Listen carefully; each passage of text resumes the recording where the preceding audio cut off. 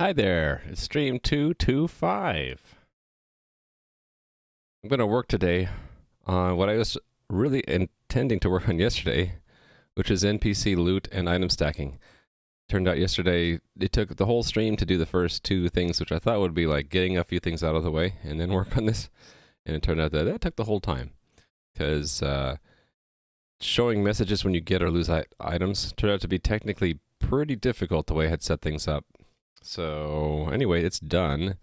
Also, I made it so that some dialogues can be fully modal, so we can have when you die, have it just show up the front and center the death dialogue, so you're forced to deal with it.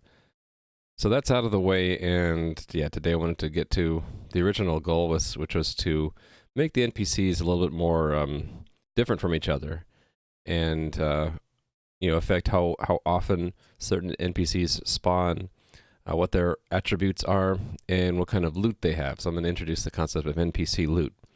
And because in other games I've seen this done, I think it's a good idea to explore, is you could have personal loot where it's just added directly to your inventory so that people don't fight over loot.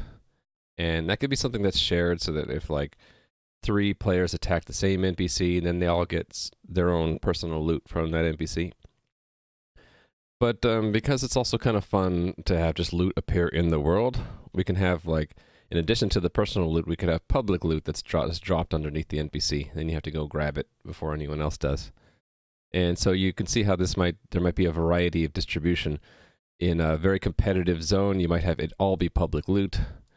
In a cooperative zone where you don't want griefing, you could have all personal loot. So we can vary this through the configuration of the NPCs, which the idea I had was to have a table, I guess built into the spawn table.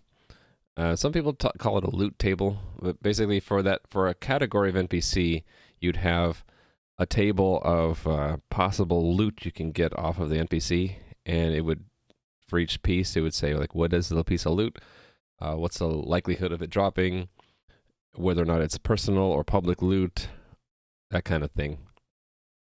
So the goal with this, not only to give NPCs variety, but I also want to introduce stuff that you can get from NPCs, such as gold. That's the generic currency in most games. And not to say that this would be permanently in the game, it's just something that it's a well-known concept, and so I'll just put it in there at least to test, maybe keep it. And then another mechanism I wanted to explore was food, because in some games you use food to restore health, and right now in my game there's no way to actually restore your health other than when you die you respawn. And I thought that might be an interesting mechanic that you, if I balance it right, you would be using food as like an extra reserve for your health. If it gets low, you'd use food to restore your health, and maybe it would restore all of it, and so you'd wait until your health is pretty low to use it. It could be a fun thing where if you balance it just right, it's a challenge to always have enough resources to stay alive. So, going to be adding those two. The other reason I'm adding those two is I already have those sprites in the game. I'm just not using them yet. So, let's show you the game. You can actually play this right now. Oh, except for I need to enable my chat bot. One moment, please. The chat bot is built into the game, and I turn him off when I'm not streaming. I actually started thinking about just leaving him on 24/7. Okay, now he's on. So there's a link to play it there. So yeah, in the game now, under these tile sets, under items, I actually have tiles for gold and like a chicken for food, right? So I could easily add these items into the game, and for both of them, I thought we'll make them stackable. The only item right now in the game is a sword, and it's not stackable. And in fact, there's no logic in the game to do item stacking at all. So that would be the second thing to work on today. I don't think I had that in the title, but I don't know if I had it in the plan here. Yeah, I don't. So maybe I should just add that. And this one for particle effects, that's if I have extra time. So you had the I guess we'd have to do that before this loot here. So the idea would be enable item stacking. So getting more of an item you already have, and then dropping some of an item you have versus the entire stack. And so that implies UI for selecting how much to drop. And some games have like a modal pop-up that you drag a slider around. Some other games like will drop the entire stack, but you can split the stack with like a special action key. So I might go with just the slider thing, because since it shouldn't be that hard to make another pop-up box. Just add a slider to it, and then you hit OK, and then it picks that many from the stack to drop. All right. Let me get my test environment going. I started it right before the stream, so it should be running. How come I have this test zone? What's there? I don't think there's anything there. You know what I don't have is a quick way to like find all positions or find a position in a map. That might be useful to have. So for example, if I'm over like way over here in the default map and I click to go to this one, I don't see anything, and I might not know where the center coordinates are unless I scroll to the right and say like, oh, there's where it is. If I had something that would just say, or maybe a Go would just go would find at least one tile to go to in that zone, and then maybe we would gray it out if, well, no, yeah, it wouldn't gray it out if there were no tiles, but maybe when you go, it would just go to 0, 0 if there's actually no tiles in that zone yet. That's what I was thinking would be useful here. It's like, did I paint any tiles in the test 1 zone? I don't think so.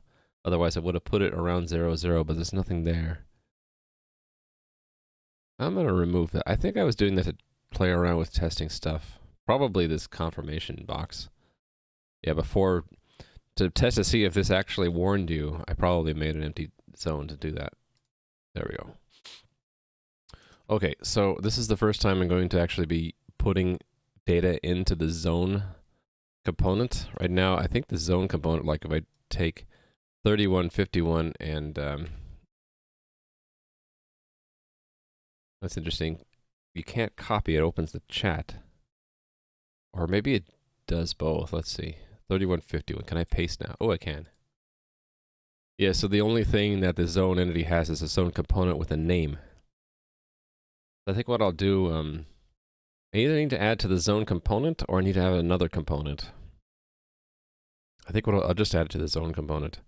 So in addition to name, there will be like and the NPC table. So it's the best way to do that. In the end, I kind of want another panel where I can like set up the NPCs and their loot tables, but for now I think I'll just make it a I'll just do it plain in JSON. So take this and go to here, make a new file and say it's JSON, paste, and then format. And then we'll add NPCs and make that a table. Excuse me one moment. Hold on.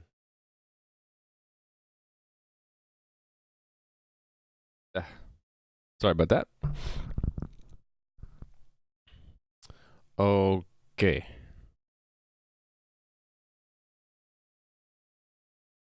Yeah, all right. So what did I want to put in this table? I think it should just be an array, right? So an array instead of an object. It'd be an array of NPC categories, I guess. So, for example,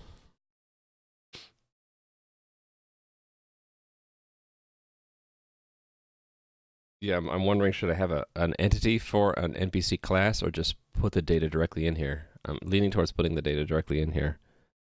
The advantage to making a class or an entity like represented by an entity number would be I could reuse it, but then it's separate from the table, and I'd have to manage it separately.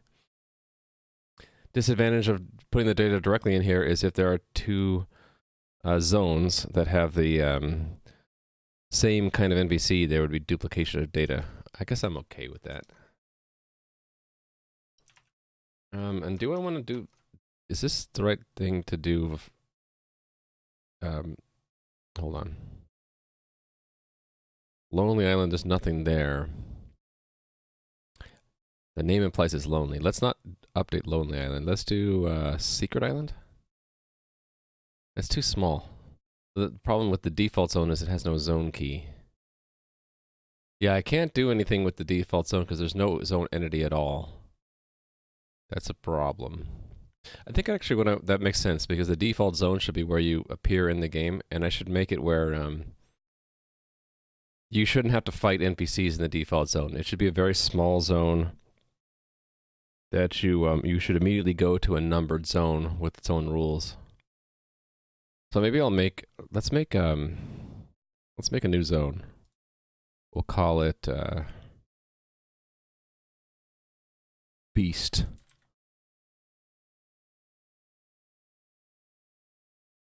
No, not Beast. How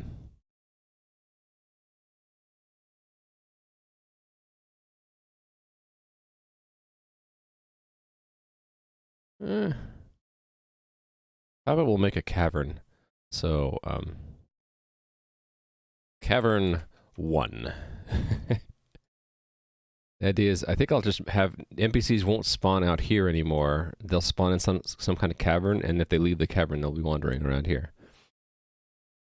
In fact, maybe I'll use this.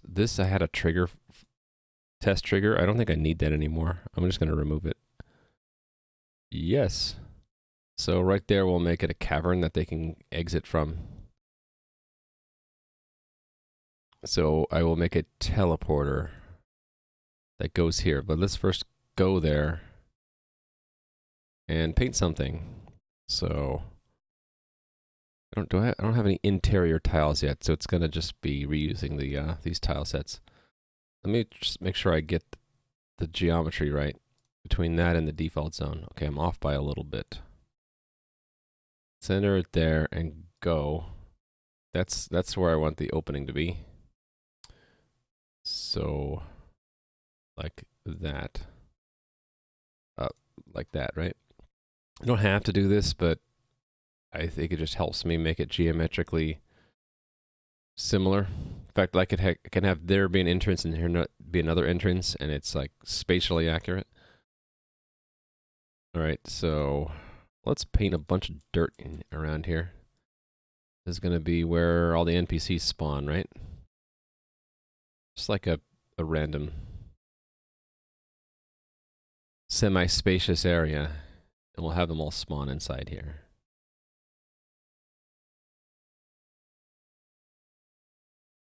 There.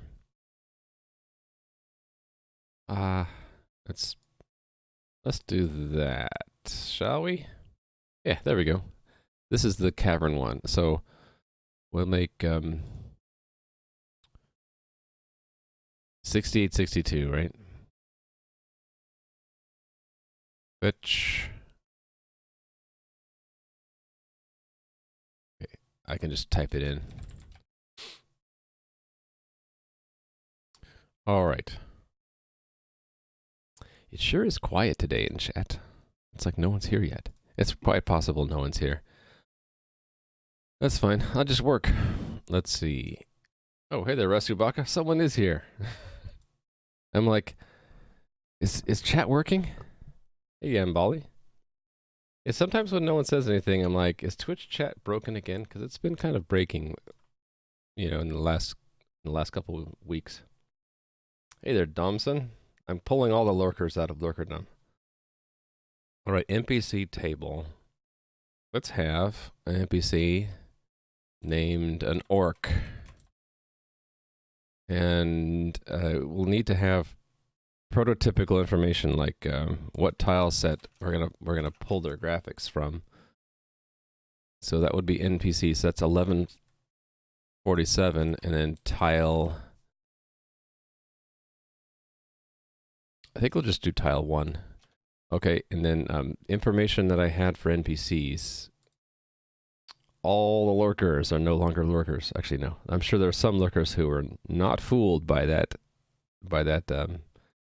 trick to unlurker them. Unlurk them?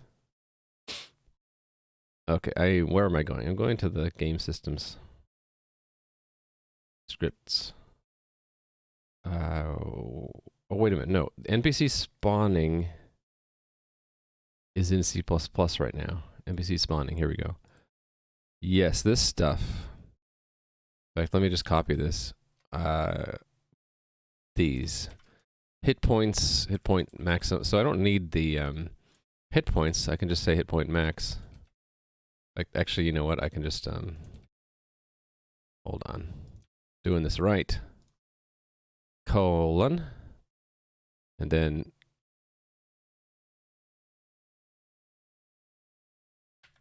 that. I don't need hit point max, right? Let's say. How many default hit points have I been giving these guys? Picking a random number between 8 and 24. Okay, yeah, so maybe we do want a range.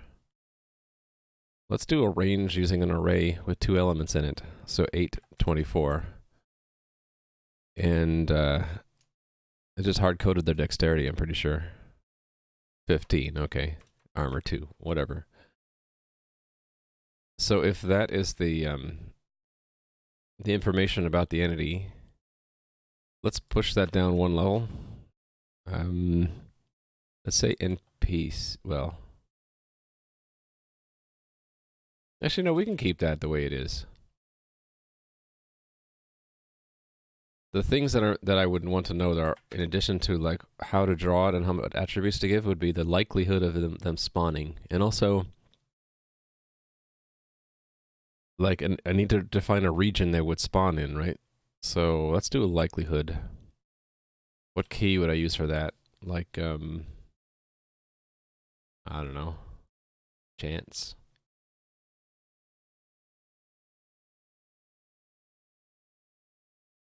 Don't know how to abbreviate that really well. Chance. Would it be an overall chance per roll? It's like if we made this spawning system spawn like at most 1 NPC a second, which is probably as fast as I'd ever want it to be, right? Then every second, what's the likelihood? So if we wanted on average 1 per, I don't know, 1 every 10 seconds, that's probably too quickly.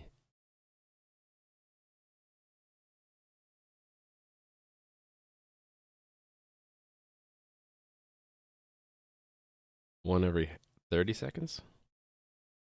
What's 1 over 30? 0.03. So let's just round it up. 04. 04. And then let's pick a region they'd spawn in.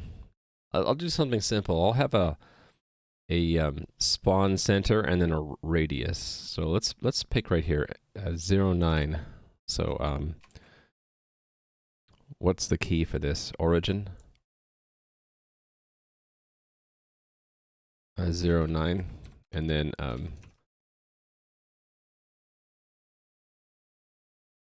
what if I just built in the radius into those coordinates there? So radius of 1. So they would spawn in this little area here. Okay, that's 1 NPC. Now let's make another. Let's make a slime. Green slime. And maybe make that a little bit more frequent. No, infrequent. So maybe half, maybe a 1/4 of the chance of spawning. And we'll have them spawn over here. I'll still keep in the logic where they're not allowed to spawn on a mountain like that. So actually, let me clean that up a little bit. Don't need that, right? So this center coordinate, -8, 9. So we should make sure they don't spawn here. It should spawn in one of these locations, right? So in that little alcove. So which tile is he? 1, 2, 3, 4. Actually, they're numbered here. 7. Hit points. They don't have as many hit points, right? So let's say 4 to 8. And they're not very dexterous, so 12 or something. But let's give them a lot more armor. Actually, I'm not using the armor stat at all. Actually, they shouldn't have any armor, right? So they're weaker. Maybe flip these around. The orc has less chance of spawning than the slime. So let's just start with this. So there are 2 NPCs. Now I need to add the loot. Loot. That's yet another table, right? And each of these would be a possible item. So I need to refer to the item prototype here. Yeah, I need all of these things, basically.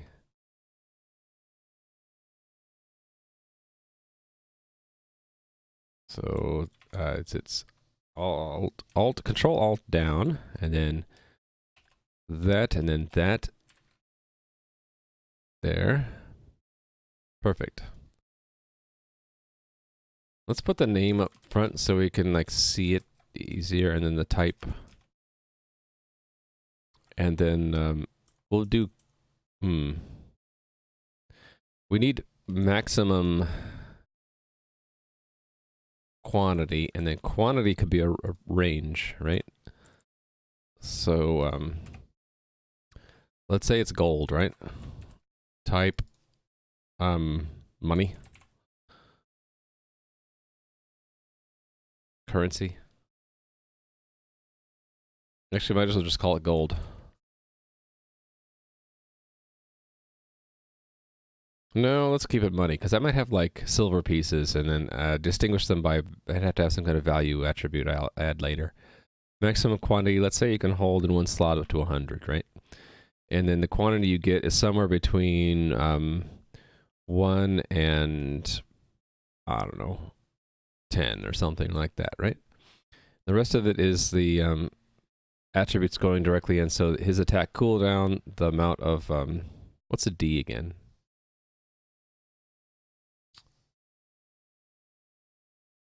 This is damage base, damage number of rolls, damage die to roll. I forget what D was, though. It's the trouble of making abbreviated keys is that I forget what they stand for. I wonder if that's... Oh, wait a minute. That's durability, isn't it? Yeah, so there's no more durability. So I'm going to remove that from the game. Yeah, okay, so this was the... If it's used as a weapon, so these we don't need them. You're not going to use them as a weapon. Right? Okay.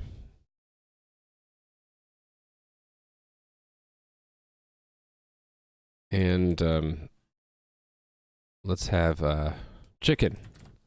Type food. Max quantity, let's say you can hold up to 10, and he'll either have 1 or maybe 2 pieces of it. And okay, I don't need this cooldown actually. That's only for weapons, right? And I forgot to have the chance in there. Let's actually abbreviate that to SCH, shall we? So we can have let's put chance first. Chance. So I can easily see the probability. So how likely is an orc to drop gold? I'd say pretty likely. So let's say 0.75, right? The chance of dropping some piece of food, maybe not as likely. 0.05 or something. Like 1 out of 20 times I'll have a piece of food. Maybe more often. This is where game balance comes into play. Like, you have to play it and then see, well, there wasn't enough food, people kept dying, and then, okay, buff them chance of food dropping, right? Alright, so slimes. Loot. I think I want them to never drop any loot. So I'll leave the array empty. Okay, so this will be the loot table for Cavern 1, or the monster loot table. So let's go back and put that in there. Update. Okay, what doesn't parse from this?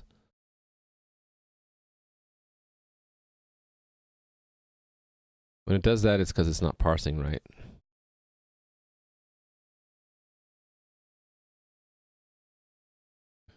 It's weird. It looks like it should parse. Obviously missing something. What could it be? Do I have everything in the clipboard there? Weird.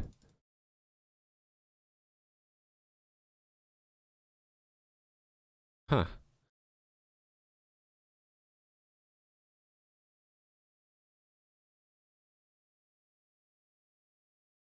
No, that's an object.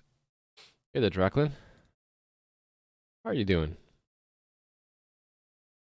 Trying to figure out what's wrong with this JSON here that my game parser doesn't accept it.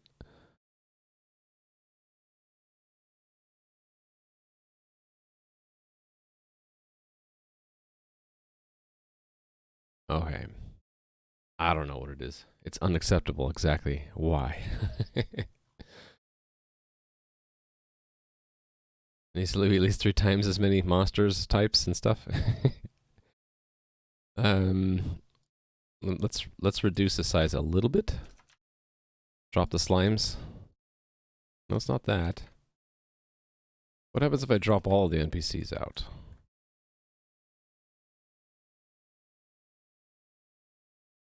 It's still not accepting it. What? What?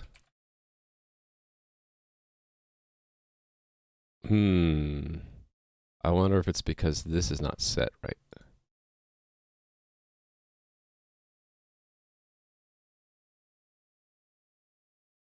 Okay, that's wacky. It's not working at all. Did I break something here? It's possible I broke this. How would I test this? Go to another thing here and try to change something. Oh, that worked.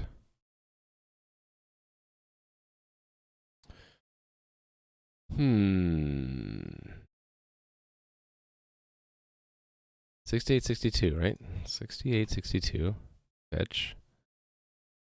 Well, it did update. Oh, that's weird. That's wacky. I don't know what happened.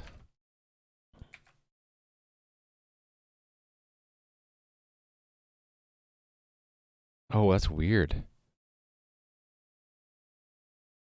I had to click on here again, and then it showed up. Okay, I guess it's working. It's just there's some kind of UI glitch. All right, so the table is in there. Now I need to write a system. Like what I'm going to end up doing is obsolete the old NPC spawning system and replace it with something that uses the table. So where is the old system? Close that.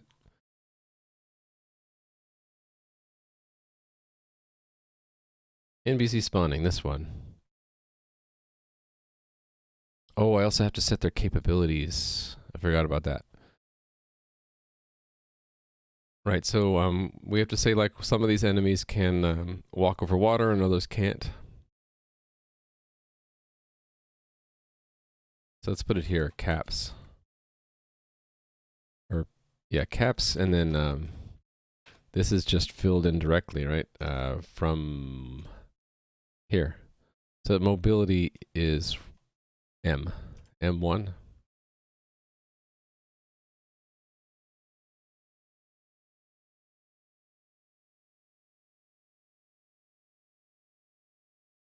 All right. Paste, and then click that or fetch, and now it's in there. Yeah, it's weird. Some kind of weird UI bug. Hey there, Nui. I'm working on the NPC spawning system and loot and all that stuff. All right. So game systems we go. New file. It's going to be a Lua file. And actually, I'm going to just copy from an existing system because there's some elements here that I want to keep. So we'll call it NPC spawning. And yeah, we'll have it only every 1 second. And we'll have it go through all the zones, basically. So with components of type, this is a zone. And let me remove all of this stuff. All zones. We're going to go through the NPC table. So this is going, yep. So this is going to be saved as NPC spawning Lua. All right.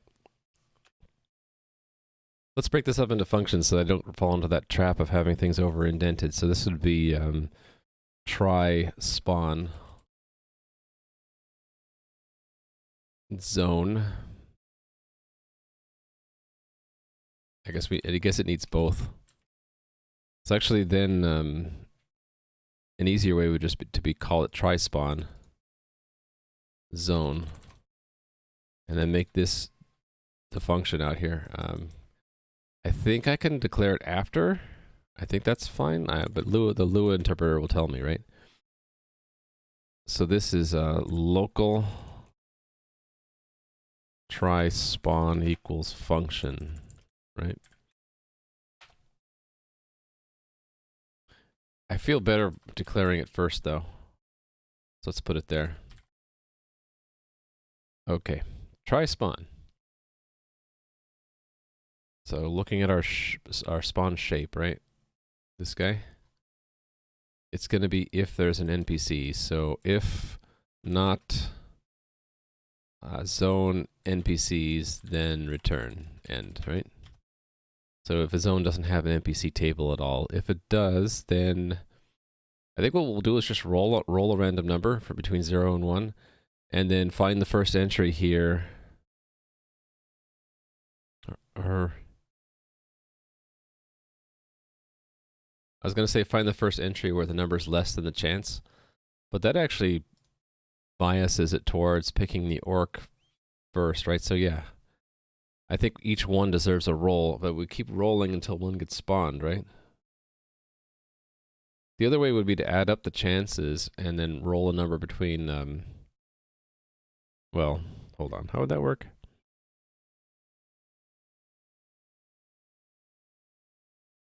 Because if two things would have spawned, we got to pick one of them.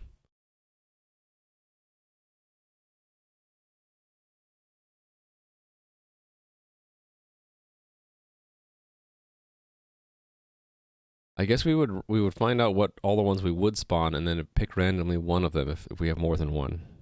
That's probably the most fair, right? So let's form a table of all of the things we might spawn. I guess we can go by index, right? So local candidates, empty table. Then can I do for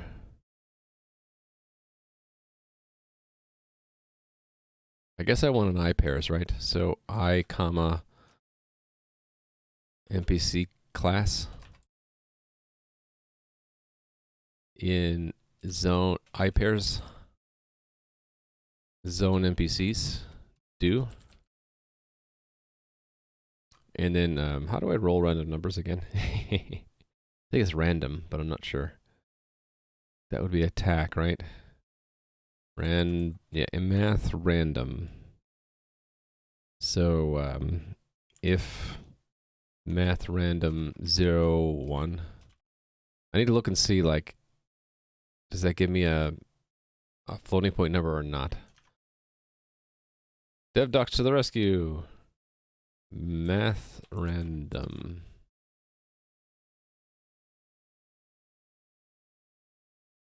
Okay. When called without arguments, it does exactly what I want, right?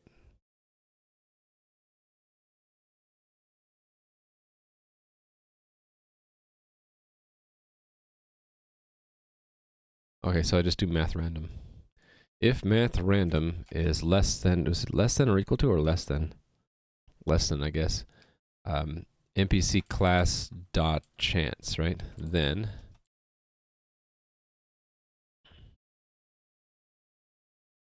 what am I comparing to here, right? That's the chance. Then they become a candidate. So candidates, length candidates plus 1 equals I.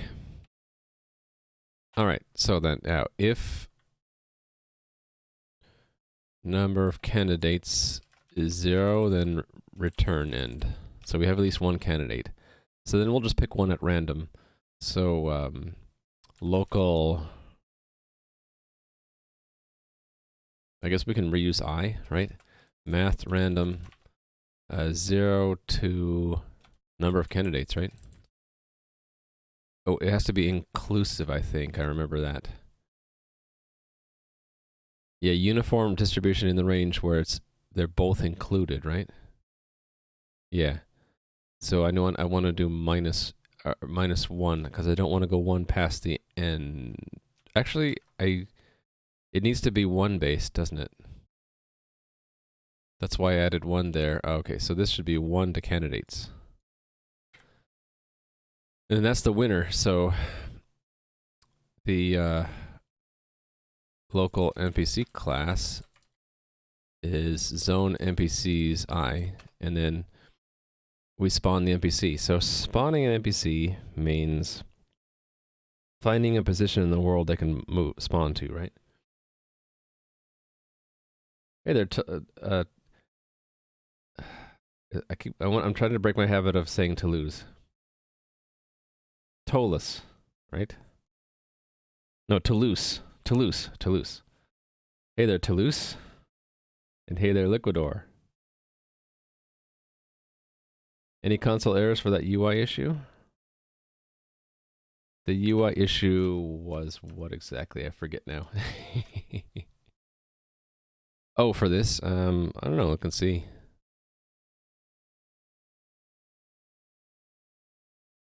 I don't think so. This is something in the tiles panel. Yeah, so I have no idea what's causing that. Not the update just doesn't go. It should go gray after it's done updating. I don't know. Yeah, we're doing Lua, prototyping the NPC spawning system using a spawn table. So in Cavern 1, we'll have either orcs or green slimes spawn. There's a chance every second that you get new ones spawned. And here's all their data, including their loot table. The orc is either going to drop gold or chicken. Slime doesn't drop anything. And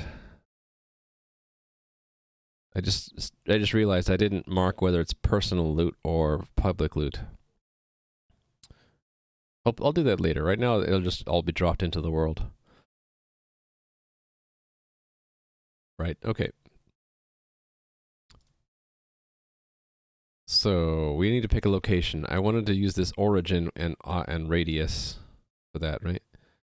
So then we're going to compute it. Local x is, this should be zone, not zonk. NPC class dot o 1. Well, it's that plus math random 0. Well, I want the radius, right? So it's between, yeah, so it's random 0 and 2 times the radius. Thanks for the follow, by the way. Let's get the radius out first. Is NPC class dot o3. So I can just say 2 times the radius minus the radius, right? So if the radius is 1, then that'll be from 0 to 2 inclusive minus 1. So that gives me minus 1, 0, and 1. I think that's right. And then I want to do the same thing for the y coordinate. That's index 2, same thing, right? And then I need to compare with what what the C++ spawning did. It had this is clear ground present. So it went through all the entities at that position, and it made sure that there was no player and no NPC, and that the NPC could access that spot in the world. For some of these mechanics decisions about loot, tables, damage leveling, emulator, source code for classic games can be a great reference for all these mechanics. I didn't know about that. Emulator source code? That would require research. I haven't done research in a while. Only positive number valid? It depends. No, we can use negative numbers. So this could be a negative number. which is, you know, it comes from this table, right? It just so happened that the zone I was editing, it was positive numbers, right? Well, no, the slime is -8. This one was 0 by 9.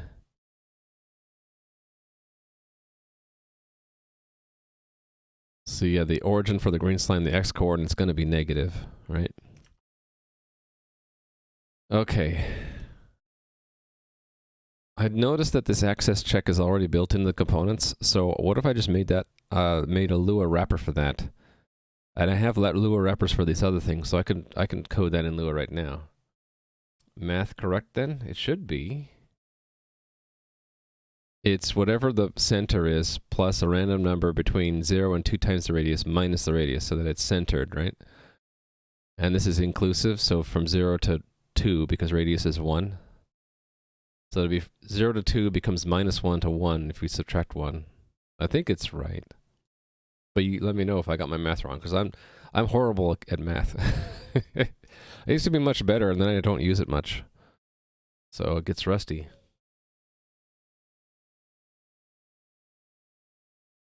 Okay, this, looking up the position index, I did that in attack, I believe. We had to find a, is it attack? No, it must have been combat. I did this. With entities at position, that's what it was. So we have to do game with entities at position, and then we have to give it a function, and then XY zone. So the function, let's make another function.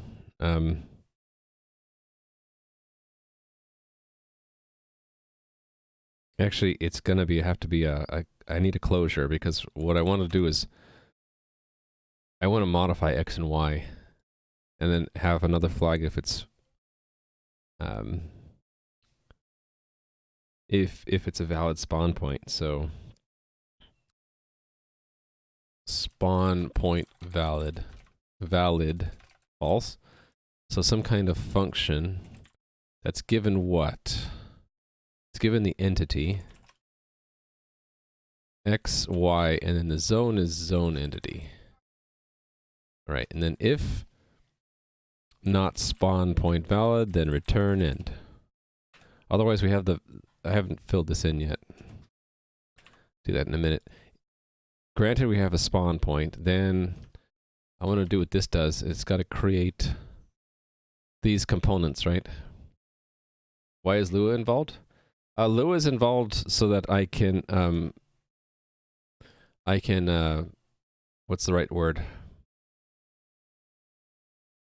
I can test these out, these game systems out, and change them rapidly without having to rebuild the server every time.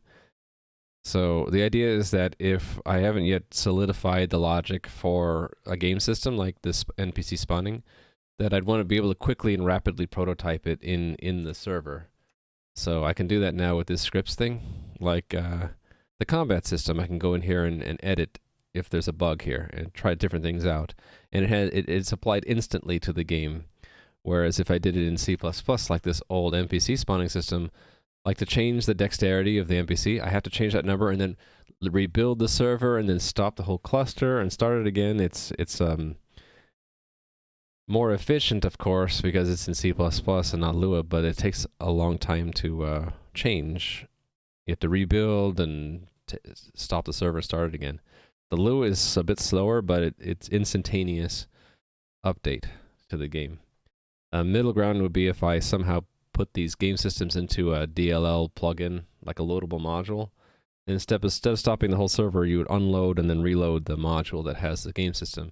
That's a lot of other work that I could do, but I haven't done it yet. Yeah, for scripts. Sorry, I'm not very good at giving short answers either.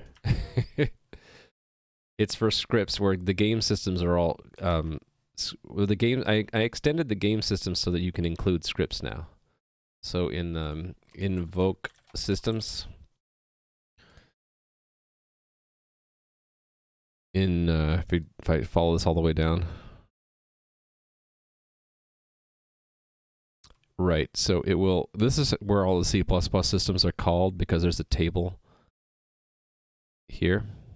These are all the C++ systems. This was there before, and then I added this recently where after calling all the C++ systems, it also invokes the systems that are hosted that are in scripts available through calling the script host. And that just loops. It gets the global variable in Lua called systems and then calls it. So that means if it exists. So that means I have a systems Lua, which it has its own table called system functions, and then we loop through those and call them in Lua. So yeah, how it's connected is literally this: is the Lua interpreter is available to your C code through this Lua state thing, and you make a new interpreter with that and destroy it with that, and you can load Lua's standard libraries with that. And if you have your own things you want to also connect to Lua, you can do so through all of the Lua functions. You're basically calling Lua manually. You're saying like, push a string onto the Lua stack. Now connect it to a table. That's what all these things do. So where I'm invoking the systems here, I'm saying the important things are here. Get the global variable called systems. If there isn't any such thing, return early. Otherwise, take the event and make a wrapper for it because it's a JSON value. Make a Lua wrapper for it and push that on the Lua stack. Push the game time as another argument, and then call that Lua function. The P stands for protected, so that if it throws an exception, we catch it here and we get the error message back out there. So that's how we call Lua from C or C++. Not using any singletons. This Lua state, there's one per script host, and there's a script host for every ECS system, and there's just there's two of them per server, but only one of them is used right now. The only singletons I have in my code usually are static lookup tables and that kind of thing. And I guess the main program just makes one instance of the coordinator and one executor and that kind of thing. But yeah, you could have multiple Lua interpreters. Each one has its own independent state. I just happen to, there's just one of it in the script host. I guess you could call that, within the scope of the script host, this is a singleton, this Lua interpreter. There's just one of it. But I consider it as being part of the script host, which is part of the ECS and all that. Do you have to define all the functions, state variables, and Lua scripts have access to? Well, you mean for Lua to call back into C? Yeah. So that's what this link does. So I'm basically making a UData type variable in Lua. That's what this new meta table means, I think. Might be wrong about that. I link it in, yeah, it's called game, right? And then I set it as a global variable somewhere. I don't actually see where I'm doing that. There should be a place where I set that as a global. Oh, there it is. Yes. So I make the meta table called game, and then I set the meta table as the global variable game so that you can call it like it has methods. And then these are methods like chat, feedback, and then these are the ones that iterate through the components and call a function for everything that matches. That's how I would do it. They'd have to do it the same way. They would create UData objects with meta tables so that you can access functions, or they just make them global variables, and the global variables would be functions or something like that. And then when you call them or access them, in my case, it's a meta table, so it's when you look up that as a field of game, it just gives you a C function. This is maybe the most important thing. You can push a C function onto the Lua stack so that when Lua calls it, it actually calls your C function. And there's a specific protocol where the stack only has the arguments on it, and then you always return the number of things to return from your function from the stack. So You can find all that stuff in the Lua manual. They talk about the protocol for how functions are called between C and Lua. One of the reasons I pick Lua is it's pretty simple once you read about the protocol, like how you call C from Lua and Lua from C and all that. The most complicated thing, I think, is wrapping your brain around the fact that everything is accessible only through the stack, and in the stack, you pick what thing in the stack based off of an index, and negative indices are ones that are relative from the top, and positive ones are relative from the bottom. So if I used, like, -2 means the second thing from the top, and if I used 1, it would be the first thing at the bottom. And then there's also the fact that it's 1 based and not 0 based. So that's just a quirk. Wowie, look who's here. It's Raimi. It's time to wowie, exactly. Wowie. You've used Lua a lot, just never C. Yeah, so this is the underside of that, of how it plugs into C. Yeah, okay. Where was I? It doesn't remember my last edit. Oh, because I did a test edit there. I think I was in this one right here, right? Yeah, so if we have a spawn point, I'm basically going to port this code back from C++ to Lua, right? If the ground is present. In fact, let me do exactly that. I'll say if, well, that's what this would do. Let me do that in a minute. So if the ground is present, what do we do?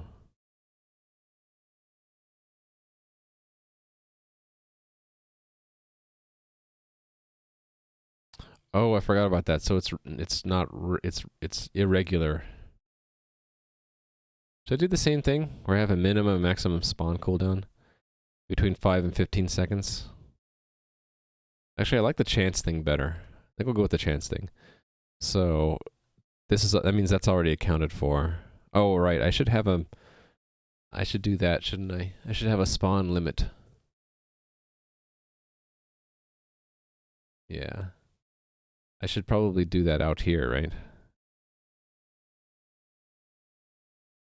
Well, yeah, I should do that here. So that means I need to count the number of NPCs, which we can do with a quick function call, right?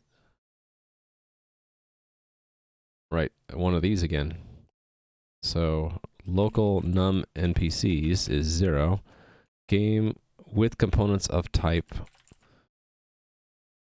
We're going to be given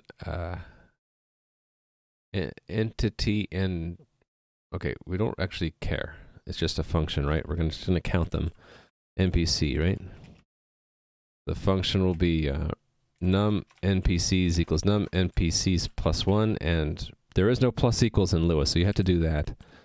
So I could actually, I could do that, but I'd rather just have an extra line like that. So if num NPCs is greater than, what is this maximum? 10. So if it's 10, then return end. Because there's the NPC cap is 10 still. This is what Blizzard allows in their Lua. Yes, so when they talk about these, okay, so their interface, basically, they've probably made C functions for all of these things, right? I think pcall is actually built into Lua.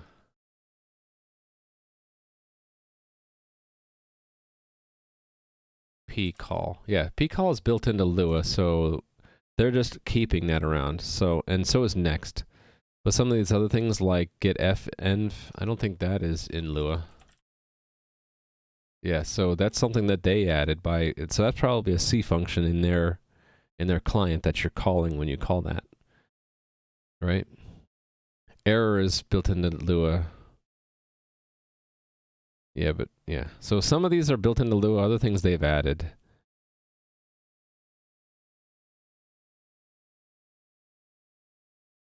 Yeah. So it's very moldable and flexible, which you can allow and disallow in Lua. When you set up the interpreter, you can just add stuff to the global as global variables, and functions are variables. So next is a variable, and even though it's talked about as a function, all of these are variables in the global variable table in Lua. Never thought about what happens? Well, it's not that hard to find. Lua is embedded in a lot of things. It's very easy to embed.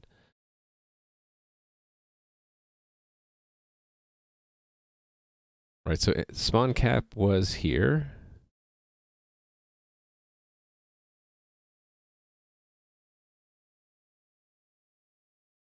Right, so we're just picking a random tile, aren't we?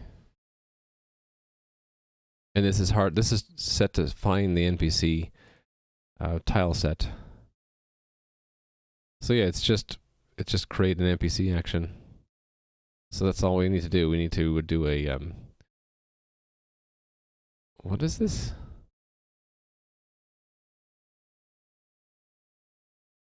Oh, it does a make create entity action. So it does a create entity. So we did that in give sword, right? Yeah. So I need this callback into C.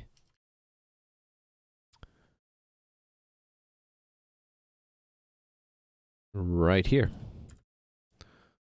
And what would we do if it fails?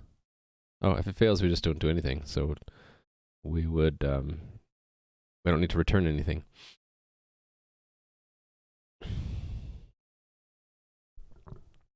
There's hardly any API available. Yeah, they've just been adding more and more hooks back into their client is all, which is what I'm doing too.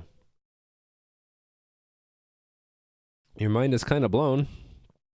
Yeah, so all the they have to be very careful when they add a C function accessible from Lua, because if that function has any kind of security problem, the add-on authors would definitely figure it out and exploit it, right?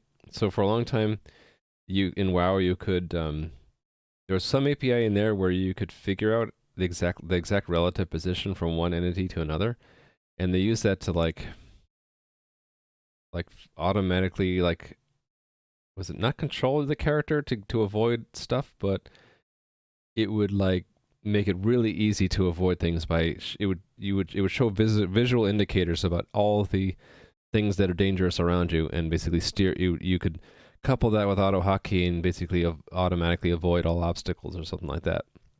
So when that got over abused, they decided to just remove that API. So that's the danger that they put in with too many APIs, is that you can make the game too easy to play. Too easy to automate and then play. All right, create an entity. Components is an array. We're going to have 3 objects, right? So one is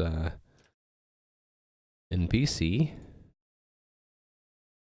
Another one is caps position tile and all that stuff. Okay. Caps position tile and interact. Some of these are easier than others. Interact is just an empty array.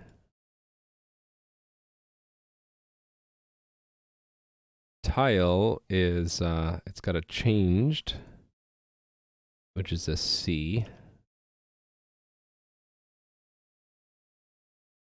Oh yeah, it's already in here. So tile, the ID of the tile is NPC class dot. Uh-oh, where'd it go? This one. T, right? Tile set is NPC class dot TS. Caps was just copy it. Yeah. It's NPC class dot caps.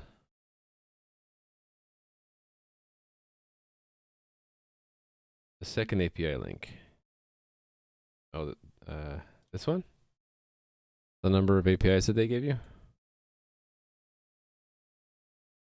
Oh yeah, it's crazy how many of them there are. It just keeps going and going and going. Yeah, so like for example, when they added void storage in patch 4.3.0, they had to add all these things so that add-on authors could, add on to it, right? And it's what you'd expect. Like see if there's anything in there. Can you access it? What's inside, right? that kind of thing. Pays for and activates voice search. Or you could actually script that? Huh. I didn't know that. You can have an add-on, steal your gold to unlock void storage. Huh. That's funny. Okay, position is not that, right? We're going to use the calculated position for that. X, Y, and depth. Depth we should hard code to 30. Otherwise it's X equals X, Y equals Y. Depth is probably D, right? Yes. D equals 30. Right, okay. And then here's the NPC stuff. So cooldown. Attackable. Hit points. And did I calculate that? No, we haven't rolled for that yet. Hit points is we need to roll a number, right? So let me get that out here. Local HP equals math random NPC class dot HP 1 to NPC class HP 2. Right, so then hit points is hit points. Hit points max is hit points. Okay, what else? Dexterity and armor, okay. And they're just straight, okay. Dexterity is NPC class dexterity. Alright, and that's all we need, right? I think so. I guess we could put the name in there since we have it. Yeah, let's just put the name in there, because we can. What else do I want to pull from here? The loot. Should we just pull the entire loot table in there? We could. Yeah, let's do that. Because we're going to calculate what loot they have when you kill them. And we'll just pull it straight out of the loot table that we copied for the NPC. Guild chat espionage? That sounds like from EVE Online. It injected some sub-listener to a popular add-on and pushed it on one of the guild members who unknowingly rebroadcast their guild chat to their chat. Oh, wow. What info did you gain from that? Yeah, it's like, sometimes you have guilds that are rivals that are in different factions. And so the guild will get together and say, we're going to raid the other faction's capital right now. And a spy would find that information and tell the other guild and the other faction, and they would lay in wait to ambush them when they tried to attack the capital. Because you go to the other faction's capital, and you usually just have to deal with the NPCs, which are they're not one-shot kill. They take a while to take down. But if then there are other players there, since you're in the enemy's capital, you're flagged for PvP. And then not only do you then have to contend with the NPC, the hard NPCs in the other faction, then there are player characters in the other faction who will retaliate. They'll wipe the floor with you because when they respawn right there in the capital. And there's more of them usually. And even in PvE, you could have rival guilds. Not so much now, but in the past, you would have rival guilds that are like camping certain areas for different, like rare spawns and some stuff like that. So when a spawn would show up, you'd want to be there to take it down. But if a rival guild was there, they could steal it from you. Yeah. Fun times. Do we want to do that for my game? Maybe. Let's see. Interact tile looks good.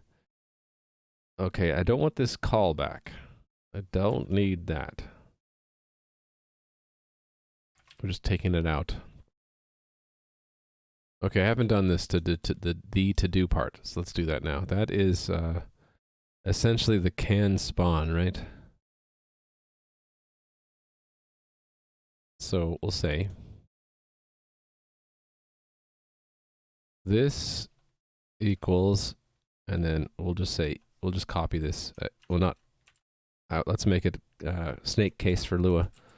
Is clear ground present? It's going to need the same thing, so needs the X and the Y. Right? So then we'll make this a function.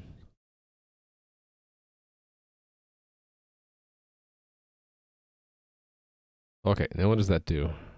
It loops through everything in that position. Okay, no, that's what this did. Oh, that should be actually be inside then, right?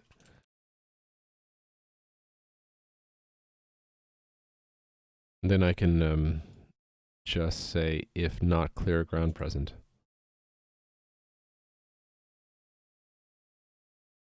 Right? Okay. So then with one position, we are getting we're seeing if the entity is a player or an NPC. So that is I'm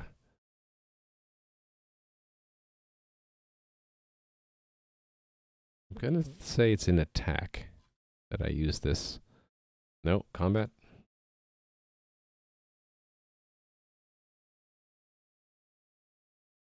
With entity component of type, yeah.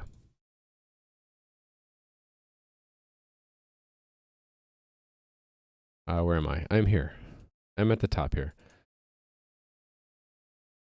Let's make a helper. Local is or has component. And we'll have entity and component type. Because I can reuse this one, right? This is function.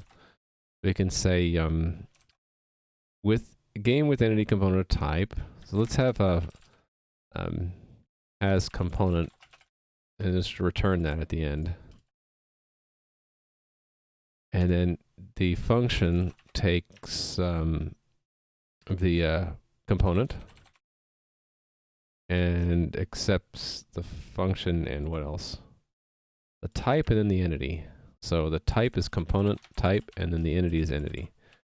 And if it gets in here, then it has the component. So that's true. So really I don't need that argument at all. So that I can say if has component entity player or has component NPC, then okay, this is a function also, so clear is true, clear is false. Actually, and if we get into here, if not clear, then return end anyway, right? Return clear. So if we find a player or NPC already there, it's not clear. Other conditions that might not be clear. We have to do an access check. This I'd rather just call the C++ code that does this. So let's assume game has an access check. If not game access check, and it takes the entity and then the capabilities. So it would be entity, and then the capabilities are not passed in, so I need to pass it in. Let's actually, it's M for mobility, right? Mobility.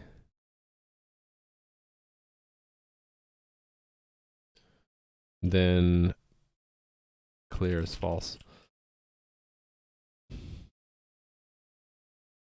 I can actually turn this into an else if, right? Actually, I might as well just build it into here.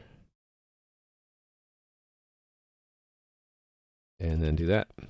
So if it's a player or if it's an NPC, or we can't access this tile given our mobility, then it's not clear, right? Okay, so then is clear ground present needs mobility. So that's NPC class dot, what was it? Caps.m. And I had hard coded it in here, didn't I? 1. Because I eventually just put the 1 there. And then there has to be ground, so there has to be an entity with depth 0.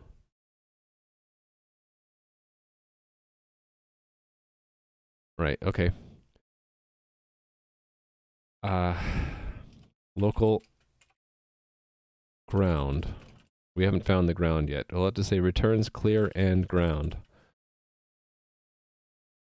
So if we get past those conditions, so it's an else if entity. How do we know the depth? Depth. Where do we get the depth? Okay, so it's something we're given.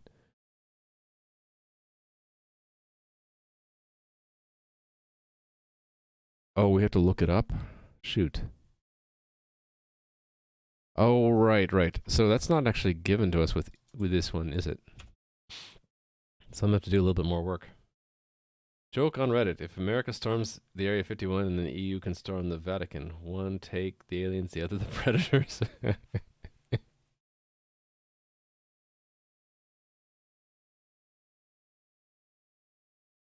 Oh, you were Liquidor, you were involved in guild espionage before you burned out a bit?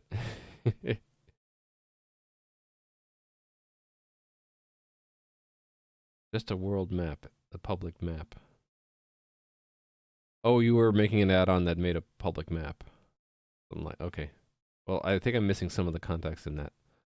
But all right.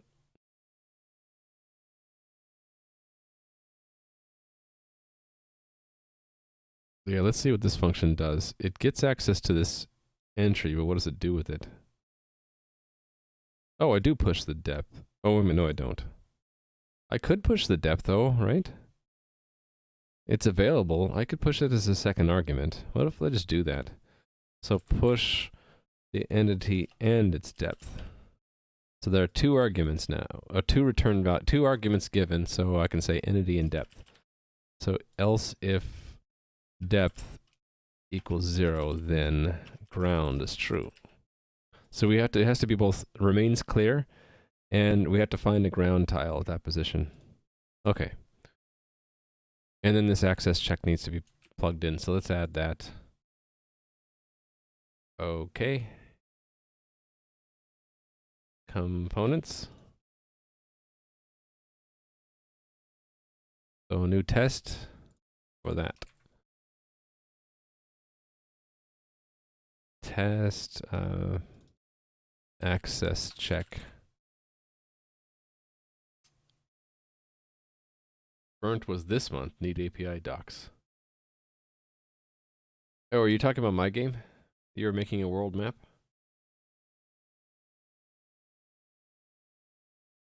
So does it screw up your bot if I like start changing the world? Yeah. Yeah, how does your bot react if I start changing the background tiles of the world? Does it just paint over them? Okay. Because of the stream delay, I'm not sure what the nope was for, but okay. Okay, how does access check work? Pattern recognition. Huh.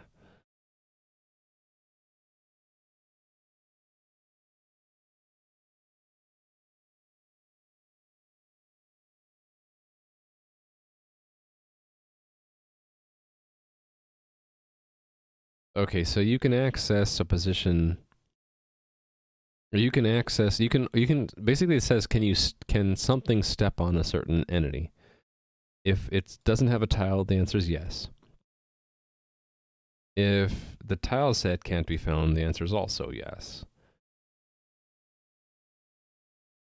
if the tile ID is invalid, or the tile doesn't have an access field, the answer is yes. Only if all these other conditions are met, it will do a mask check. Okay, so that means I need to have a tile set and a tile, and that's about it. So let's make a tile set. Tile set. Not capitalized, actually. And the tile set has to have tiles in it.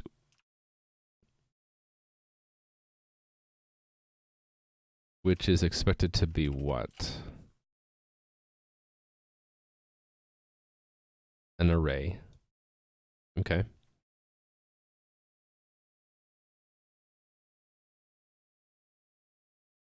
And then what's the thing in the array? It has to have an access. So JSON, so that means it's expected to be a JSON object, which has an access.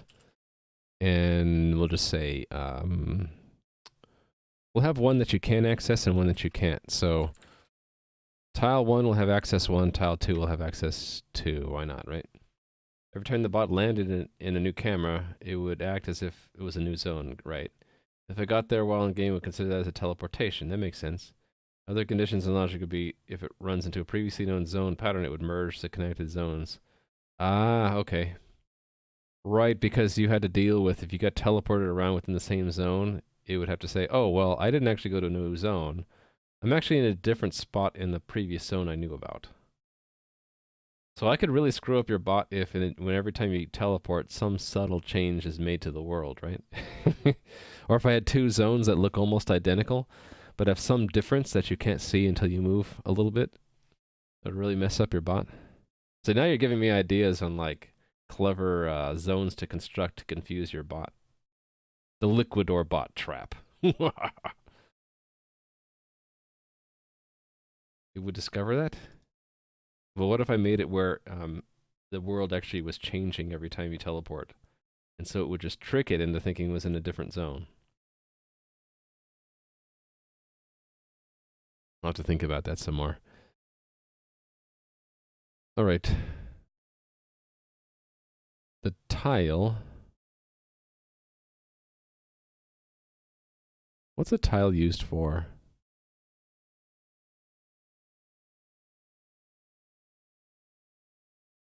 To get the ID?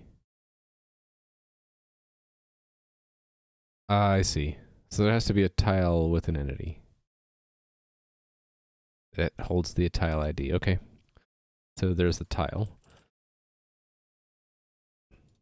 And it has a tile ID and a tile set. So ID and TS. ID would be 1. So let's make, there's going to be two tiles, right? Tile 1, and they're both in the same tile set, which is tile set.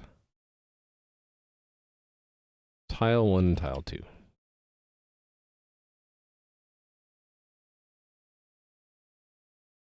Okay.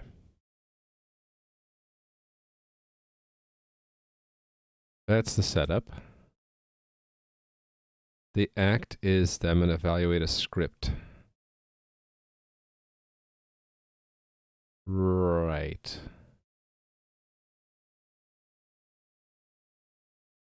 Yes, so let's rename this instead of entities. It will be checks. And then we'll get it back out, and it should be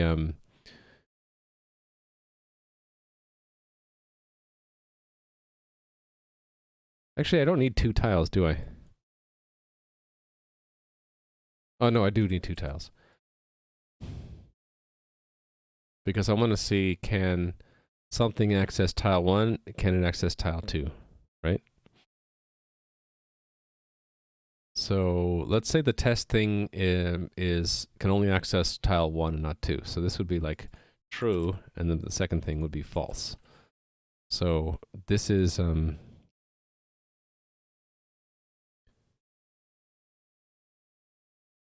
actually, it would just be two calls to this, right? Game access check entity mobility. So it would be the entity. I need to fill in the number. That entity is the tile entity. So I need tile 1 in there. And the mobility is 1, right? And we'll say, and then the second one. Yeah, exactly. The second one is the second tile. And then that's it. I just need to format that. So evaluate script system abstractions as printf, which I don't have access to because I haven't included it. System abstraction string extensions. Now we do have access to it, so it's that, and then we'll put in tile 1 and tile 2. Right? There we go. There's the test. Also, this is hard to code for some reason. Not having any guaranteed landmark like real GPS makes it difficult. Doesn't CPP have a new line support of string syntax? I don't think so. Well, there might be that I don't know about it that was added recently. So yeah, if there was, I wouldn't have to do this garbage, right? I don't mind doing that. I mean, that's how I've been used to doing it for years. Whenever I want to embed a multi-line document as a string, I just do that.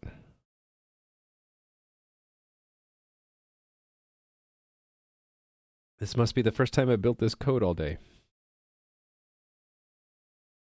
So I'm going to get the long link time. I guess I'll think about what I'm going to do back here. Actually, am I done with this? I think I am. Let's take this and actually have it get evaluated in the game. So this is a new system, right? Called NPC spawning. Spawning. Add. Edit. Submit. Okay, line 65 has a problem. Indeed. There's a missing brace there. Edit. Oh, another one. Uh-oh.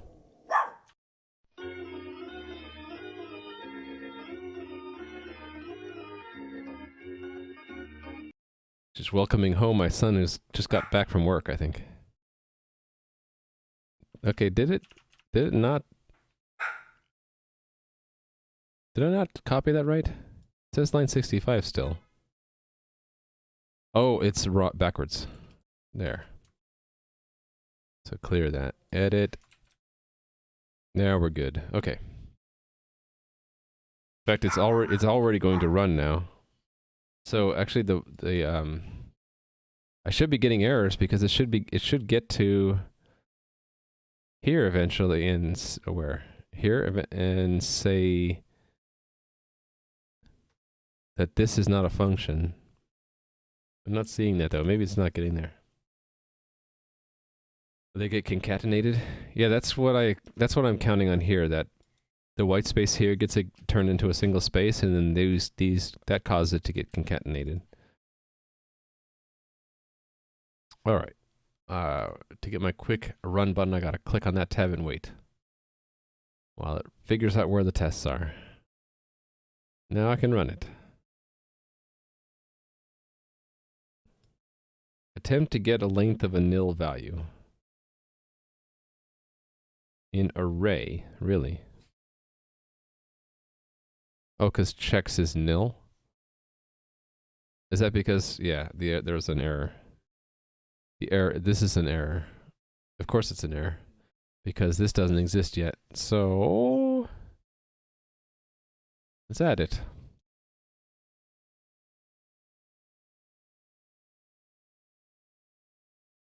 Okay, here we go.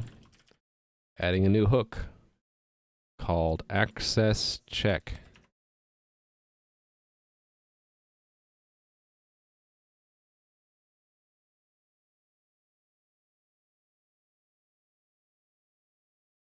Access check. All right, so it expects 2 arguments, right? So the first one is entity ID. Oh, thanks for the follow. So that is Lua check. I think it's just check integer, right? Yeah, one of these. and that's entity. Really, it's tile entity, right? Is check integer, so this is number 2 on the stack. Number 1 is going to be our own game instance. I'm going to have to declare this, aren't I? Yes. Access check. All right. The second argument was also an integer, right? It's the mask or the mobility to mask with the access. And then yeah, given that, we just call it, right? So const auto result is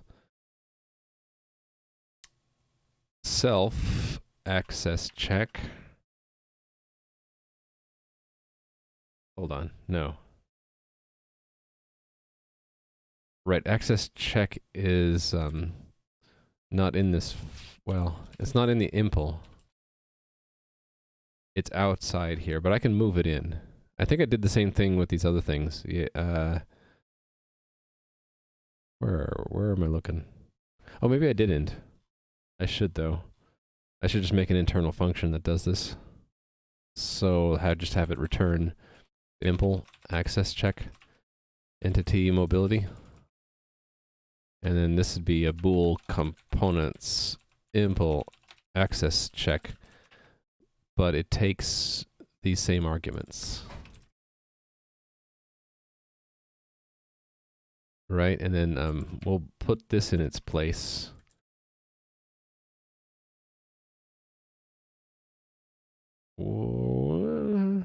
Dialog system? No, we don't want to be part of these systems. Next to this guy would be nice. So like right here. And let's go declare it.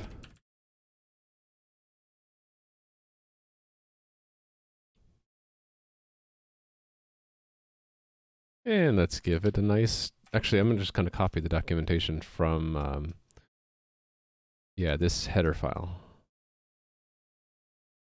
This one right here. Perform a check to see if the given mobility allows access to step onto the given entity. Exactly. So we will have two things called access check, but they're disambiguated from the fact that one takes a Lewis state and is static, and the other takes is not static and it takes entity mobility. That's why it's going to look kind of weird, because access check is going to be calling access check right here, access check. But now there are two overloads. We want the one that not that takes the Lewis state, but that takes the entity, tile entity, and then mobility, like that. And now they're connected. So it should work, right? It's never quite that simple. Oh. Yeah, because we need to take that result and push it onto the Lua stack, right? Push Boolean Lua, and then it wants it as an int, so I got to convert it from a Boolean to int. So it'd be result 1, otherwise 0, right? And then return 1 result. That's the convention for Lua. Push it onto the stack and you say you pushed it. And then the test is through a roundabout way testing by storing that in a global and then converting it to a JSON array, and then we get it back out there. Yay, it works. I didn't think it would fail, but you never know. Okay, so let's update the game so we have access to that. I'm surprised it actually hasn't tried to run it yet. There's probably some other problem, right? Snapshot. Restart. There's probably something, it's never getting that far in the first place. I'm gonna have to debug that. Like, I should probably have it do a game message when it gets to certain points, right? Like here, it should say, trying to spawn. Right? Did you just have it print a game message here at this point?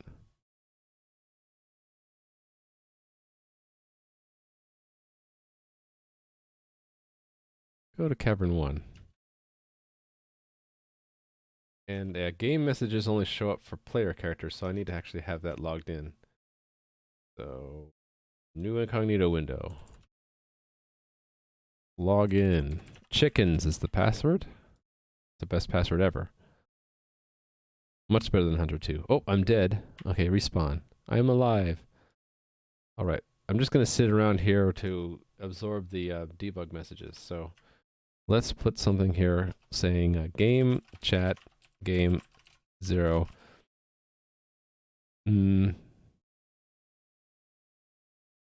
Trying to spawn NPC in zone.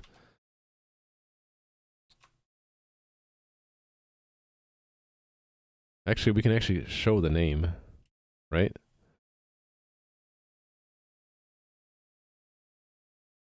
Zone N. We can actually do that, right?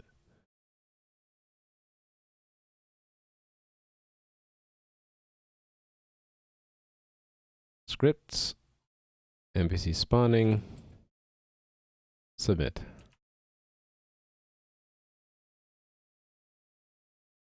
I don't think it's working because it's not printing anything. So it's never even getting to try spawn.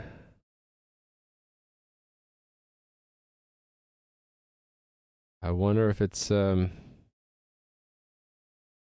because there are too many NPCs. That's why. We need to kill some NPCs. I should turn off the old NPC spawner then. So that's NPC spawning that we want to get rid of, right? So goodbye old NPC spawning system. Nice knowing ya. Because we're going to the new and improved NPC spawning system. So this entire file goes away. Goodbye. Build.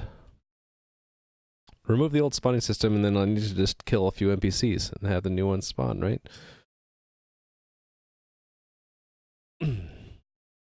I could confirm that really quick, actually, by going to this Lua-based one and saying if we get here, we can say game chat. There are already NPCs. And then put that into the game. We should see that almost right away, right? And it's script submit. Yeah, there are already 10 NPCs. That was the problem. Okay, so we can remove that now. Too many NPCs to spawn, so. Okay. This is done building, right? Okay. So snapshot the game so we can quit it and then start it up again.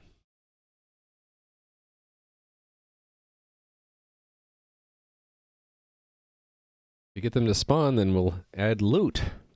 Loot. Some fat loots. Then work on item stacks and all that stuff. Yeah, still a problem with the tile system for the GM.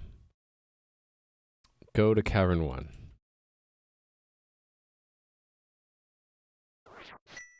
Oh, thanks for the follow. Now I need to, oh, I can't move? Why can't I move? Uh-oh. Oh, yeah, the game's having trouble. Server 10 is trying to overwrite the state on servers 11 and 12. Oh, and it's crashed. Okay, yeah, there's a bug in the game replication system that I need to work on at some point. So for now, I just what I do when the replication system fails is I go in there and just say, well, the server that was trying to do the installation was 10, right? Yeah, so I'll just delete 10's game journal and actually delete all 3 servers' journals because they're just deltas from the last snapshot. And then just copy 10's snapshot to 11 and 12. Oops. Delete 1, okay. And then restart. So basically they all have exactly the same copy of the game, so there shouldn't be any problem synchronizing at the beginning.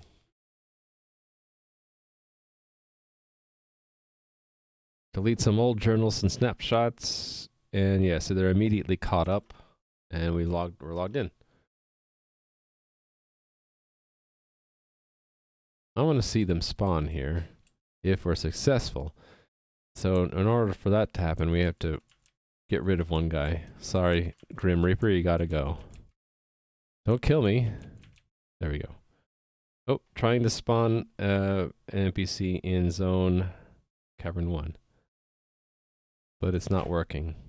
Well, at least it's trying, so we can now remove the trying message. Try to figure out why it's not doing it. So we know it's trying. Let's put a message here. This is probably the most likely reason, right?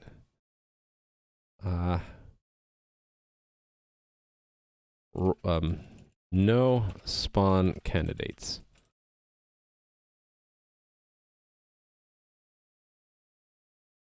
Actually, that's going to happen a lot, won't it? Let's see if it does, and we'll say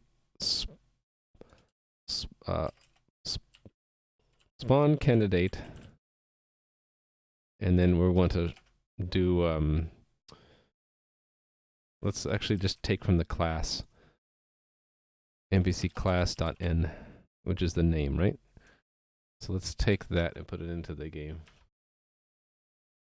Boop. NPC responding, paste, submit. Yeah, it might be that we're just not rolling high enough numbers, or low enough numbers, really.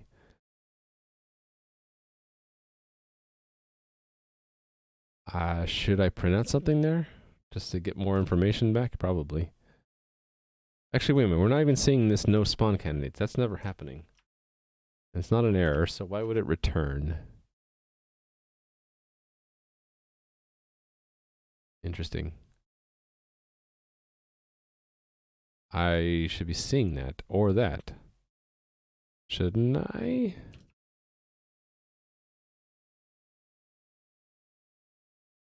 I'm not seeing anything. I wonder if the error system is messed up.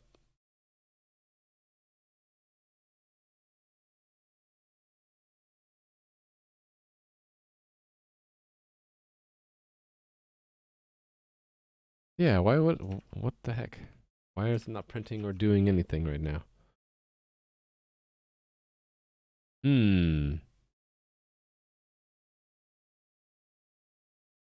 Let's put that back in there, maybe? Oh, it might be tripping out on that. If not, zone.npcs. I guess we can print this. There should be a number, right? Well, let's see. I'm guessing it's hitting this return, which would be weird. No, well, it should hit that for the first two zones. No NPC table for zone name, right?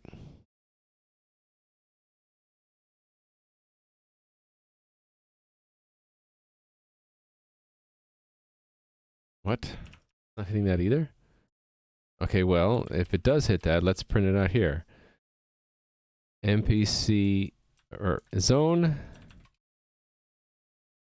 has number of zone NPCs, NPC classes.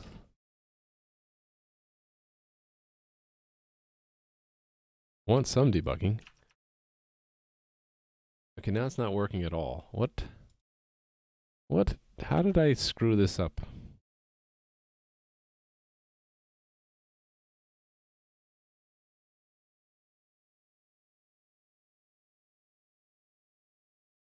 It's never getting into try spawn.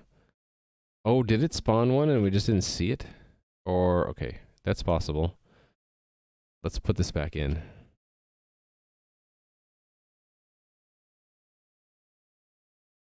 Game 0 at NPC spawn limit. Edit, paste, submit. Yep, okay, so I guess an NPC got spawned and he's like somewhere we can't get to now. Die. Oh, I'm dead. You killed me.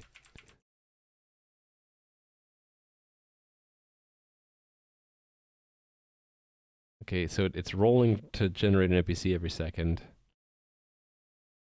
I want to see it actually spawn one. No spawn candidates. Over and over and over again. So I don't need to print out this, the no NPC table anymore, at least.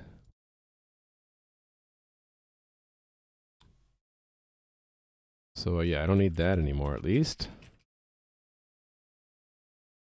And we know it has 2 NPC classes. Let's just elaborate on this. No spawn for zone. Zone.n. And I don't need that anymore.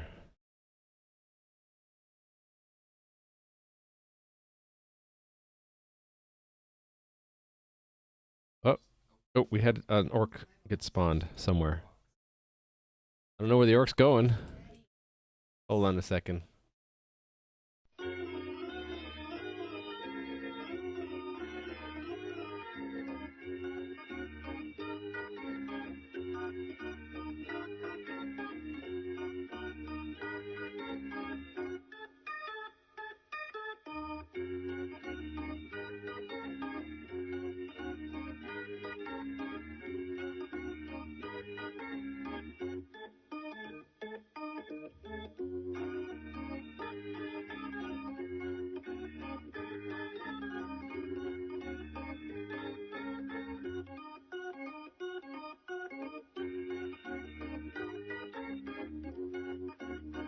Sorry, I had to resolve a dispute between 2 teenagers. This is what happens when you have teenagers. You resolve disputes. Like, that happen, you know, spontaneously. Okay, where did that orc go? Did he just get created, like, and disappear? Okay, I don't need to see the spawn limit anymore, so let's get rid of that. I just need to find out where that orc went. Obviously he got created because he comes up as an NPC now. Did I forget to give them a position in the correct zone?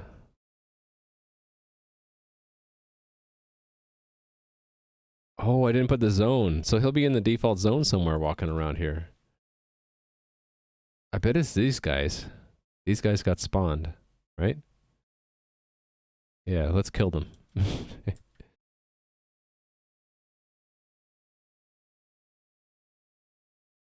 Actually, instead of killing them, I should just inspected them. Okay, I can inspect that guy, actually. But yeah, let me get rid of the zone spawn limit thing. So yeah, we know what's happening, right? It's that they are, they're going into the default zone. So I need the zone to be transmitted all the way up to here, because we need the zone. Well, yeah, it's always going to be in a zone. That's actually zone entity, right? Which we have, so we're good.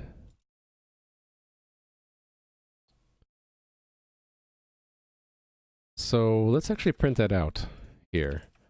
Spawned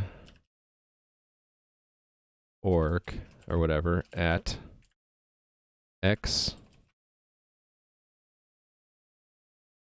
Well, x equals y equals.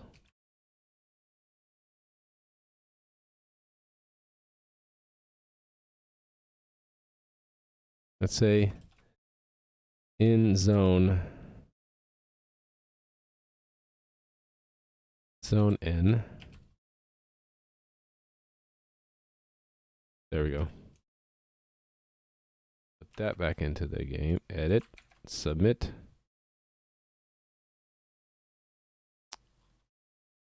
Okay, so let's go back and inspect these guys, because I think, yeah. Oh, he's got his loot tables. This is one of the newer NPCs. Let's just delete some of these guys. I want to see, they should appear now. The new ones should appear in the cavern. Oh, there we go. We got one. I want to see a slime appear. I thought I made the slimes more likely to spawn.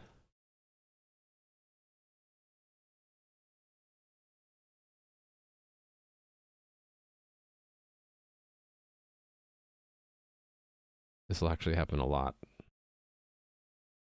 This is that we're not rolling low enough to get one. So I can make them more likely just by editing the zone table. It's like if I wanted to, I can just temporarily go into that zone. I should have like an edit or something because I have to see the number 6862. Oh, they just spawn there. 6862. I have to go in here and I have to like find where the slime is. It's in here somewhere. Green slime, okay. Alright, no loot table, chance. If I just make it extremely likely, how about 1? 1.0. And then this bug, right? I think it's updated. Actually, let's just take it and paste it back here. And format. It got scrambled around, but the chance is 1, right? So if I delete some of these guys, we should have a slime immediately spawn. Oh, no, it's still spawning an orc. So there's something wrong in the table. Yeah. It's not spawning a slime like it should.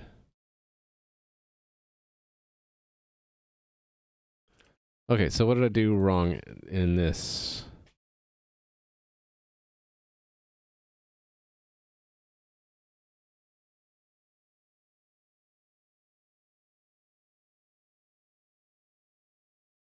It should have put I into the list. And then it should have picked it back out.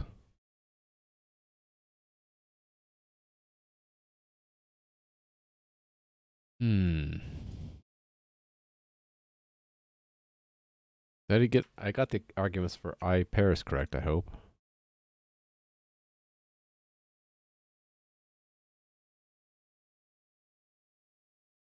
Yeah, for I, comma, value. All right. Candidate starts at empty, so that'll be 0. So it'll put at the end of the candidate's table. It should put a 2 there.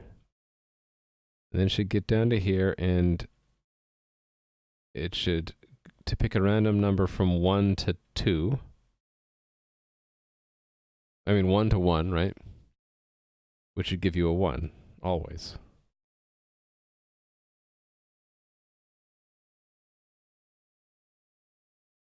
I mean a 2. If that's 2, it'll be from.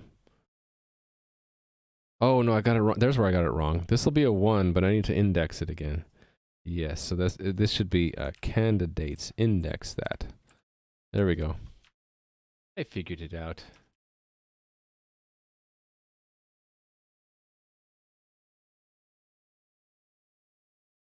Okay, now get rid of one of these orcs, and we should have a slime appear, right? There we go. Got a slimy slime. So I should fix the probabilities again. Alright, so instead of 100% chance, it was like 4% chance, right? Actually, I could save this, right? This is not a script. This would be, let's make a new folder. New folder called,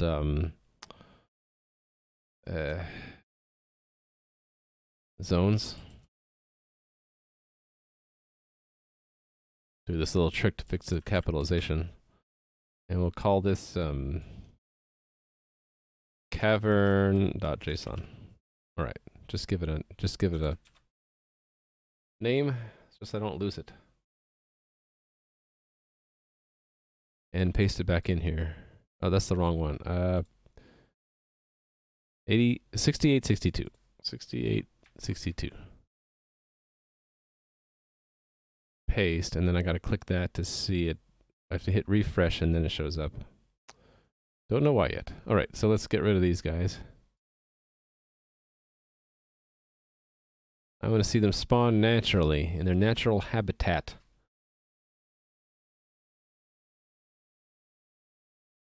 Unless I have a script error. I don't have a script error. It's just that the orc has a 1%, the slime has a 4% chance every second. So we got one slime that just popped into existence. He's walking around.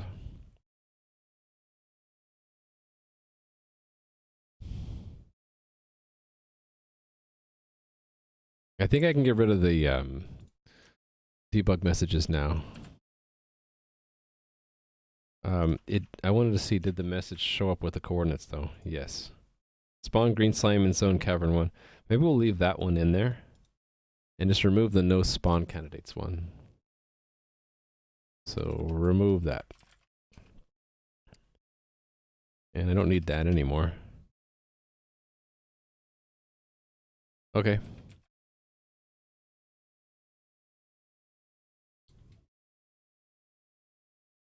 Submit. So, less spam now. Let me refresh this to get clear the chat.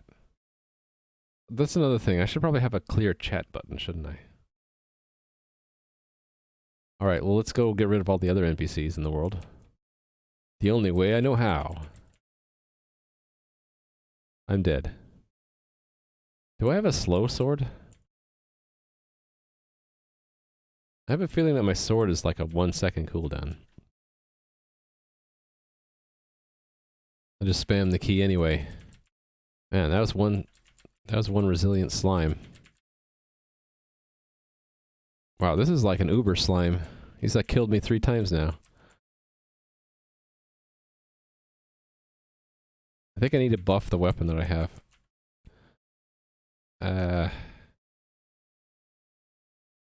Oh yeah, it's still set to 1 second. Let's buff the weapons that these guys hand out. I think I did a damage bonus to 3, right? Submit that. So let's drop this ugly sword, because it's a piece of crap. And then go find Bob again. Or he's probably hiding on this island. He likes to hang out here for some reason. Yeah, there he is. What's so nice about this island that you like it so much, Bob? Alright. Yeah, this lady shouldn't be here. This new reduced cooldown sword, I'd strike thee. Okay, you're dead. Spawned a green slime. Oh no. The slimes are going to be like abundant in that cavern.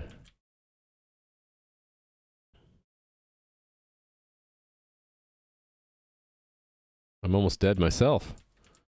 Respawn. Oh, I forgot to mention that one thing I worked on post-stream yesterday was when you die, the death dialogue used to show like all the dialogue previously. Now it only shows the dialogue since you died, which is nice cleanup. Okay, I think all the NPCs in this area of the world are dead. Except for Bob. That means there are 9 NPC slots open to be filled by NPCs in the cavern, right? Unless some NPCs escape the world, which might be possible. I should say, it is possible. I don't see them. 1, 2, 3, 4, 5, 6, 7. I see 7 there.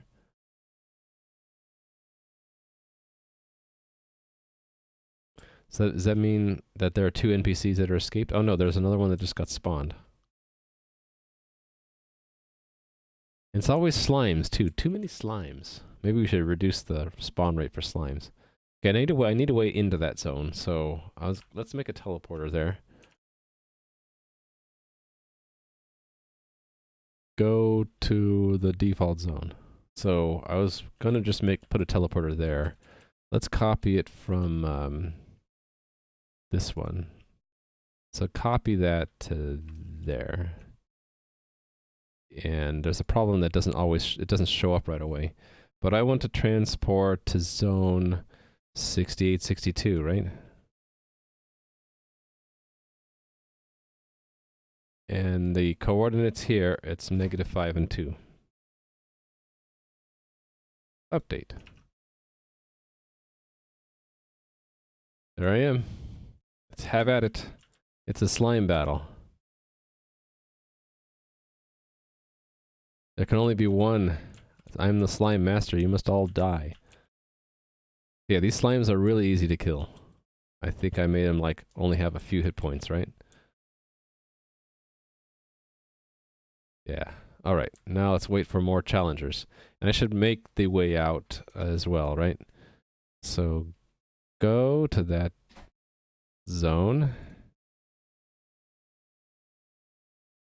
And I still have the teleporter here, so let me make a copy of the teleporter. Oh, I shouldn't put it exactly there, should I? Let's move it to there. And then repaint here a little bit. Yeah, there's a bug and it's not showing the special icon right away. There. Alright. If I go back though, it should show up there, and then when I go here, there's one there. And then this one I need to modify to take us out of that zone. So that's a Z. How did I do this? Z null? I forget. Let's see how I did it on Secret Island. I just leave the zone key off. Okay. Take that and just take off the zone key. And it should go like 1 up, so Y1. Yes, update. Good. Alright, let's test it out. Slimes are too frequent. Yep, it takes me out. That goes back in. So there's like a natural transition here. See how that works? It's like you step down, and you're stepping up. So I can make it a little bit more obvious by having the tile there like a piece of stairs or something. Stairs down, stairs up, right?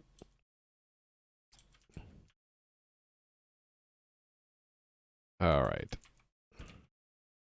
The orcs are never appearing, which is sad. I guess we'll need to adjust the spawn table. I'm almost dead. There might be a bug in the spawning though, right? Let me see. If we do roll under 1%, it should show up as a candidate.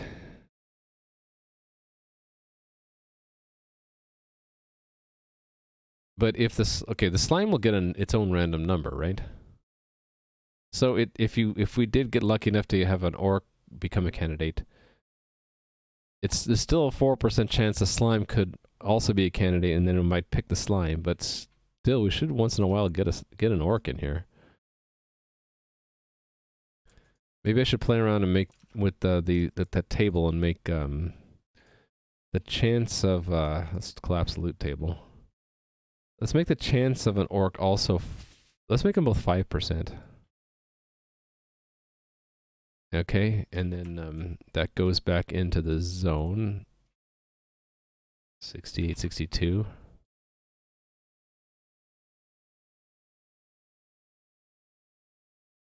Now they're just as likely, either a slime or an orc. They're both 5% now.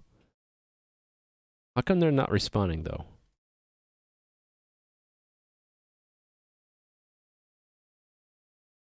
Huh. There's script error? No script error. It stopped spawning completely. Oh, no, there's one. It's just not happening very often. I guess I will boost it more. Let's make it 0.2 for both.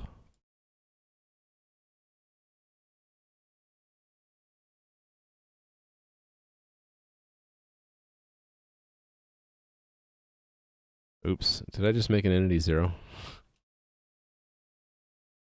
No, I think we're good.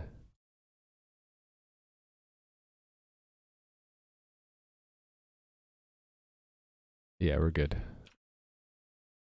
Okay, yeah, they're spawning now. They should be equal ranked. So you can see the slimes are mostly spawning on the left and the orcs are spawning on the right, like it should be. And this orc should be a little bit tougher. They should probably kick my butt. Yeah, I can't even hit him. Oh, I'm dead. Yeah, they got way more hit points.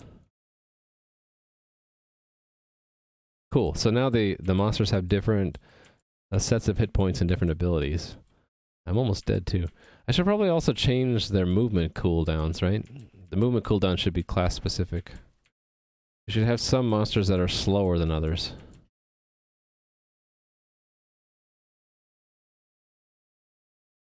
If I kill all the orcs, then we'll just be left with slimes, right?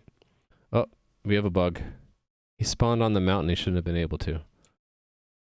That's what I was afraid of, actually. Actually, yeah, I can be doing the... Oh, that reminded me of a bug I need to fix. If you click and drag after attacking, it'll move. I'm dead. He killed me.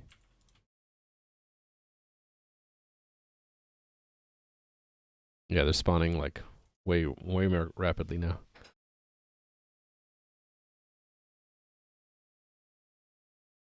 I want to see him spawn on that corner. That's what I'm looking for.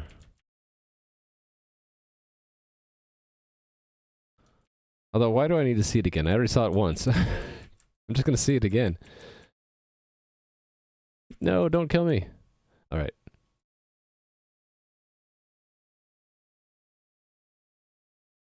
Dead. Dying too quickly from these guys. These guys are vicious. Alright, why would he spawn on that corner there? That corner should be inaccessible. No, not ass. A and then S to move down. Okay, that is a tile 8, which is accessibility 8. So the accessibility of these guys is what?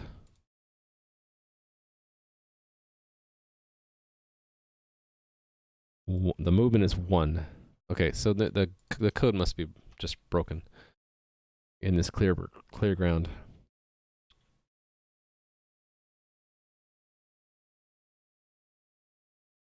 Or not access check, right? Entity mobility.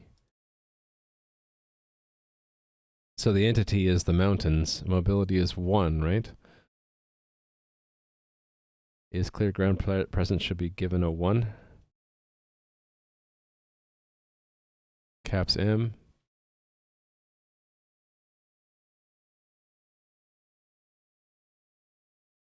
Oh wait, it's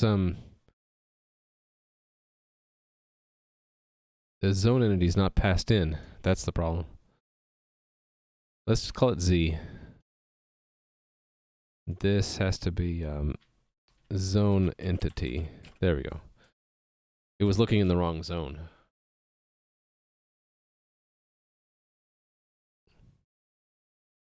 In fact, let's make sure it's fixed by that spawn area. We'll make it all mountains.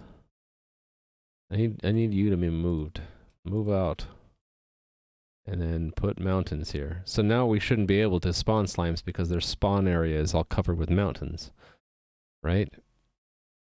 I can make one hole. So we get a slime there only, right? Let's go clean up the cavern.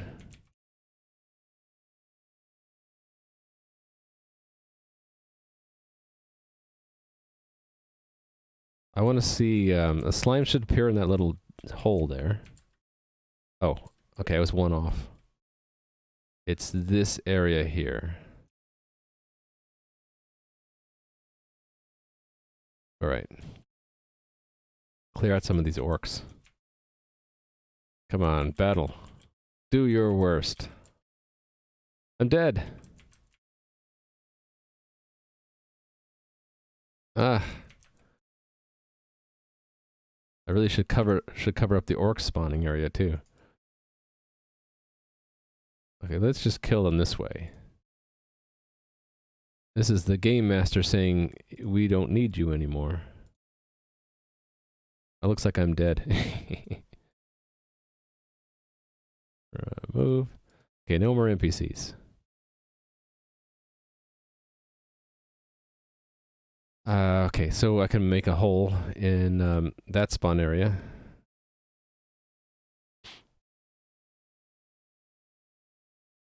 Okay, he spawned there. Oh, was it here? Okay.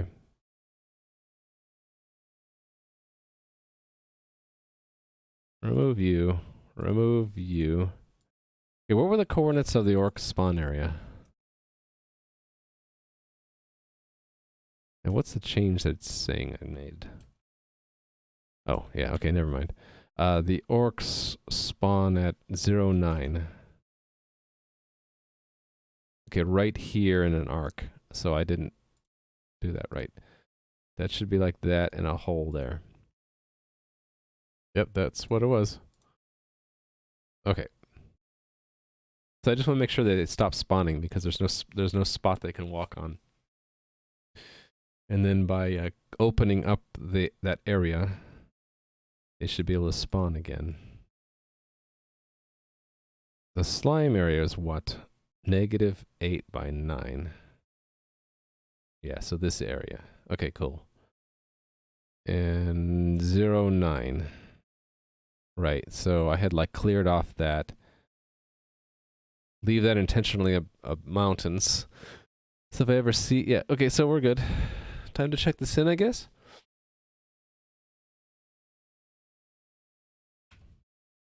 Then add loots. So we basically replace the NPC spawning system with Lua for now.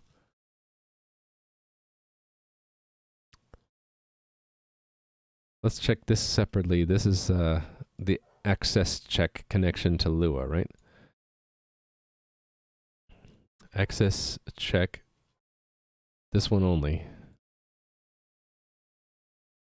This hunk only. Add it, and then add that. Okay, let's make that a separate check-in. So this hunk. Yeah, check that in. Add that, and that's separate. That's separate. Okay, so this is connect access check to Lua. And we'll check in the NPC spawning removal next.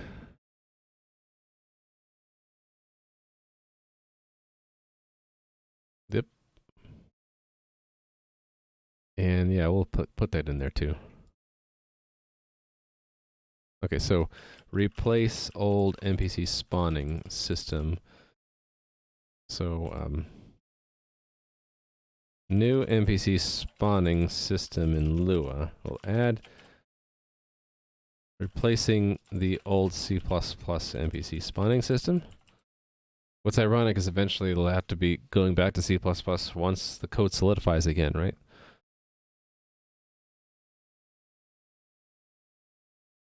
Okay, let's say this new system requires zones to have an NPC table describing which NPCs can spawn where and how often.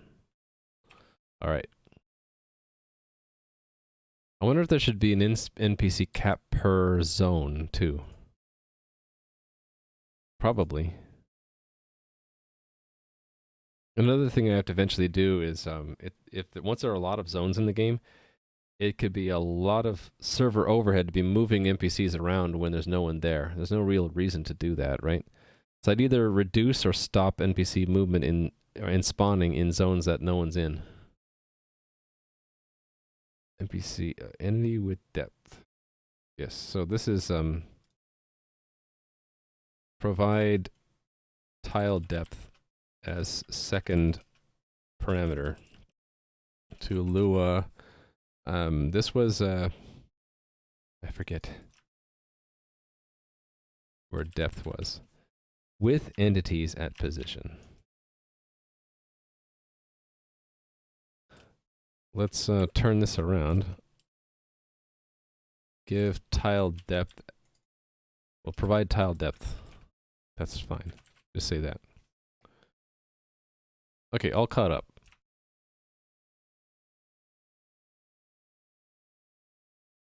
All right. So now we have the NPC spawning system, and they seem to be happy hanging out in this cavern, which probably means it's difficult to navigate down that tunnel, right? I don't think any NPCs have actually traveled out. So I should probably make the cavern easier for them to escape. So let's open up the walls a little bit. Let's just do that and then collapse that. And maybe even do this. There we go. I want them to eventually reach there and escape. Escape into the outer world. In fact, let's encourage some of these guys to do that. So I want you to move there. Hey, Slime, how would you like to move over there? How would... Oh, that guy got out. Oh, he went back in again, though. Yeah. Let's all make an orderly exit from the cavern, please, one at a time. I can actually put them on the door, and they should... Yeah, they'll get booted right out. Right, so that... If I go out... Here they are. They're wandering the world. But they're just as likely to re-enter the cavern as they are to exit, so what if I make it more likely that they move left or right by removing those two tiles? That makes more sense, right? Okay.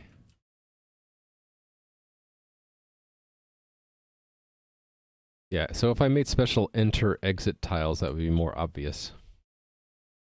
Alright, anyway. What's next? Why was I on Research tab? I don't know. I probably hit tab, that's what happened. Okay, so we did all of this, right? We haven't done... I have the loot table in there, but I haven't actually done the looting, the loot dropping system. Maybe we'll do that next.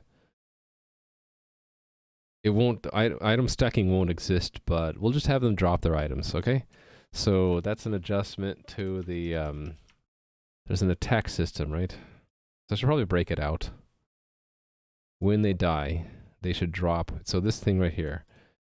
They will destroy the NPC, but then we'll do the loot roll. So what did the loot actually look like? So there's again a chance table. So like the stuff I do with rolls with tables, I could probably also make it into a function. But for now, I'm just going to copy. So there's this pick a thing from a table that with candidates I'm going to use. This stuff, right? So we're just going to paste it there. Actually, let's make at least a function. Drop loot. And we will need the NPC's loot table. Right? NPC dot loot. And the position in the game, which is... Do we have a position? We don't.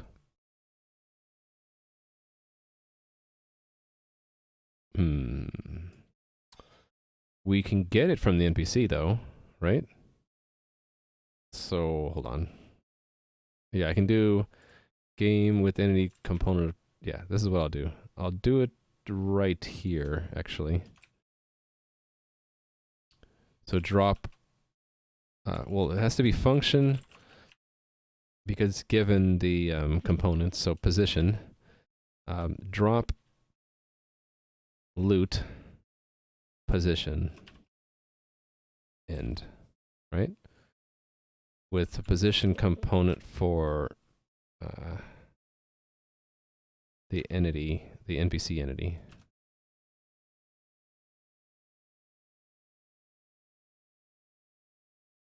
Did you get this right? How come it didn't want, how come it put it there? Anyway, I think this is right. Function, then it's bracketed by end, and I can do whatever I want in the middle. Okay, so let's make a drop loot. A local drop loot is function loot table and position. So let's just let's just have it say it would do it, right? So game chat game 0.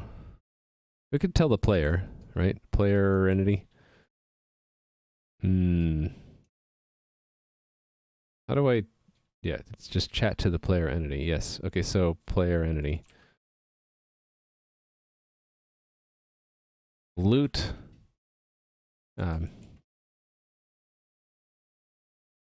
Drop loot for... Drop loot at... Let's just verify I can get the X and the Y, right? At X equals... Y equals... So we're updating the attack script to have this in it. Attack. Edit. Hold on a second. I have another dispute happening.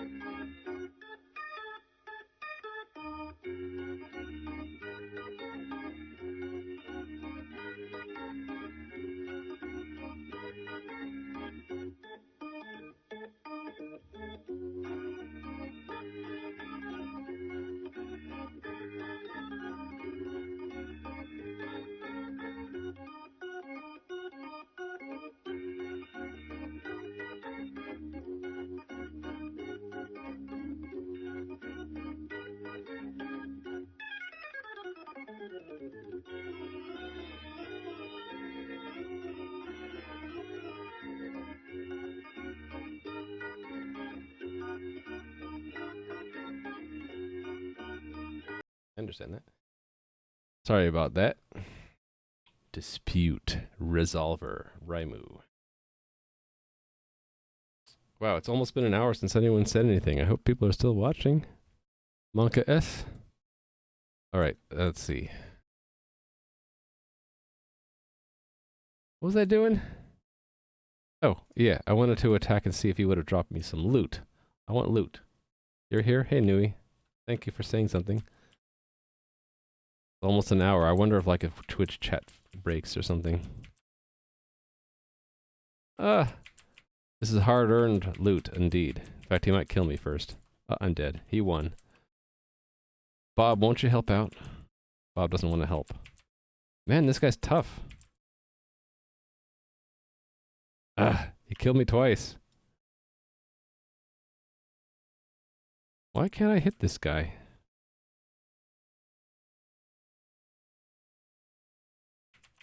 Wow. I really suck. He's regenerating health faster than I can hit him. He must have like a lot of hit points. I'm dead again. This guy's too tough. I didn't expect to have so much trouble fighting one NPC.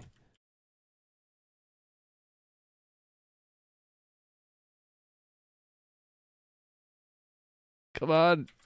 Come on, hit him. This is ridiculous. I'm wondering if there's some kind of bug. Oh, there is a bug. He's dying and then regenerating, so there's some kind of bug. Yep, there's a bug. Attempt to index a nil value for position in drop loot. Okay, there's a bug. They're immortal now. Hey there, Malvex. Did I say hi to Nui? Probably. I don't remember. Hey there, Malvex. I have a bug now making my NPCs immortal, and that's why I kept dying. So what happened here? Line like 62. Drop loot. This is hopefully the NPC has a position.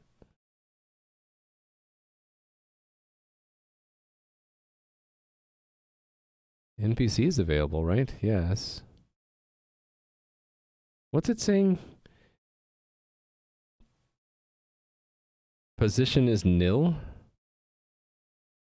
For that?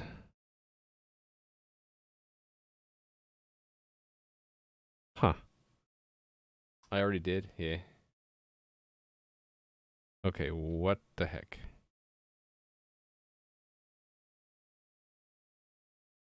It's saying position is nil.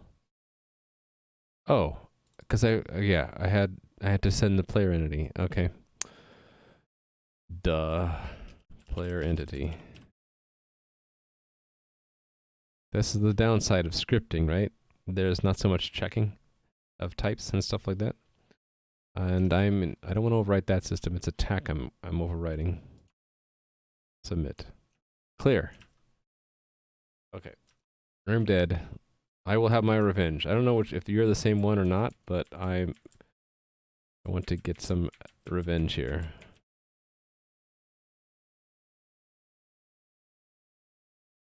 No, it's not an error. Okay, it just took a while to kill him. Drop loot at X2Y5. So there's also a bug when you reach the limit of the chat history. It stopped the scroll lock breaks, so I'm just going to reload. Okay, so it would have dropped loot. Now we have to actually do the dropping of the loot. So I was going to copy from the spawning system these lines here, right? So candidates. So we're going through the... So this is a loot class.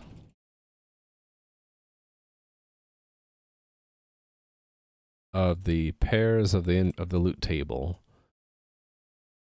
And we should only do this if there is loot, right? So should I do it here or out there? Should probably just do it here. If NPC loot, then do this.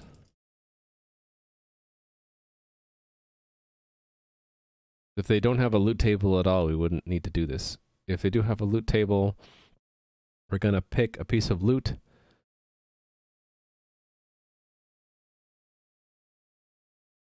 Do I actually need that index? No, I just do it for this, right? So local loot class is, yeah, loot table I. Okay, and then what's the loot class look like? Right, the chance, maximum quantity, name, quantity array, and then the type. So some of these, so it ultimately becomes just an item in the world, right? So we're going to do the same thing the spawning system did. We're going to create an entity in the world and drop it at that position. So like that. We're going to create an item and position and tile, and that's it, right? So the position will be position X, Y, and Z. And this is tricky because it might not have a Z. Actually, if it doesn't, it's undefined, and then that gets taken out, right? I think. And then what depth did items have? You're legit confused right now? So you're out skating, and as you did, a cyclist crossed you from the other side of the bike lane? And at a distance you thought, wow, that guy's wearing some really short shorts. When you came close, you realized he wasn't wearing any? Okay, that is weird, yes.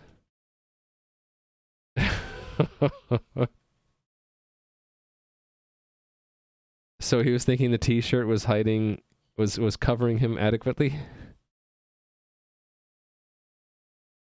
I would just let it go, Raimi. I mean, you're gonna run into weird people all the time. Yeah, I would just let it go. Who knows? Who knows? Yeah, no, who knows? I'll just leave it at that. Okay. Constants. Yeah, so I had a definite constant that I wanted. I should probably have these available in Lua, shouldn't I? Well, no, these eventually are going back into C++ anyway, right? So these are temporary. I should think of this Lua script stuff as temporary anyway. But he was cycling, right? I don't know. He might just be crazy. Yeah, I don't know. Yeah, if he's already too far out, there's not much you can do now. Yeah. Okay, I don't want an item to be like an NPC. I need to fix that. The loot table will be a clue. Actually, we know what would be a better clue is the gift sword. These are the items that it needs to have, right?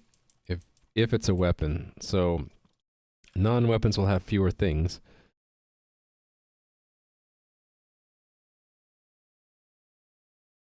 So yeah, so this will be copied from the loot class, right? I need to check to see if something isn't in, if that's nil, it'll set it to nil, which will do what? It will have a nil cooldown. Do I care? Probably. So I should probably construct this outside, right? Yes. If the JSON wrapper had a new index, let me look.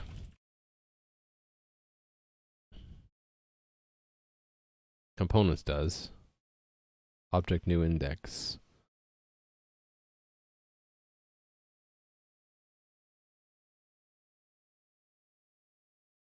Yes, so it should add a key, right? Yeah. Alright, just checking. Because what I'm thinking about doing is have a local item equals and then just copy the stuff out. That goes to here, right? Think so? Item? No, that's not right. It's this much of it. Item. Item is that. And then what I can do is just leave off the optional things and I'll say if loot class cooldown is not equal to nil, then item dot cooldown is loot class cooldown. No durability anymore. I should just be selective about the. Okay, these all go together actually, so I can do 3 in 1. I can say if there's a damage number.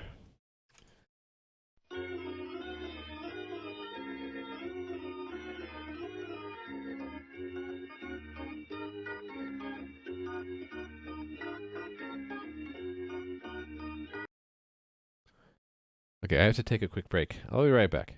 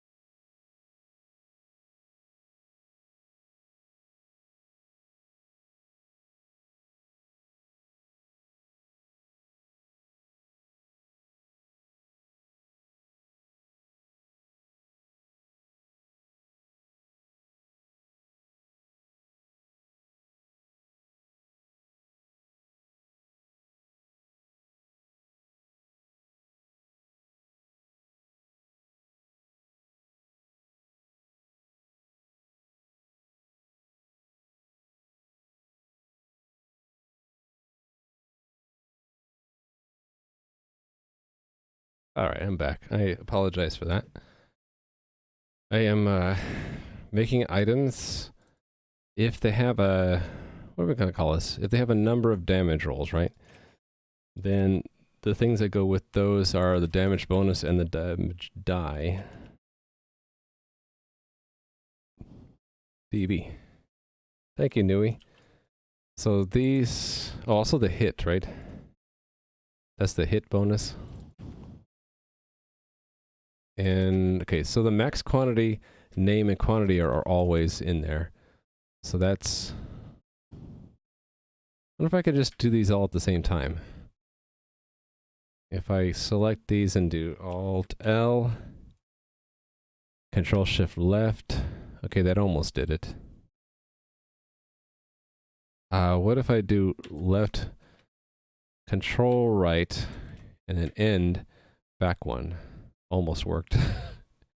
Except for that last one. Let's fix that.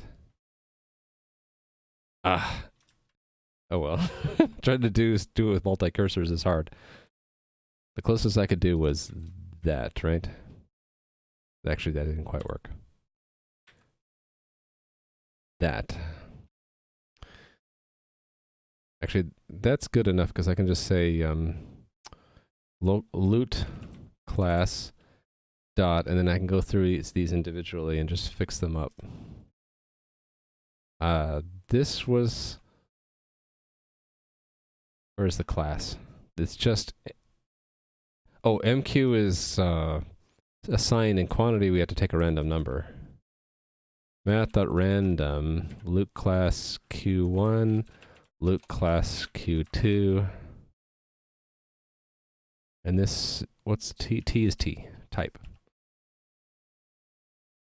That's it, right? So if... Actually, these all go together anyway, right? So, and they're all keyed by if it does any kind of damage.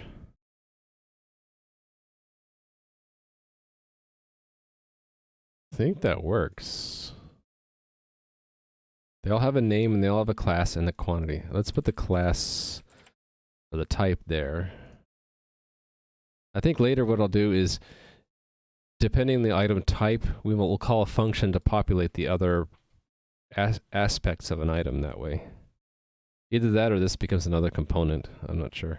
Anyway, this will create an item, put it in the world at that position, give it a tile. Oh, this says NPC class. I need the tile from here, don't I? Oh, I didn't even put the tile. It's missing, isn't it? That we should put in. The item tile set is 2363. The tile set 2363.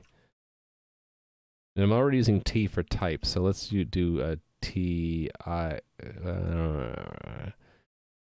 for tile ID. So the money is, I think it was 2, right?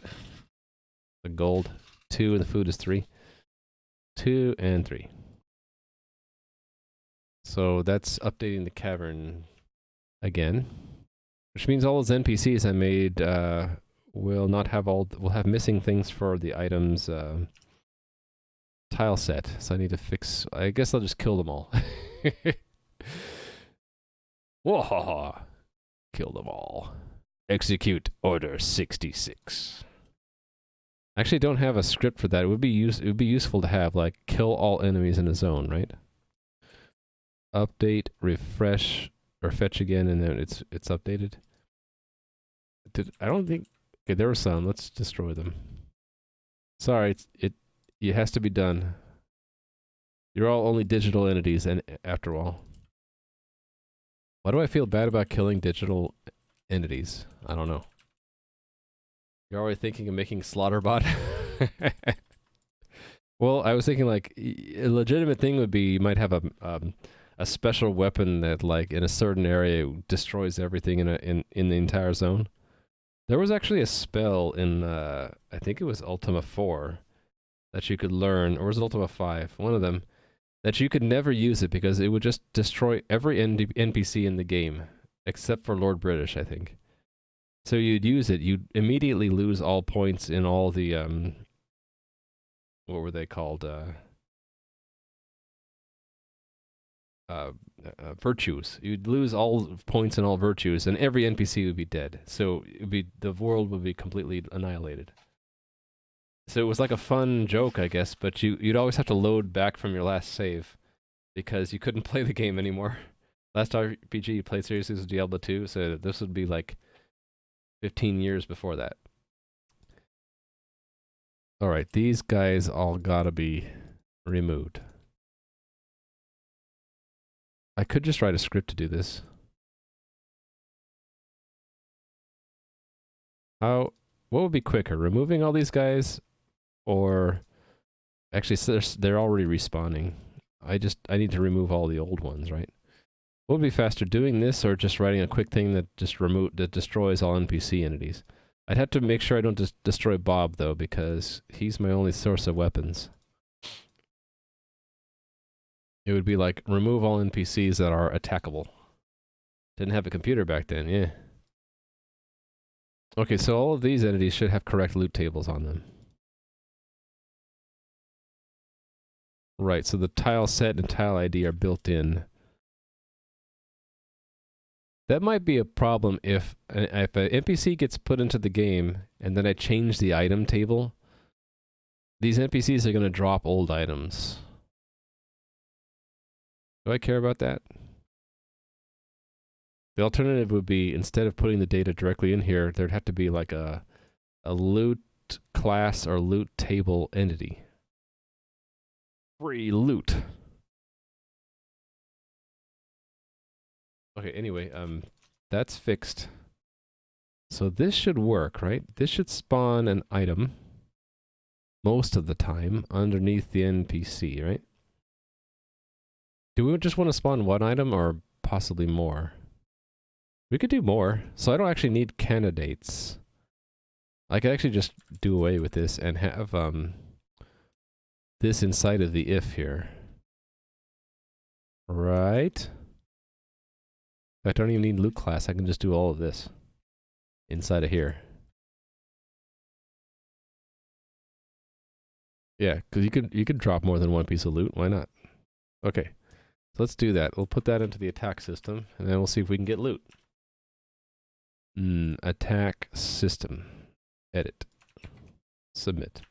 Okay, now let's go into the cavern and get us some loot. I want some of that fat loots. Okay, here we go. I know the slimes don't drop anything. It's these orcs that do, so you gotta die, and maybe you'll drop something when you do. Okay, he didn't drop anything, but maybe it's because there's a bug. Oh, yep, there's a bug. Line 24. Oh, I forgot about that. Yeah, it's not NPC class, it's loot class. And it wasn't T, it's TID. Loot class. So he would have dropped some fat loot if I didn't have a bug. To clear that. This is, again, the attack system, right? Gotta be careful not to wipe out the wrong script. Okay, give me some loot, orc. Don't kill me. Ah, I'm dead. Oh, look. He dropped some fat loot. Give me that loot. I got 2 chicken and 10 gold. Yay. Alright, well, let's drop the chicken and gold over here. Let these NPCs walk on them to destroy them, and we'll just get some more loot. Okay, this guy's really hard to hit.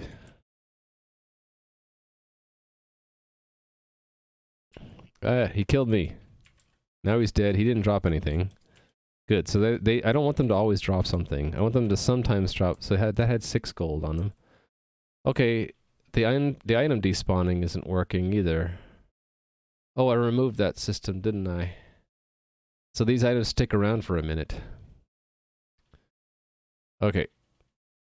While I have the opportunity, let me pick up that gold before it despawns. So there's no stacking. So I have 6 gold in one slot and 10 gold in the other. And I can't drag them on top of each other. So, in fact, I can't exchange slots either. That's another problem. I want to be able to exchange slots and also want to be able to stack items. So that's what I think what I work on next. Yeah, and the other piece of chicken disappeared. Is there Mongo Redis knowledge in the channel? Not me, unfortunately. Mongo's a database, that's all I know. Or is Redis also a database, or is that something in Mongo? Sounds familiar, but sorry. Don't know. All right, let's check in these changes to the scripts here. Redis is RAM storage, right? So that would be in a volatile database. Yeah, that's as much as I know. Yeah, it would be fast because it's in RAM. Okay, so we're adding loot drops for NPCs. Why is there a space there? That doesn't look right. What line is that? Near 52? What? Oh, right here.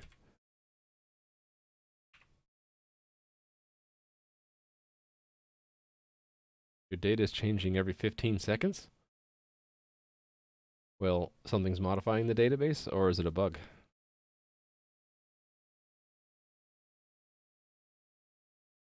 Okay, this is one fix. So, fix missing tile info in NPC loot tables. And this attack would be have NPCs drop loot when they die. I love these checking comments. It's less programming stuff and more game dev stuff. So I guess the next would be the item stacking. How much time do I have left? I have like an hour and 15 minutes. So getting more of an item you already have, dropping some of an... So this is more difficult because I need a user interface. I think what I'll do is the getting more of an item you have, and then that's actually two-parter. Add to existing stack on pickup. And the other one would be dropping one stack onto another.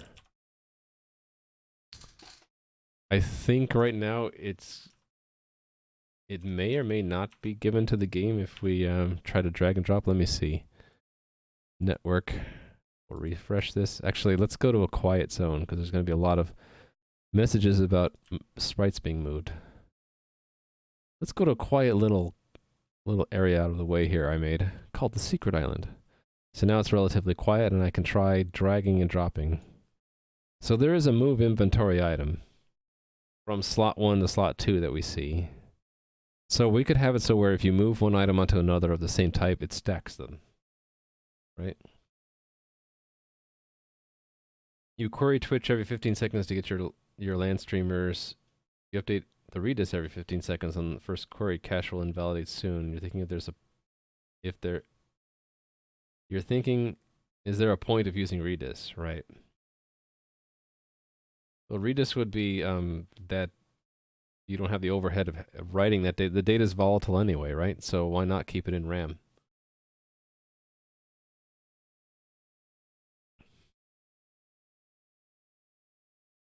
Yeah, you can just turn off the invalidation, right? Since you're sort of already overwriting it anyway, why it doesn't need to be invalidated. But what do I know? Malvex probably knows a lot more about this than I do. Okay.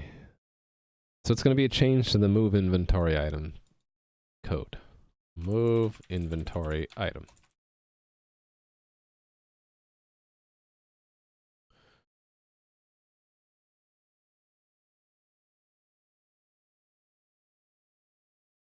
Okay.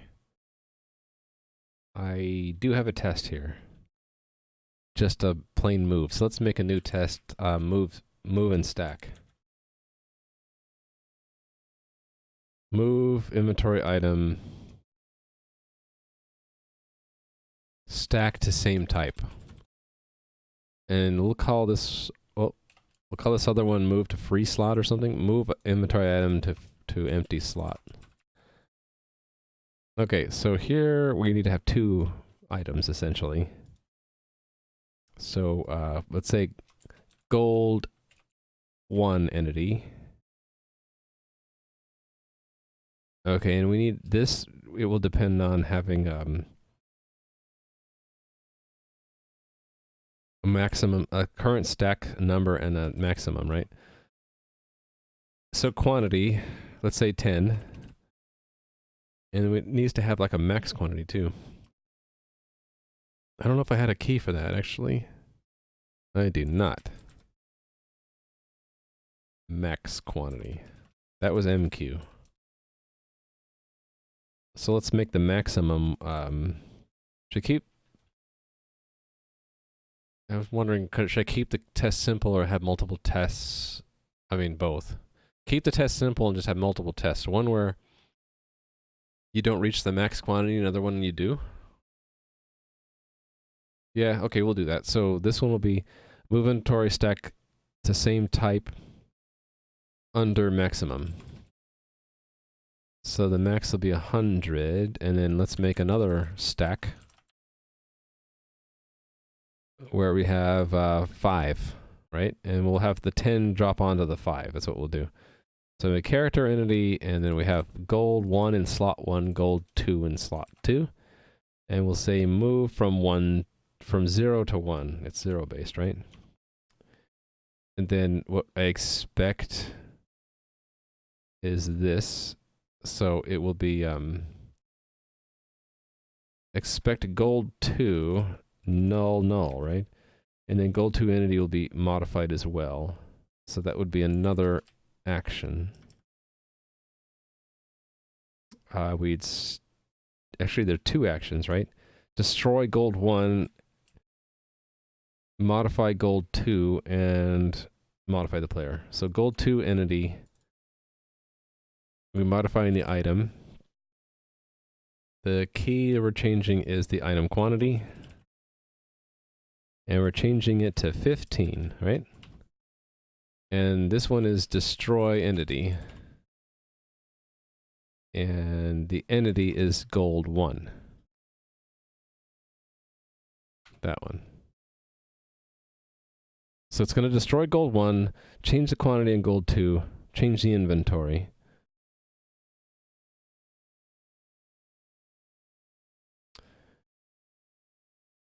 Actually, and to be really safe about this, we should destroy gold 1 after we remove it from their inventory, right?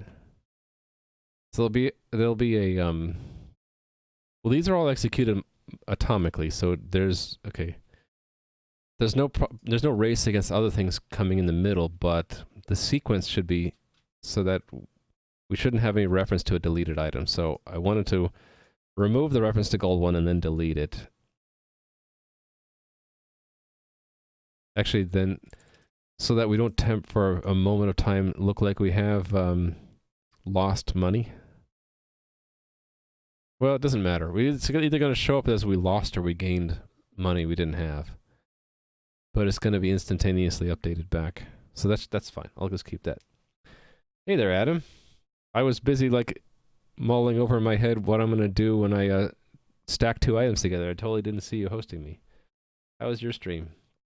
Got a bail pretty fast driving to Portland this weekend? Oh, I'll have a good time. And congratulations to the wedding couple. Okay, see ya, Adam. I'm sure Adam's not getting married because he's already married. Silly skizzers. He's just probably someone he knows, family member or something, right? All right, welcome, Adam's audience, those who are still here. I am working on the loot tables and item stacking for my game. So my game looks like this. And let me step out to a larger zone so you can see what's going on. And the stuff that you see on the right here, I can actually show that a little bit like that. This is the communication between the game's front end and back end because it's multiplayer and you play the game in the browser. So I call the browser app the front end and the game systems running on the cloud as the back end.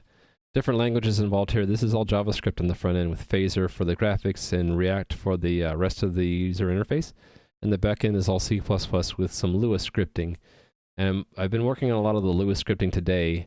I made a little cavern here in the game.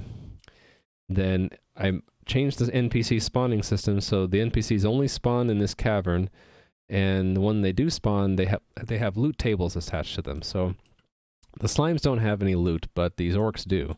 If I fight this orc here, as long as I don't get killed... Uh-oh, okay, I won. He dropped some gold there. And if I had room in my inventory, I could go pick it up. So let's drop this money here and pick up this money. So I picked up 7 gold there. Actually, let's drop that and pick this up because that's the bigger stack. So the problem I'm working on now is that you can't stack these items. They're not stackable. So I'm adding that to the game right now. But this game is inspired by games I used to play when I was a kid, and one of them was the Ultima series, and it looked like that. So my game looks kind of similar to that. It's a similar kind of experience, only it's multiplayer, and I'm developing this live on Twitch. So there's my quick intro. If you have any questions, let me know. Otherwise, I'm right now working on trying to get this gold to stack. So I have this command in the game where you can move an inventory item from one slot to another, and I'm going to be changing the code so that if you move one type of item onto a slot that has the same item, that they can combine and stack, like you'd expect. If you were to move the sword onto the gold, instead of stacking, they should switch positions instead.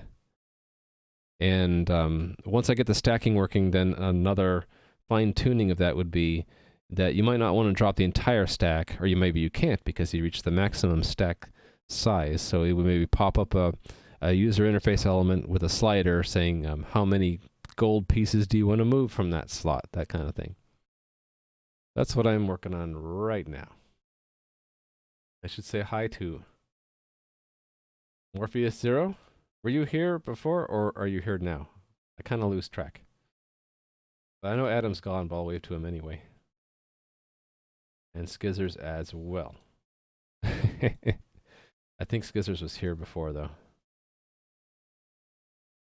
Alright. I was losing track about who was here before and who is here now. This is what the code in the backend looks like when a change is requested. You can't just make changes to the game immediately in my game. There are multiple servers, and so changes have to be coordinated with all servers. So the way it works is there's a list of actions that are put into a command to the game's cluster to be executed by all servers. And this is the sequence when you're dropping one item stack onto another. We have 2 stacks we created up here, one with 10 and one with 5 gold. And the key is that they have to be the same. Actually, that's something I'm missing here. They have to be identified as the same kind of item. They're literally the same item name and class and everything. So have 10 and 15. We have 1 in the first slot, the 2 in the second slot, and then we say we'll move from the first to the second. It should modify the second's quantity to 15, remove the gold 1 from the inventory, and then destroy gold 1. Those are the actions I'm expecting. So this is what we call a unit test. This is just testing the component system that it will that'll turn this request from the player into this command to the server cluster. And write the test first, it'll fail because the feature isn't there, and then we code up the feature to make it pass, and then I try it in the test stream. You were looking in both streams. You work from home and leave us up on the second monitor while you work. I do the same thing. I like to have the background noise. You were not here before, so my wave was good then, right? That's the hello wave.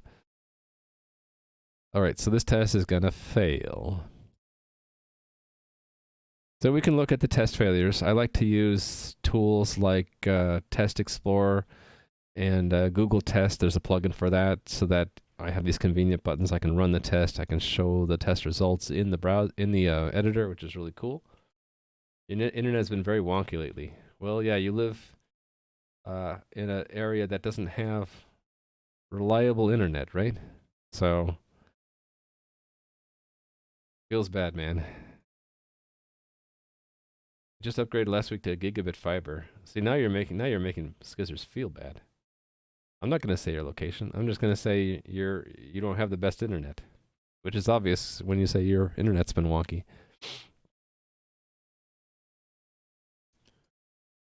So yeah, so it's the test failure is saying we expected there to be 3 things on the game's cluster's journal, and there's only 2.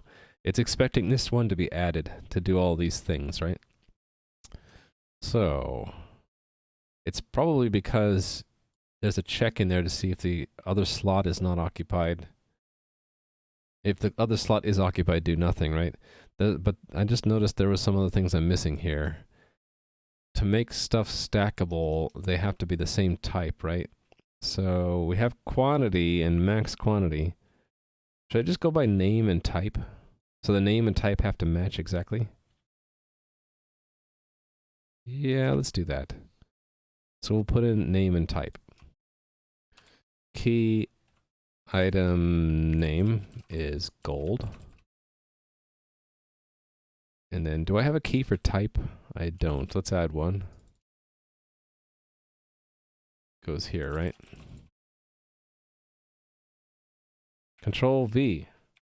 Okay, my clipboard didn't work. There we go. Type. Okay, and then what am I using in the test environment? It's just money. And then it's very important that they be the same. In fact, I should probably have a test for if they're not the same, right? Let me make some placeholders for some tests I want to have. So move inventory item stack to different type. I'll mark that to do, and then move inventory item stack to same type over maximum.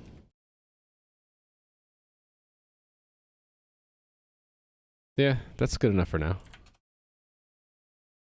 You were gifted a sub? Oh, by Dracklin, I think. Right? Hey there, Crumpet. How are you doing?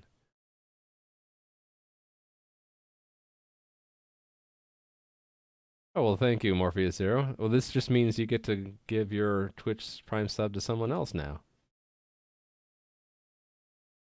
So yeah, Crumpet, if you just joined, I added loot to the game. These guys don't drop loot, unfortunately. So let me clean up the cavern here. Yes, we have combat now. I can actually die. So I clean up some of these slimes to give, so that we're no longer at the NPC spawn cap. Oh, I died. He killed me. And now we have some orcs that are spawning too. So they're equally probable to spawn. So the orcs do drop loot. Kill one of them, you'll see. He dropped some money, right? Sometimes they also drop food. See if he'll be cooperating. And no, he doesn't have food either. I think I have made food a more rare drop. Oh, I'm dead. They're killing me. See, they only have money. I'm hungry. Give me some food. I want food, orcs. They only have money.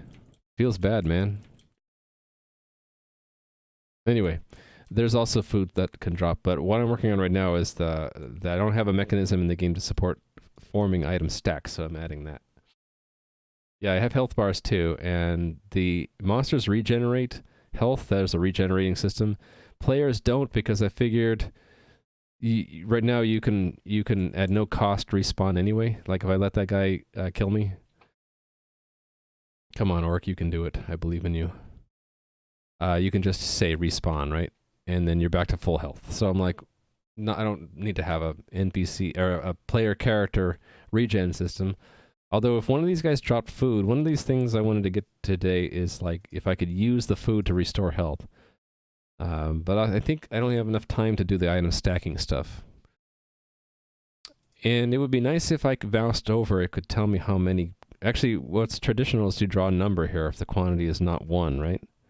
So I might work on that too. Draw a number in the corner if the quantity is not 1. Because I think we're told that, right? If I drop that and pick it up again, yeah, so we're told a bunch of things about our inventory. The maximum quantity, actually don't even think we need to know that in the front end. So we know we have 6 gold, and we know how to draw it, and we know its type and its name. So I could show the name in a pop-up, and I can also draw the number 6 in the corner to show you have 6 of them. But right now I just want to get the stacking working. So in this other slot here, we also have money. We have 10 gold. So I'd like to be able to combine these 2 stacks and have 1 stack of 16.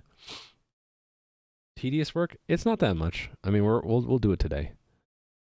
I might not get to the like splitting a stack. That's the more tedious, where you have to have a user interface with a slider where you pick the amount to leave behind and the amount to move.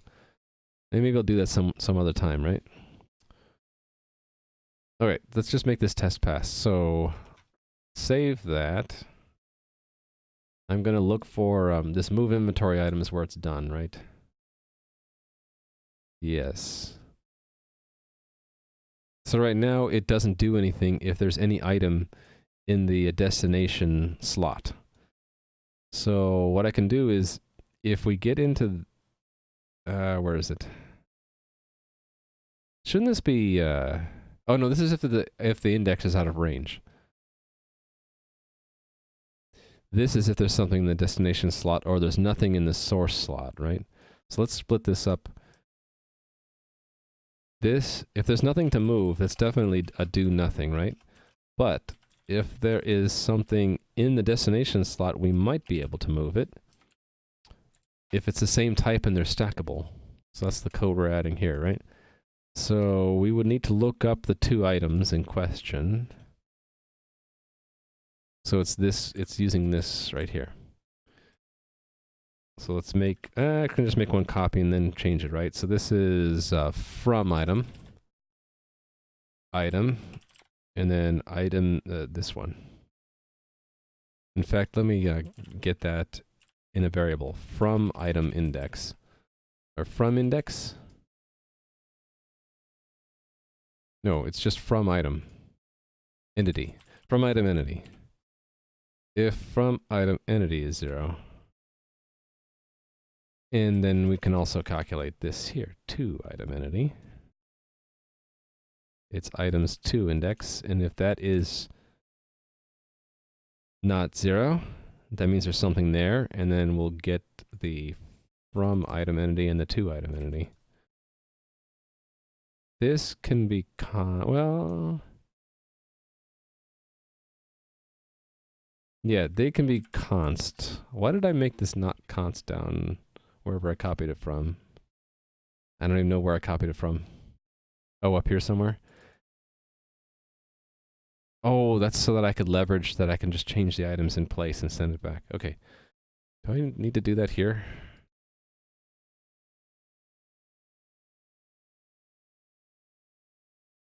Don't think so. So they can remain const. Okay. So this is to item.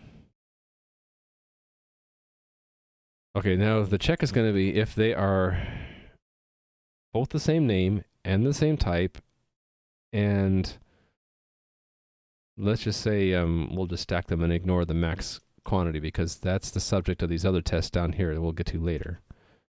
So if... Actually, I can do a direct comparison. I don't have to convert them to strings, right? I can say if from item key item name equals to item key item name. If that's true and this is true, item type. It's more likely that this will not match, right? No, the other way. It's more likely the names won't match, but the names do match. It's possible to have the same name but different types, so that's the second check, right? So if that is true, then we're doing a special kind of stacking action. Otherwise, we're not allowing anything, right? So the stacking action would be we change the quantity. So we're going to make one of these, but slightly different.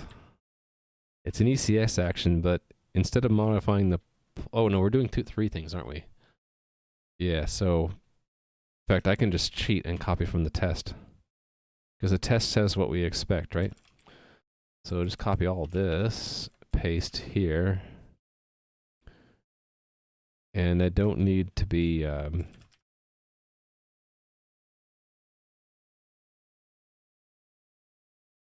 don't need to have this namespace in front, so I can just delete that off. Okay, and then the entity that we're changing is the to entity. So to entity, to item entity. And we're changing its quantity to be the sum of the two. So I need to get the two quantities together. All right. Or I could just cut, well, let's just get them both. Const auto from quantity is int from item, key item quantity. And then to quantity is the to item. And we just add the 2. So let's just do const sum quantity. We'll just sum quantity plus 2 quantity. Whoops. To quick exit. Do I need a quick exit? There.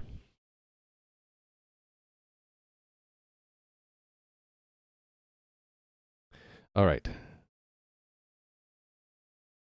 The player entity is where? Player character entity. We're modifying that to remove. Okay, so I need to do the removal part. So I need to do some of this. Not the same though. The from we still remove. We don't touch the to one at all, right? So it's items in place of that. And we're destroying the from item, right? Item, what did I call it? Items from, no, not index, from item entity. There we go, that's it. If that works, we can test it. I should be able to stack my gold. I want to stack me gold. All right, me gold. Or is it me Lucky Charms? I forget what the meme is. Hands off me Lucky Charms. All right. It passed, so this is good. A good omen. We'll do a snapshot. I'm surprised that that gold hasn't disappeared by now. Oh, did I not put a cooldown on those? Oh, shoot. Okay, the gold is permanent. I need to fix that. All right, gold is permanent. I forgot about that. All right, we'll fix it. The cooldown, I got confused. It's, oh, wait a minute, no. Oh, it's because it's not dropped by the player. So the bug is different than, there is still a bug. It's just that the despawn time for the item is not set when it drops from an NPC. But if I were to pick it up and drop it, it would then disappear a minute later. Okay, I'll fix that. Okay, I'm back in the game, and I'm on a different WebSocket. Might as well just refresh. All right, and then let's try to stack my gold. Oh, look, it worked. So let's see. Actually, I'm not in a very. If I drop it on the ground, it'll tell me how much I have. Right, 16. Nice. So the item stacking worked. So I can grab these and just stack them. So you can see I have one problem where it doesn't auto stack when I pick it up. I have to actually continuously stack them. But these are easy to solve problems, right? Now I can drop that on the ground. Now it's 36 gold I have. Then I'll have piles and piles. I have 36. Soon I'll reach the max stack quantity and I'll have to work on the next test. I suppose we should have it where the picking up item should auto stack, right? Or should I do these other tests first? The max stack. The max stack we can do now. That's not that hard. That's just a slight change to the logic. So what'll be harder is if, like, in the front end, it'll know it's going to exceed the max stack, and it should ask you, well, how many of, well, I guess it could just always fill it up to the max, right? Yeah. It's when you want to split a stack by taking a stack and then dropping it into an empty inventory slot. It should ask you, do you want the whole stack or do you want to split it, right? And I've noticed a lot of games do it differently. Anyway, so let's have, this is the one that'll be maxed out. So it'll be 95 out of 100. The idea is I want it to like split the stack. I want to change the stack so that this fills up and this has the leftovers in it. So this will be, again, move from 0 to 1. So modify this one to be 100. But this should not be modified, actually. Right? Oh, wait a minute. How did I do the inventory change? Is there an automatic inventory change of an item? No. If an item changes, no. The answer is no. So I do need to have that. And It's better if I modify the 2 items and then send the new inventory. Right? So this will be gold 1 entity still exists. Gold 1 entity. It's probably safer to remove, well, it doesn't really matter, to remove from the first entity and add to the second, right? So that goes down to 5 and that moves up to 100. There we go. If you can get away with it, it's kind of like Terraria's method. Holding right mouse button on the stack counts up how many you are taking out that stack. Yeah, that would have, I'd have to have some kind of dragging state that isn't like drag and drop in the browser, right? So that you actually you have a hand that is holding a stack, and then if you right click to like add more to what you have in your hand, and then when you click, if you have something in your hand and you click another stack, it drops them there. We could do something like that, but I would need to draw a floating item in the air that's not connected to a drag drop. Let me give you a point for that, though. That was your first point, Postal Rat? Congrats. Today's log. And sometimes that happens. I don't know why. Let me write down that idea. Okay. This will fail, right? It will fail because it will destroy the first item and blow up the second stack past its maximum. So this is where we have to do a check to see if the sum is greater than, right? Right, so let's do it this way. If sum is greater than, well, let's get the max stack. Const auto max quantity. Not quality, quantity. There is no max quality. Make it as high quality as we can. Max quantity. And we'll do the 2 slot, right? It's possible you could have 2 different stacks with different max quantities, but the same type and name. Yeah, there's no reason why we can't have that. So yeah, if sum is greater than max quantity, then we do something slightly different. So here's where we have a branch in the code, right? If it's greater than or equal, then we do the original work. Actually, either way, we're going to do an ECS command, right? Oh, hold on. No. If it's already at the max, we want to do nothing. So I could actually do that check first, right?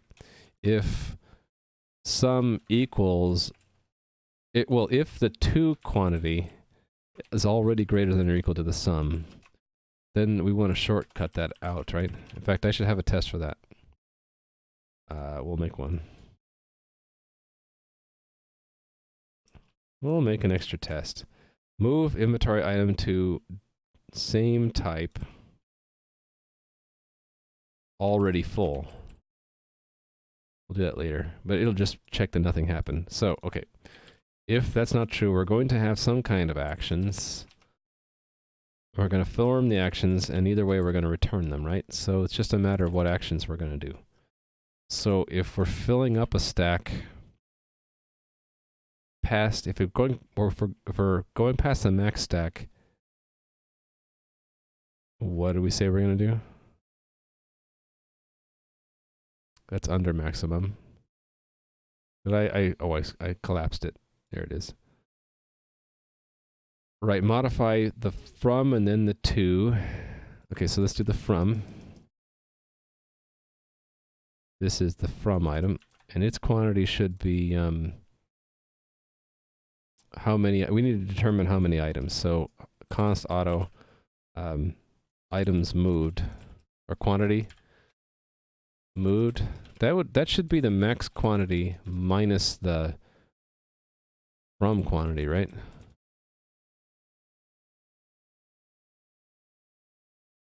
No, that's the overflow. So it would be the hold on. Let's say we only have room for one more. So the difference there would be okay, it would be 2 quantity. Yeah. That's what we actually moved. And so then what ends up here is from quantity minus quantity moved. And what ends up here is the max quantity. And then this just stays the same. and we don't destroy anything. There we go. Quality, yes. With little stars. A split in half could be pretty useful as well. Yeah, maybe the default slider position for when you do a split would be the halfway point. Or it could just be a shortcut, right? Like a shift click would just split it in half. All sorts of little user interface tricks we could do. Okay. Failed before. And it still fails. What's wrong?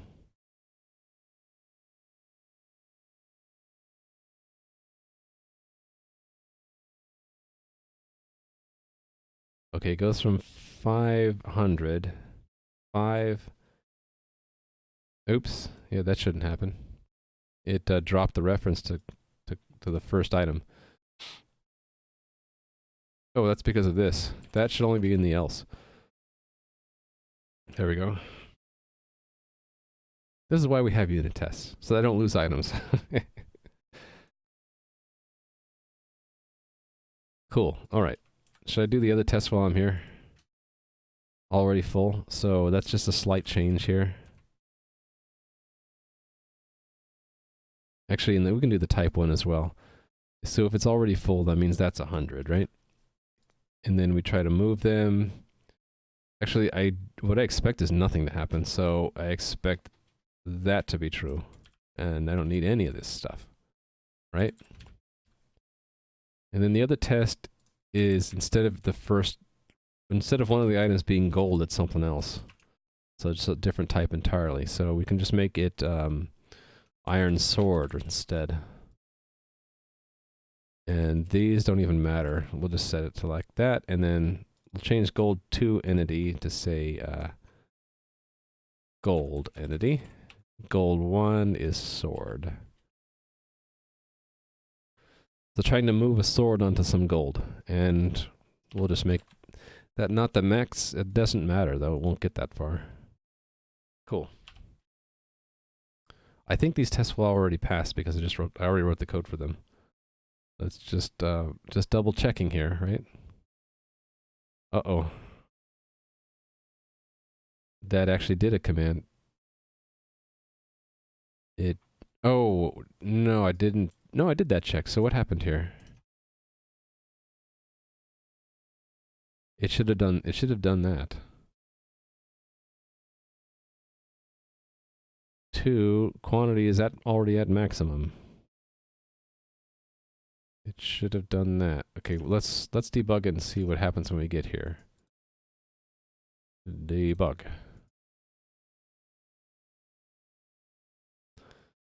Sum is 110. Oh, this should be max, not sum. Why didn't I see that? I don't know why I didn't see that. Yeah, I'm just blind. That's what happens when you get older. You get blind. Nah. Haven't done this in a while. Let's run all the ECS tests. Make sure nothing broke. Plus it gives me an excuse to drink something. Uh-oh, we have something that broke though. Let's see what it is.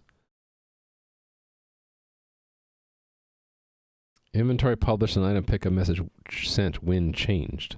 Oh. What happened?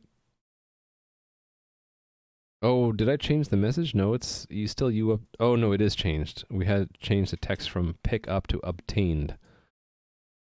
You obtained. The expected message was different.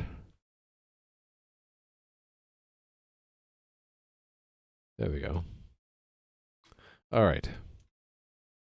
So let's try it in the real game. I should not be able to get more than my maximum stack of gold. So stop the cluster, restart it. And I gotta fight some more monsters until I reach 100 gold. It would be convenient to know how much I have. Maybe I'll do that next. In fact, I can do that now. We can include that in the tile if we know the quantity, right? Yeah. Oh, wait a minute. No, this is drawn outside of phaser. I can still do that with a label that's floating, right? Or would I want to draw it in a canvas and then use it?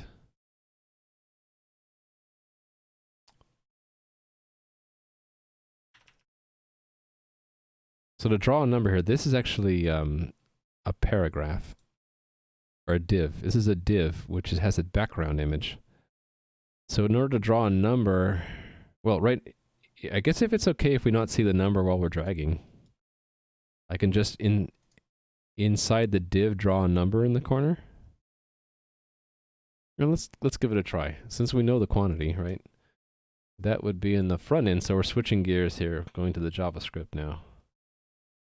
This is in the items. Where are the items?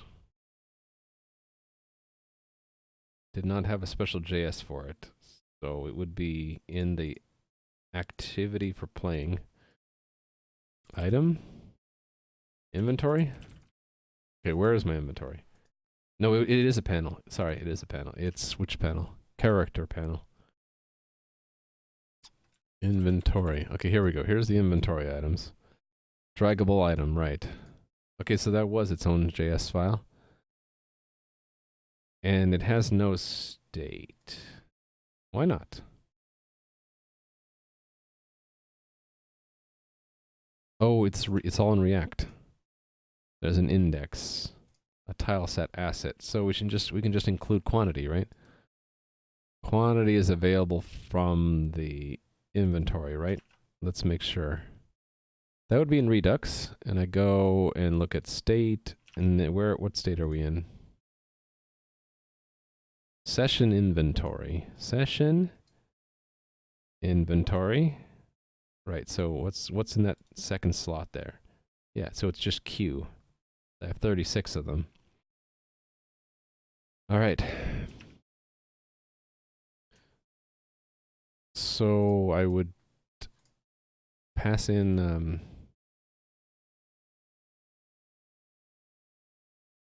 hold on.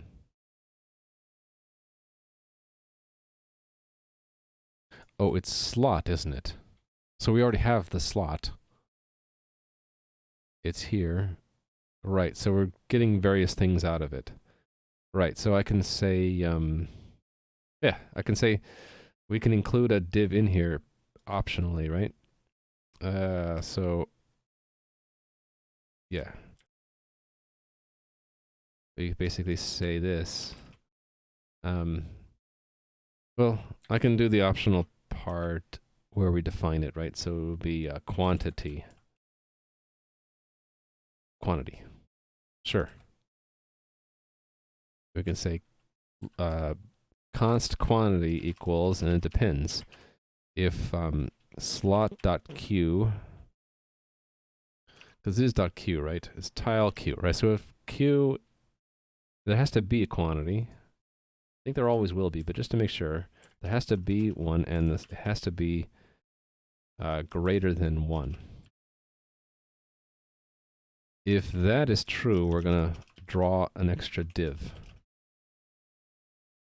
Right? Otherwise, it's going to be null. Now the div, I want to put the number, but I want to put it in the lower right corner. So I guess what I do is do this in CSS, right? What class do we use? Hey there, Oblivioner. How are you doing? We're showing, we're working on stacking items and showing the quantity. So right now the quantity is 36. I want to show a little 36 in the corner here. That's the immediate goal right now. But we have loot in the game now. If you fight this guy, I haven't put this out into production, so you can't see it yet. But he drops gold, and I can pick it up. And I just added this now where you can stack them. So if I drop that stack and pick it up, it says I have 38. I'd like to see 38, though, so that's what I'm working on right now. They can also drop food. These guys hardly ever drop food. The first one who I fought dropped food, and I should have just kept it. Because they haven't since dropped any. Is he going to drop food? Oh, he dropped food. Yay. I got food. But I have no room to hold the gold. What if I drop the food, get the gold, stack it, and then pick up the food? There we go. It's a chicken. I got a chicken. So that would have updated this, actually. We can see the chicken. We have 1 chicken. We could hold 10. I have 39 gold now. Anyway, let's give a class for this. How about we'll do item slot quantity, and we'll just define that at a higher level, right? And then inside here, we'll put the number. So slot.q. And let's define that, I don't know, way outside in the top maybe, because we'll probably reuse this other places. Where exactly do I want to put it? Maybe around here somewhere? Okay. I don't know how to do this right. I can do the font size though, right? Font. Yeah, so we can just do a font size with a percent, like 50%. Let's see, actually, let's see what it looks like all right now. Okay, there's the 39. It's a little too small, so we'll do 75. It's kind of hard to see. I need to do some kind of effect, right? I don't know how to do effects in CSS very well. And thanks for the follow. That number is actually okay size-wise. Okay, there's a problem where it's going to be inside that little blue rectangle, blue square. What if I put it in this? Well, I guess I can offset it, right? And I want to put it on the bottom right. How do I do that? Align. I don't know how to do this. Horizontal something. I guess I gotta look it up. CSS align text right. Is it just text align? Okay. Text align right. I'm just guessing. Oh yeah, it's on the right. Now how do I get it on the bottom? Because I'm pretty sure you can't say right bottom. So there's probably another way to do that, right? Bottom. Vertical align. Okay. Yay, Google. Position relative top 5 pixels. Oh, to move it into the margin? Yeah. Vertical align bottom, right? That didn't quite work. Would position relative top 5 pixels let me to put it at the bottom, maybe? I kind of want to, I want the vertical align to work. I wonder if the problem is that this div is too tall? No. It's just not aligning it at the bottom. What are my other options here?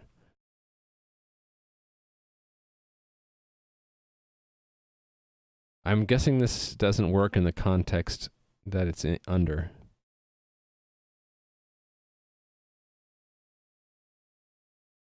So, yeah, I wish I knew more about CSS stuff. Align content of a div to the bottom. Okay, best bet is relative plus absolute positioning. Do I really have to do it that way? I'd rather just say put it at the bottom. Oh, bottom 0. Okay. They had absolute and you had relative. Oh, we'll try relative. Position relative.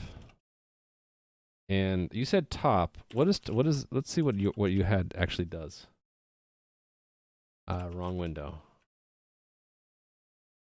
Okay, it put it 5 pixels from, I put the top 5. What if I do bottom 0?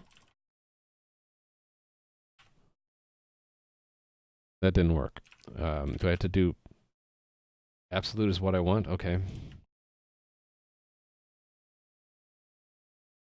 Okay, but it put it way down here though. It needs the parent to be positioned. I'm not quite sure I understand that. You mean the parent has to be also absolutely positioned?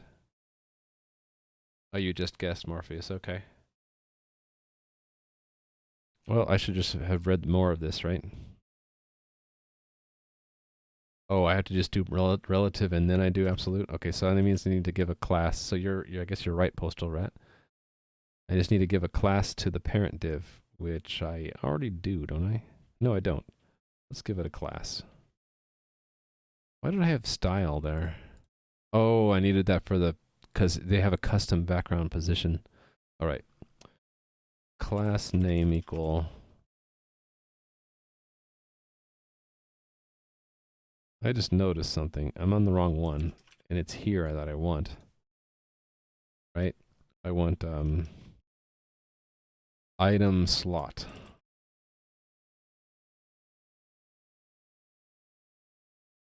Do I have to say true? I guess so.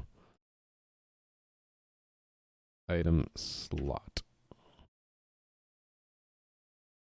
Position relative. Wrong window again.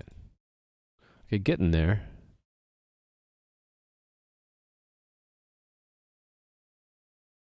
It's just the text align doesn't work anymore, I guess, right? So I got to do, if I do bottom and I can't do text align, I got to do like right or something. There we go. And then if I wanted to allow it to overflow, I suppose I would do negative and that would work. Cool. So let's fine tune that to there. That's where I want it. Now I want to have some kind of drop shadow so I can see the 3 better. And I forget how to do that. It's like text, CSS text shadow, right? You can add right 0? Yeah, that's what I ended up doing. Although I want to intrude upon the margin on purpose. Is that all I have to do? Text shadow? Let's look up exactly what it means. I don't like W3 schools. What are the arguments to text shadow? Offset X, offset Y, blur radius, color.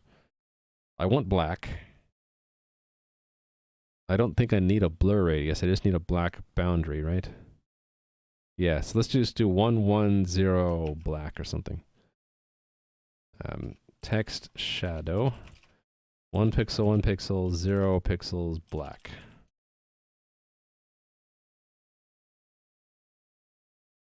That didn't seem to change it. Does it need to be more extreme? Am I even changing that? Okay. Is it this radius that has to change? Oops. Yeah, that doesn't seem to have any effect.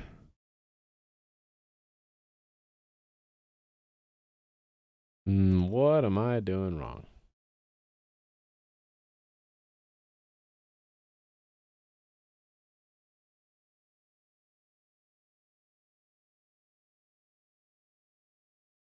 Is it just that it's, hold on, wrong window again.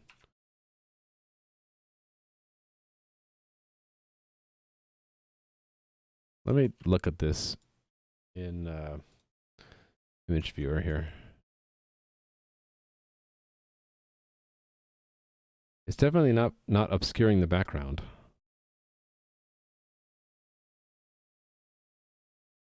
And that's even with, I had changed it to 2. I don't think the shadow is working. But it might be. What if I do red here instead? Okay, there is a shadow. I think it's in the wrong direction, though.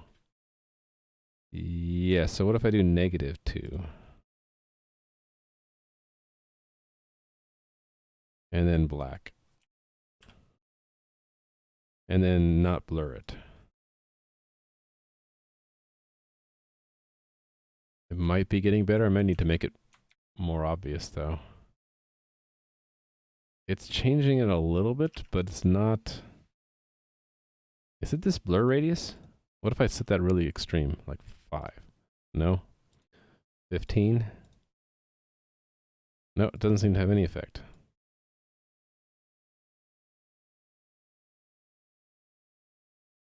Yeah, I think it needs to be low, like 0. Yeah, the first is the X offset, so I want it to like have a shadow up and left of it. Maybe it's too much. Maybe I don't want text shadow. Maybe this is not what I want. I want a border around it, really. I want it to draw it draw the number with a black border around it. And that shadow is not doing it. Let's search. CSS text border. Font border. Oh, that's interesting. You can have more than one shadow. 4 shadows. Okay, we can try that.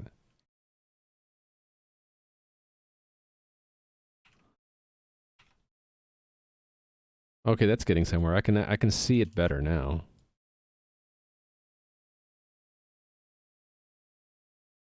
It dimmed the pixels immediately around it. It didn't make them fully black though. You can draw the top on a squared background, make it slightly transparent. Well, that's a good idea. How would I size that background then? I'd have to know the width of the characters, wouldn't I? Or would I make a child div of that one that has a black background? Is that the way to do it? You would make a child of the 32, of the 39 that has no. Oh, good idea, Tammuz. Yeah, let's do that. So let's coming out there. So background. I can't do like black. On window. Oh, that worked really well. It's very severe. And how would I fine tune that? Is the div is very large. Is that like line height or something? Border radius.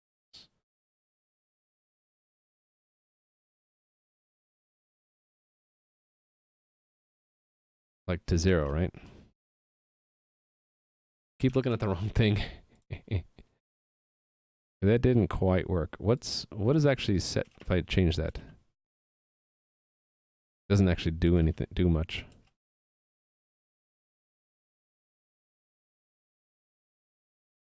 Padding 1. It makes it have rounded edges? Oh, border radius. Yeah. What if I just wanted to remove the border completely, shrink it down? That's the padding. It has no padding right now. You're saying to give it padding and then give it a radius, okay? Like 2 and then padding 1.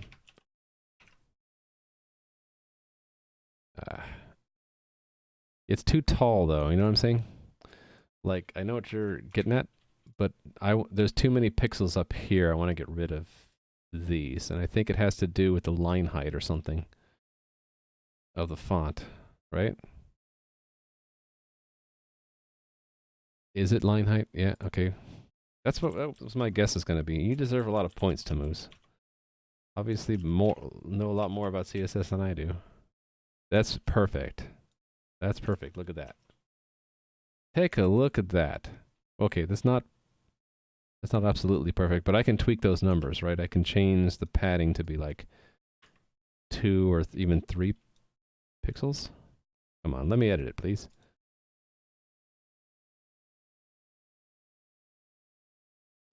Actually 1's probably best. And maybe the border radius more. Make it even more round. Like 4, maybe. And then I'll go for something more transparent. Actually, it already is sort of good enough, I think. Well, let's work with this. So change the alpha a bit. Yeah. Actually, yeah, about there maybe. Right? 9C.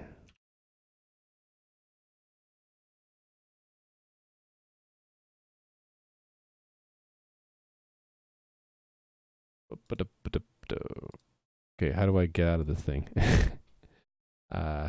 Did it? Yeah, okay, it did it. So what does that look like? It's more or less what I want. I mean, I can see the 39 pretty clearly. Use the up arrow up down keys and playing with those numbers in the styles tab. I can use a 0.7 also. I'm okay with the hexadecimal. You started your career in CSS. Well, your benefit of having that career is you're scoring a lot of points in my channel today.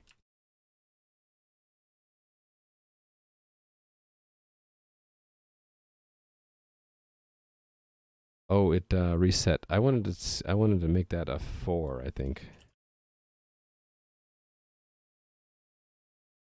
I don't know, for some reason that looked better to me. Not so squarish. You have 16 points. Hooray for CSS. Okay, I like it. And let's test it by getting more gold. There's only one way to get gold. That's to go off and combat some of these NPCs that have escaped. And get more orcs to spawn. There's one. We can just fight him. Give me your money. Your money. Give it. No, don't kill me. He didn't drop any gold. How could he? Oh, wait a minute. There might be a problem with him dropping gold in the default zone. Yeah. There might be gold in the wrong zone right now. In the 0 zone. No? Was I just lucky enough to have them not drop any items? Huh. Yeah, there might be a bug with them dropping money in the default zone. The default zone really, I need to deprecate anyway, because there's no zone identity here. I will just fight them here. You must drop money for me. Okay, good. So I have to drop the food first. Oh, what happened?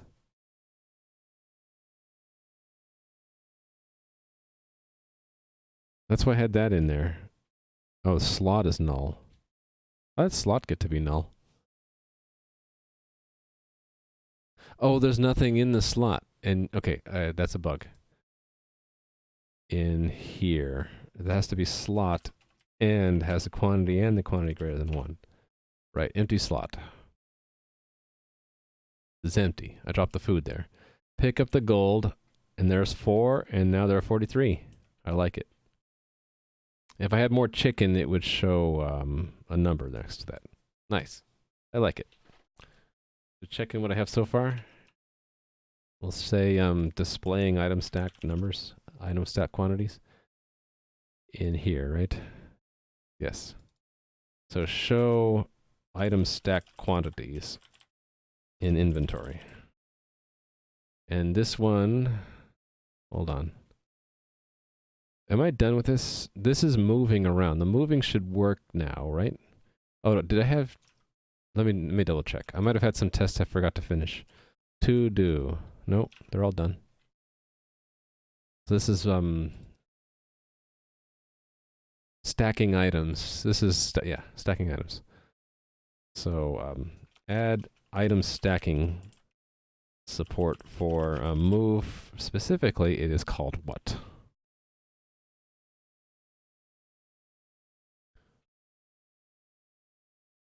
Move inventory item. And I have to do a similar thing for picking up items. Yeah, exactly, Toulouse. I have to do that too.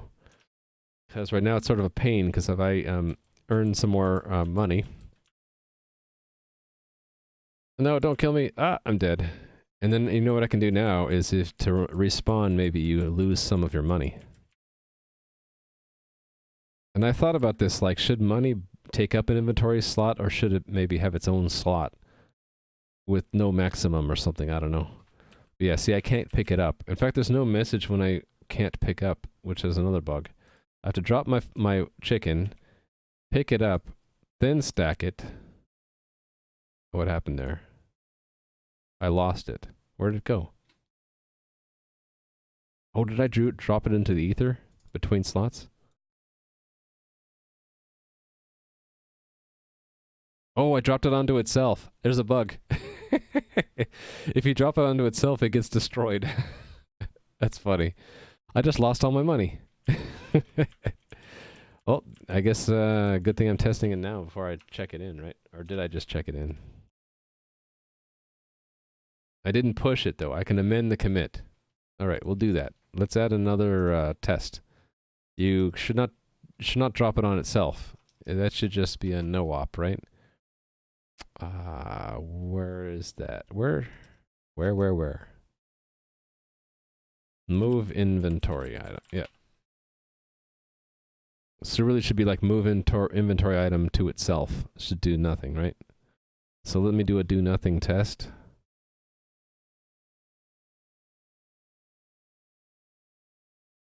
Yeah, like one of these. Okay. This is bad. You can destroy an item by dropping it onto itself, if it's stackable. So move inventory items stack to same slot. So we'll have some gold, and I don't need it to have a number, it's just gold entity. Get rid of entity 2, and we just have the gold entity, nothing in slot 2, and we'll say move from 0 to 0, it should do nothing. I lost all my gold! So sad. Yep, so it's deleting the item, essentially. So, probably makes sense to just check it right away, right? If these are the same. Yeah. Or items from index equals items to index. There we go. One line fix. The worst bugs are always fixed by one line. Or a single character with an existing line. Those are by far the worst bugs. They're hard to find. All right. Now I got to recover my money. But yeah, let's just check. Let's just amend the last commit since I didn't push it yet. Amend. Click, click. It's like it never happened. Yeah, thanks for the follow. It's like that bug never happened. Oh, thanks for the other follow there. All right. I want to make sure I can't lose my money again. So, snapshot and then stop the game and start it again. Got to run some errands. It's been fun. Oh, thanks, Morpheus. Thanks for the help there. I should give you a point before you go because you told me it made rounded edges. So there you go. You got a point. Oh, you didn't have any points before either. Hey there, man cow. How are you doing? I should have an enemy in the game which is a man cow, shouldn't I? And when you talk to him, you should say, when you ask him cow level, he should say, there is no such thing. There is no cow level. All right. Oh, there's some money there from before. Okay, at least I got 5 gold. I used to have 30 something, and now I'm sad. Oh, and I got killed. I want to be victorious. Oh, he didn't drop any money that time. That's rare. 3 out of 4 times he should drop money, right? Okay, he dropped both food and money. Let's drop the food. Pick up the food. Actually, let's drop that food there. Pick up the money. Stack them. Drop the gold. This is why stacking on pickup would be nice. Because I got to do this shuffle. Now I got 2 food and 9 gold. Alright. So let's do the pickup now. Pickup should find an existing stack if it can. And add to it. And then there's actually 3 cases, right? You could add to an existing stack the entire quantity. It could add partial quantity and fill a second slot, or it can just put it in another slot. Yeah, we're getting to that point where I probably should add more inventory slots, right? Yeah. They should say moo randomly. That's a good idea. You actually changed your name for... Oh, you were T-Jug? T-Jug? You didn't change your name, though, so this is another account. So you have a second account, then. Why didn't you just change your existing account's name, though? T-Jug is kind of hard to say, right? Or is it T-J-Ug? Yes. You changed the existing, that's weird, because I'm using a Twitch client that has a username history feature, and it says you don't have any username changes. Well, interesting. Wonder if I should tell Hideo about that. Why not just stack automatically on pickup? Yeah, that's what I'm going to work on next. That's the pickup system we're going to change. So this is the pickup item. We'll just say pickup non-stackable item. Yeah, this doesn't actually have any keys, so I need to add them. Or the grandfather in could be that the max quantity is 1. In fact, I can actually call this pickup item. Well, this actually just doesn't actually have any way to stack anyway. We'll pick up item no stack. That's what we'll call it. And we'll make another test where we're stacking. All right. Pick up item stack fits in one slot, and then there's going to be another one. Let's collapse this. There's going to be another one where split between slots. Split between 2 slots. So what happens if it's your last slot? Should you pick up some of it and leave the rest on the ground? So split between 2 slots is to do. I think so. I think if you can't pick all of it up, it would pick up some of it. Pick up item stack split between slot and world. And then there would be another one where you can't fit any of it, right? Pick up stack no room at all. Okay. So we should tell Hideo that, right? Before I forget, let me write in a note to myself. To Hideo. I don't even remember how to spell his name, but I can give him a shout out with the yada command. It's 2 O's and 1 E. To Hideo, Yata might have issue with username history, and we'll just say, let me make a private note, so I don't have to put your name in my notes. Hold on. Take that off screen. That's the easiest way for me to do this. And I can go to my private notebook and put it to do in here. That'll work. Then back up to here. I'll have to let Hideo know about that. Because it's a bug in his tool then. That's what I use though. I use Yada. Pick up item stack no room. Fits in 1 slot. Okay, so... Why, I clicked the wrong button there. Click there. Alright, split between 2 slots. Actually, I'll take a piece of that. I'll take that whole test and a piece of the previous one that had the gold in it. Yeah. Because it's got the keys that I care about. Alright, and then...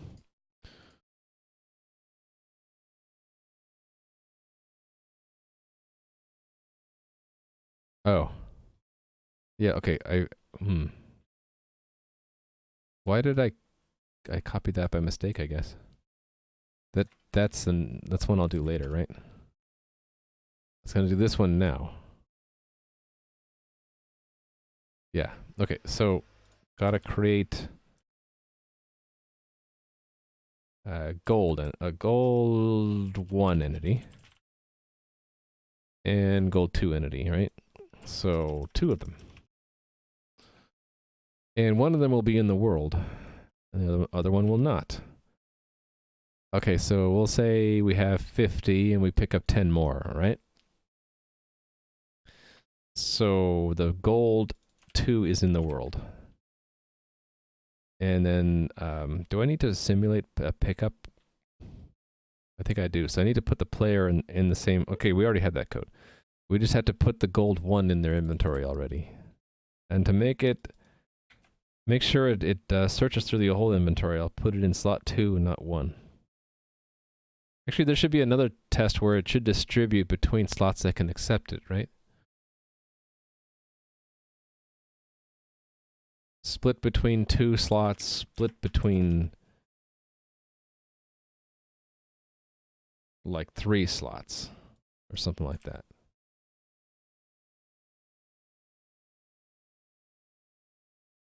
So 2 existing, and then a third. And then actually there would be an intermediate between this, right? Well, or more specifically, split between existing slot and new slot. And then split between 2 existing slots. And do I even need I think this one is just repetition. So this is where you already have 1 stack, and it's not full, but it's almost full. So you fill it up, and then the remainder you have an extra slot for. This is where you have 2 slots with the item in it, and neither one is completely full, but one is almost. So it fills the first one, and then puts the rest in the second. This is where you have almost a full stack, and you have no other free slots. So it's going to leave some of it in the world. And this is where you just don't have any room at all. I don't even know if I need this test, because it doesn't matter if it's stackable or not, right? Oh, we'll put it in there anyway. We have some sort of game master concept in the game when it's released. Yeah, I mean, I have that now. That's what this window is showing here. I'm actually also in the real game here, too. So I'm the game master. I can say, hello there. And it says GM. Now, if you mean like somewhere in the middle between what I am, my role, and then other players, yes, I have that idea too, that there would be certain players that I trust would have some of the same capabilities here, like they could write story elements, maybe even change game scripts, and you know, do stuff like move things around, create new entities, like I can duplicate that monster a few times, or destroy them. But I have to be really careful about that, because then people could wreck the game, right? So I'd probably be limited by zone or something, or have limits on what they could do. Can you drop some food or money? You mean like if you die and then you drop money for the monsters? That might be something we put into the game. Like one penalty might be you can respawn, but some of your items get dropped into the world, and you have a minute or 2 to go back to your body and get it again. That's what you mean, some kind of god GM, but more than like yeah. So it's tricky. So I'll be probably doing that at some point later, but I have to put limits on it, right? So I think the first way I'll introduce this is that everyone in the game will have their own pocket dimension. That you can go there, and a limited ability you'll be able to like fill in the zone there, and then like you can use that area to stash items that you don't have inventory space for. They had a couple games similar, and I really like that concept that like you don't have any space in your inventory, but maybe you have a magic item that lets you go to a pocket dimension to stash some extra stuff there. And maybe while you're there, you have a little bit of creative power. Maybe you can't create items, but maybe you can set up something there. And then that's how I would experiment with that, because I wouldn't let any other player go there. It's just you. So the worst you could do is get yourself stuck, I guess. And then you'd ask the real GM, hey, could you yoink me out of my pocket dimension? I got myself stuck. Accept your new in-game... Oh, are you in there? Man count 9. There you go. Or 90. So that will have opened up a ticket for me to close, right? Oh, there's 2 new players too? I didn't notice. Who do we have? Yumbali. And we have... Okay, Fall. I'm not sure how to pronounce the name. But it looks like they were logged in earlier. One this morning, and one a little bit ago. And they're not logged in anymore. Alright, cool. Back to this, so...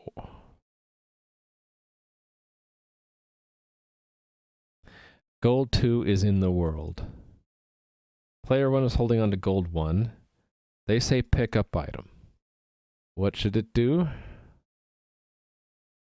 It should remove the position of gold. Actually, it should just destroy the entity, right? It should destroy it and add 10 to gold 1 entity. So this is destroy entity. gold 2 entity. And then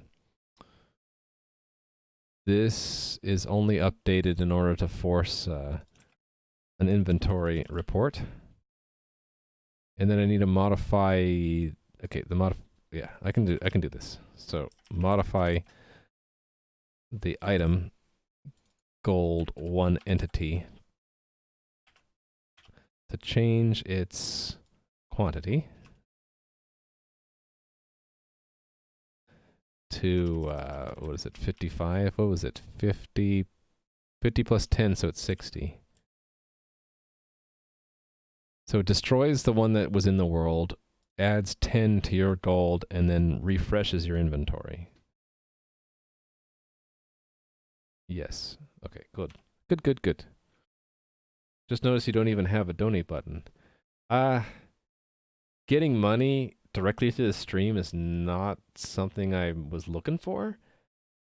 It says so in my stream panels down there somewhere, but like the real reason I started streaming is to get feedback and to grow an audience so that eventually, like, if there is a game, if I get that far, that people know about it and can tell their friends, and then make a living through people who are willing to donate in-game, so to speak. So the idea would be that the game is free to play for the first few areas so that you can try it out, and if you like it, you'd maybe unlock the rest of the game for $1 or $2, or whatever price point we set. Or maybe it's whenever a new whole bunch of content gets unlocked, everyone who wants to go in there would pay another $1. So I haven't figured out the financial model, but the money aspect has always, for me, been that you get something more than just watching Twitch for the money. I want you to get a game experience. So I'm not going to ask for money until and unless I have something to give back to you in form of game content. But I always do appreciate the subscriptions and the bits and all that. That's how you show your appreciation on Twitch in general. So, I fit into that mold. People ask for like Patreon and extra tips and stuff. I think that goes a little bit beyond the baseline Twitch model, and I wasn't really that comfortable in asking for it. I don't really need it. I'm okay savings-wise for a while. But eventually I do have to sort of make a living from this or get a job. But that's not short term, it's like longer term. Oh, am I at 4 hours? I'm being asked. My son is texting me to see if I'm done. I'll just tell him almost. Let's see, I'll let you know. Okay. I do need to finish up. So I think what I'll do is I'll get this stack on pickup to work, and then I'll save the rest for later. And I need to deploy this out to the production server so that you all can play around with it and accumulate wealth. So yeah, that's what the goal will be today. Get this done, put it into the production later, and I'll probably have to set the cap higher because I'm sure people are going to want to collect thousands of gold. Yeah, so that's what my goal will be today. Pick up item. Right, so what does it do now? It ends up just picking up the stack in a separate slot, right? We need to change that. So pick up item ends up going to a different part of the coordinator. It goes here. So it's basically looking for a free slot and just dumps it there. So what we should be doing while we're looping through is, instead of breaking, we should loop through and see if it already exists, if there's a stack we can fill. In fact, we should just be assuming that we're trying to fill stacks. And then if we can't fill them all, then we'll do this, right? So I guess we're doing two passes through. And we're going to call this one free index or something. Yeah, free index. Free slot index, actually. So I want to loop through this again. And see if we can stack things. Will there be some sort of background music? That's a tricky one because a lot of people hate background music in games. So at the very least, if there was background music, it would have to be optional. You'd have to be able to turn it off. And I have yet to find very many games that people in general like the background music of. Most of my friends just turn the background music off. I'd have to find like a composer or someone who has some really good music that I would want to put in. So not right away. Not unless you have something really spectacular that we can just put in now. And then, I don't know. I would probably put it in as soon as there's enough game content that people are actually wanting to play it. Okay. I do have to end. I can go an extra hour, but I don't want to go a whole hour. Some sort of ambient sound that's annoying, like that's not annoying. Oh yeah, like ambient environmental background noise. Yeah, we could do that easily. Like I could go out and record birds chirping somewhere and then put that in a loop, like with very low volume so it's not annoying. Yeah, we could do that. Definitely. I think Phaser supports that too, so it's just a matter of collecting that audio and putting in the system to play stuff on loop, depending on what zone you're in, I guess, right? And maybe other environmental conditions. I like the idea, and my policy is I give points for ideas I like, so that's what I'm going to do. Okay, let's do this loop again. You know what I'm going to do? And just loop through it. I'm just going to do a for loop. Yeah, I'm going to do it this way. So, or should it be while... No, it can be a for loop. Okay, so for size ti 0 I less than items, get size plus I, right? And we might leave right away if we run out of items. So I need to keep track of the quantity of the item we're picking up.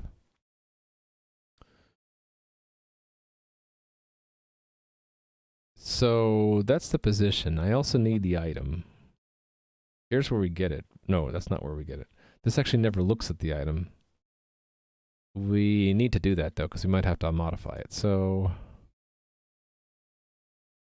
yeah.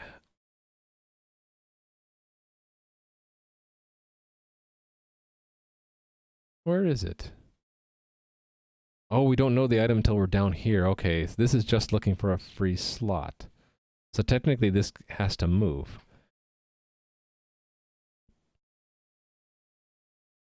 Yeah. And this is free item slot, by the way. Free slot index. Yeah, that's where we get the item. So, yeah, okay, so we're moving some of this stuff down, actually. Because we might be able to pick it up even if we don't have a free slot, right? So, we're moving this down? Yeah, moving all of this down. Down to here. Oh, you're not spamming in chat, that's fine. Is size T something defined? It's a built-in type in C, I think. It's in this, where, that's not the right thing. Yeah, it's in, okay, Visual Studio is a little weird, and they put it in a file called vcruntime.h. But I think if we look in dev docs, and we look up size T, it's like defined in one of those header files, because that's C++. I think it's in C.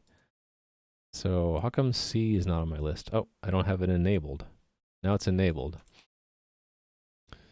Yeah, it's defined in any one of these headers. So I usually will include standard def.h. It's like standard definitions in the C library. And it just says it's some kind of unsigned integer type that matches the type of size of, a line of, an offset of. So it's just a convenient type to use for sizes. And I've kind of just gotten into the habit of using that. And, you know, in the C++, they say it's in the standard namespace. And that's if you include the C++ wrappers. I think that's kind of dumb myself. So you can include C headers directly from C++. So that's what I do. I'll include that header directly until I don't have standard : in front. Yeah, so it looks like in Visual Studio, it's unsigned 16-bit integer. It's supposed to be like a where does it say? I thought it had to be like the size of the largest integer, but maybe not. Maybe it's just... Okay, it can store the maximum size of a theoretically possible object of any type. So usually that's a pretty loose definition, but usually that means it has to be like the biggest kind of integer you can have as an atomic variable. So 64-bit system, 64-bit integer, right? All right. But it could be 32-bit on some older computers. We're gonna get the quantity, actually. I need to get the quantity. That's in item component. So here we go. Auto quantity left is int item component key item quantity. Actually, I need to be very careful about this. If there's no quantity, we'll just default it to 1. So let's say quantity left is 1. If item component has a quantity, then assign it to that quantity. Yeah, of any type.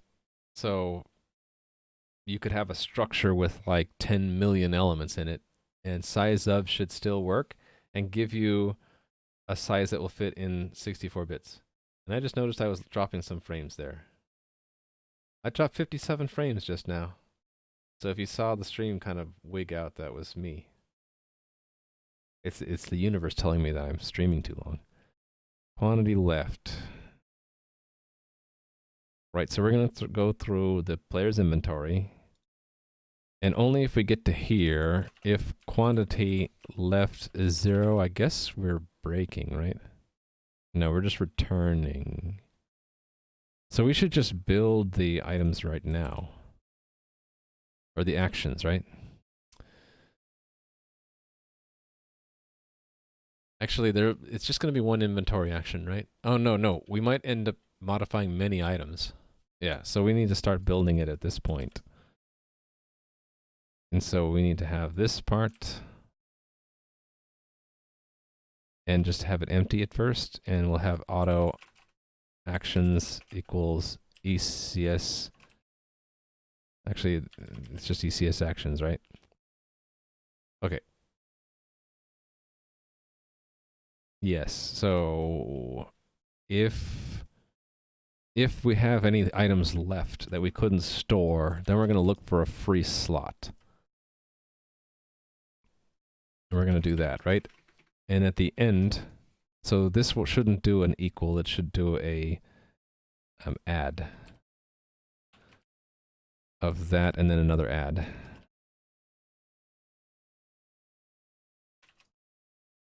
Yes. Like that.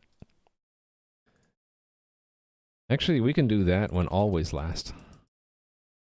There we go. And we should record whether or not that we've modified that the original stack, because we're either going to remove it from the world or destroy it completely, right?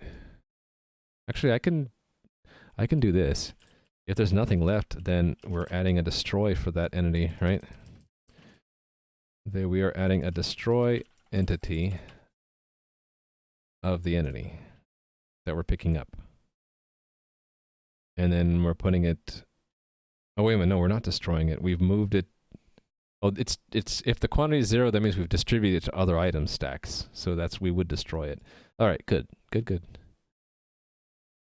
So this alone shouldn't break the other code that I had. Let me make sure it doesn't. The other pickup item test. Was that... This is this one.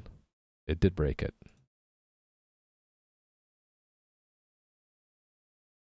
It didn't remove the position. Wait a minute, why not?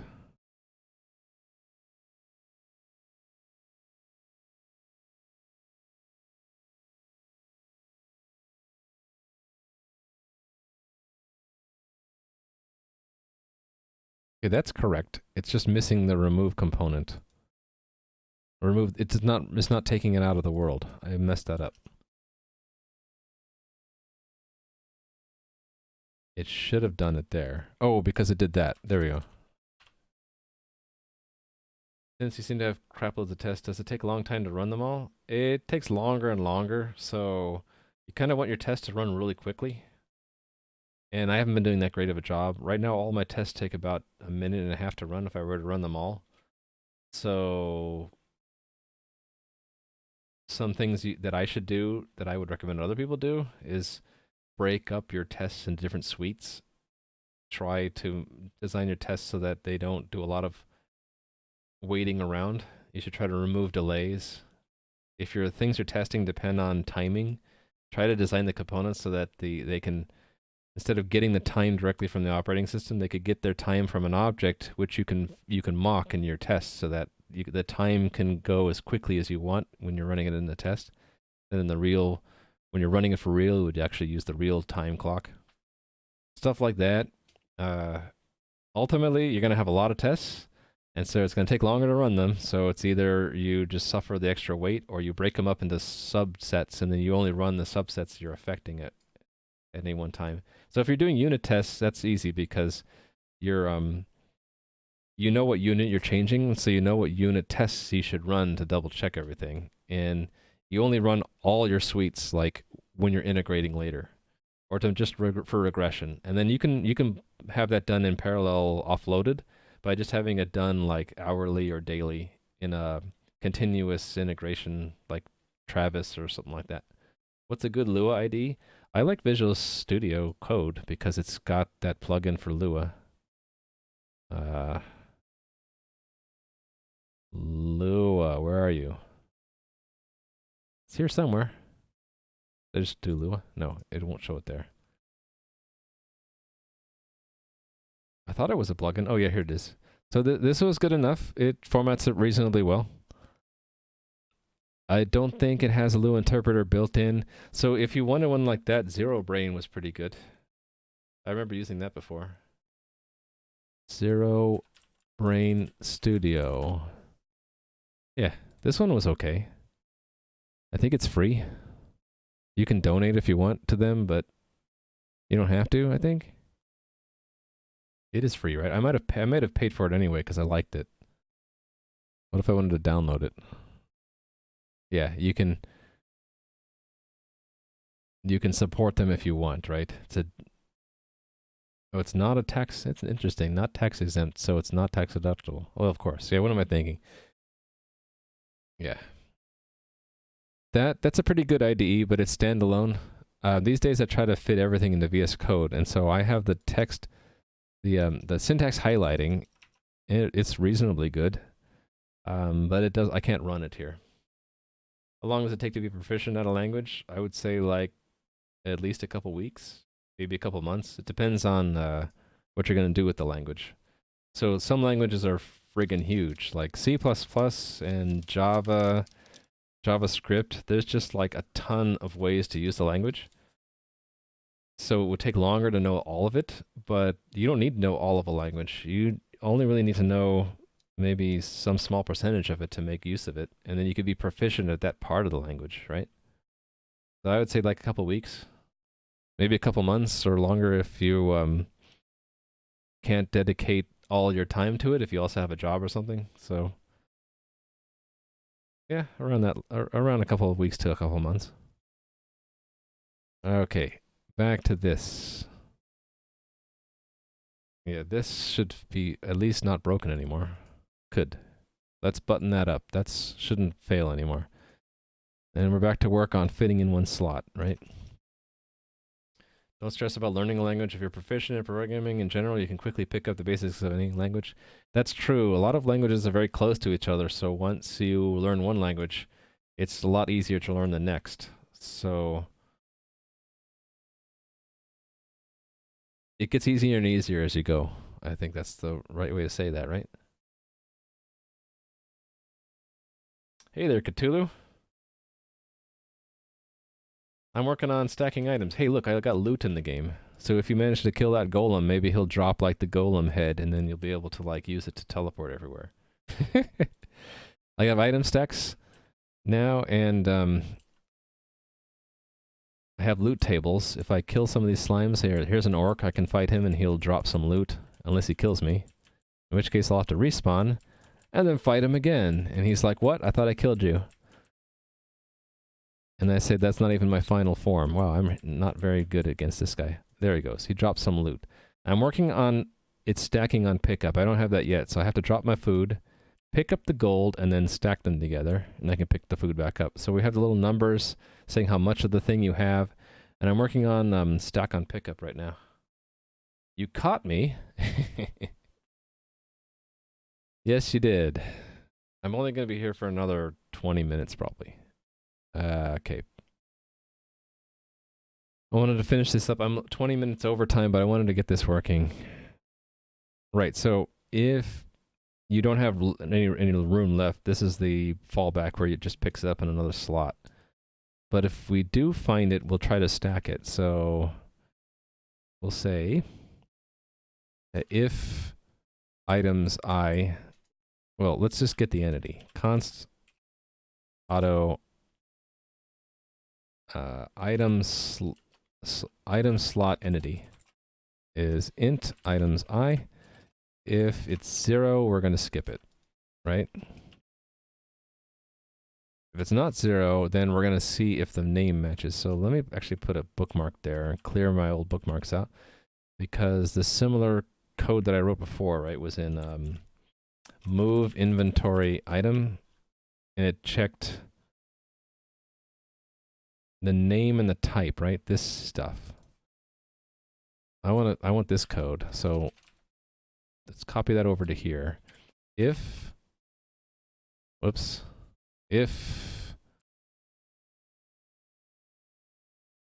oh, we have to look up the item. So this code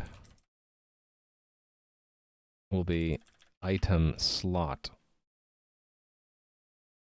is get entity component of type item with the slot item slot entity. And then if item slot name matches the item name, where's item? Item component. I should just call it item, shouldn't I? Or is item already a variable? No, it's not. I just rename that to item. I'd like to. Item. Actually, that's not generic enough. We'll say item to pick up.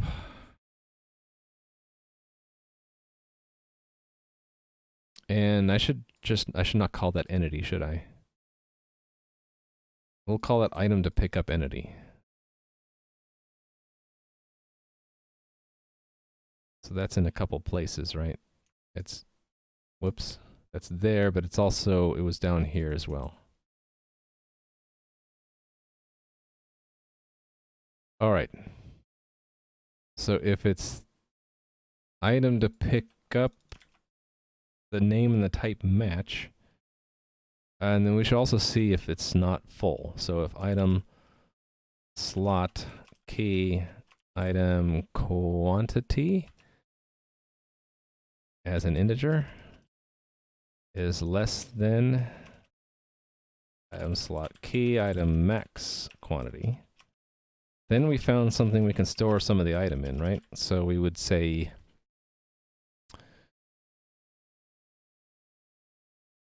so that we don't have to look these up twice. Let me grab them here. Const auto item slot quantity. Because this lookup is a map lookup, and I won't have to do it twice. Item slot max quantity. That goes there. All right. Then I can make that into one line so it's easier to read. Okay, so then we'll try to fill it up, right? So we would say const auto sum is quantity. It's item slot quantity plus quantity left, right? And if sum is greater than item slot max quantity, then we're splitting. Otherwise, we're storing the item completely in here, right? Finding a headless golem and smile. So you might take the head from the golem and put it onto another golem. No. Hey there, Mr. Balrog. Hey, I like that emote there. Is that Lana's emote for hi? I have my hi in response. Okay, so if it won't all fit, then it's a partial, right? So we'll do quantity left minus equal. So we'll need to calculate quantity split quantity, or quantity to store here will be the item slot max quantity minus quantity left, right? And then we'll subtract that from here. And we should also record that we had to change that item, shouldn't we? So I should, when up here I should say bool,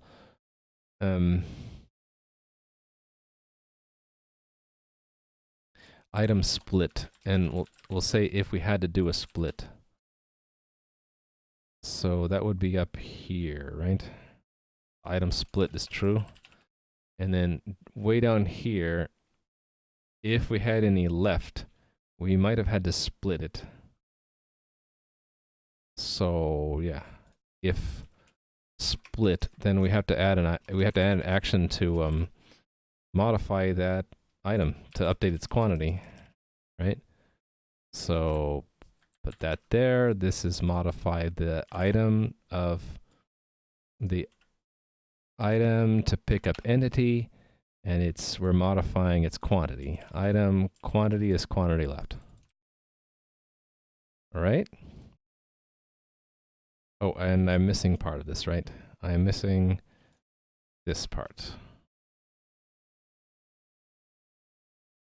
Indent away.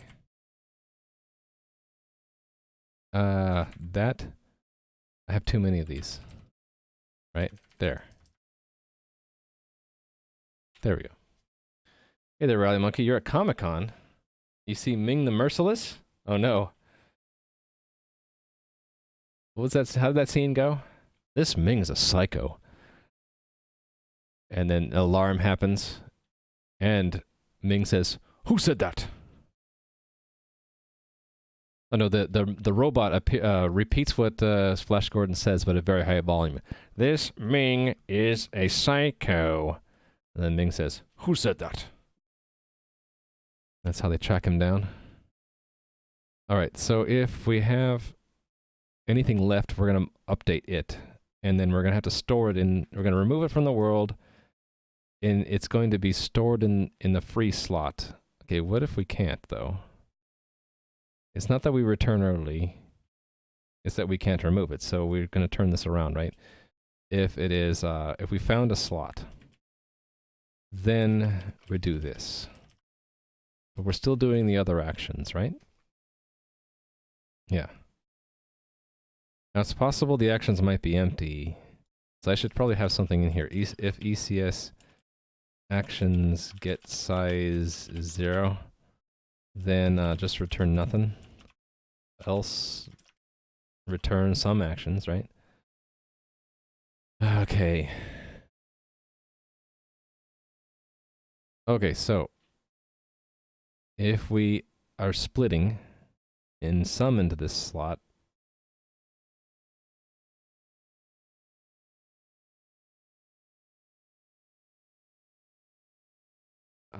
wait a minute. Shouldn't I just have this be a variable and default it to the whole quantity? And then if it doesn't all fit, then do that. Right? And then either way, we're going to store some of it here. So the storing is adding one of these actions. So we are updating the item for the slot. So that's item slot entity. And we're saying that its quantity is its previous quantity, whoops, plus the quantity to store here. Oops.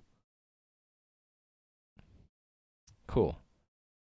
So that'll whittle away the quantity left. Oh, that should be moved here then, right? And if it gets to 0, actually, if it gets to 0, we should break out of here, right? Yeah. So this should actually, well, we just do a check here. I can move this down to here and say if quantity left is, I don't want to do less than or equal to 0 because it just looks silly. I'll just do a break. So we might stop looking at slots if we fill up, if we distribute everything out away. And then they won't go into here, and it will just destroy the original item, which is what I want. If it didn't, then it'll update the item if we had to split. It's possible we don't have to split it though, right? That's if we're moving it whole. So that happens if we never get into this if we couldn't find a slot. Okay, I think I got it. Do you have any tests in the front end? Not really. Because I try to minimize the amount of work on the front end. It hasn't really been successful, but my theory was do all the complicated work in the server, and the front end would just be a display, a thin display of the game. Yeah, but that's not really working out. So a Toulouse is probably, would probably say that I should have some tests. I should probably have some front end tests, but I don't have any right now. My bad. Okay, this isn't working. This fits in one slot. Why is this not working? Okay, what did we expect? We expected to destroy the original item, to update the quantity to 60, and to not change. It's still an entity 1, right? Yeah, what did it actually do? It modified entity 1, then destroyed entity 2. So it's just the order is backwards? Okay, well I can fix that. Just change the expected order. So we ended up just modifying the item in the inventory and then destroying the other item. Sure, I mean, it doesn't matter. The order doesn't really matter. Yay. Okay, so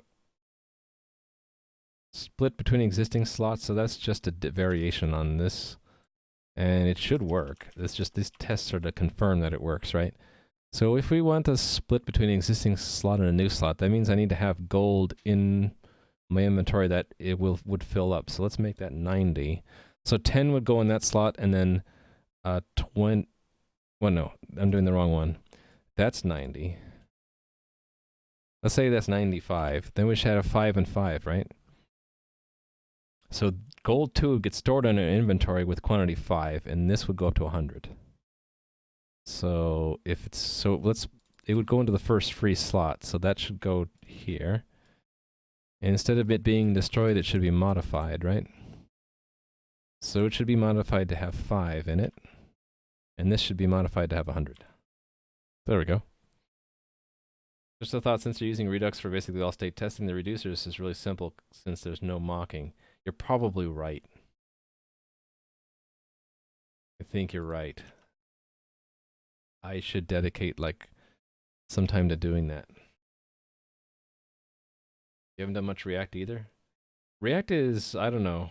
I think the React stuff is just building a DOM. I don't see the point in testing it since I'm going to see it immediately, but I do see the point in testing Redux. A lot of the bugs I've had in the front end were Redux bugs, and I could have tested that stuff by mocking the actions and state and stuff like that. All right, so does this pass or not? No. Why not? What did it actually do? It put all of it going way over the maximum and it destroyed it. So that's totally wrong. Let's see if the setup is maybe wrong. 1 has 95, 2 has 10. Yeah, so it just completely annihilated itself. All right. It gave me way more gold than I deserved to have.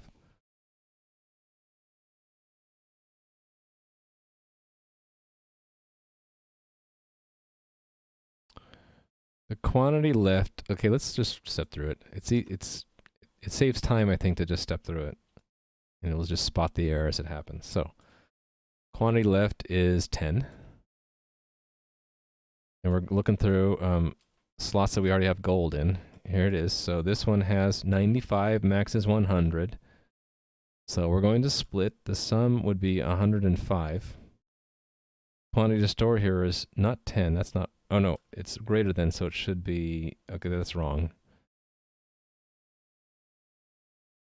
It should be, okay, it's minus the quantity, the item slot quantity. That's what it is. That goes there. But hopefully that's the only bug, because I really need to finish my stream. And I want this to work. Let's run these just to make sure they still work. Ooh, do I have an infinite loop? What's going on? Would that be here? Yeah. That's interesting. Let's debug that and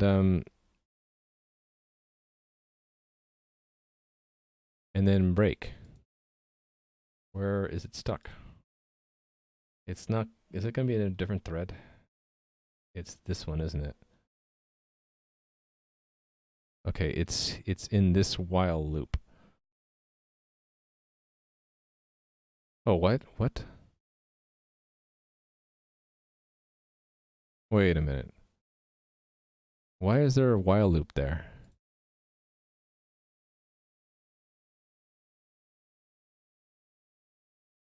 This should just be an if. Yeah. Maybe that was a bug before. I didn't notice it.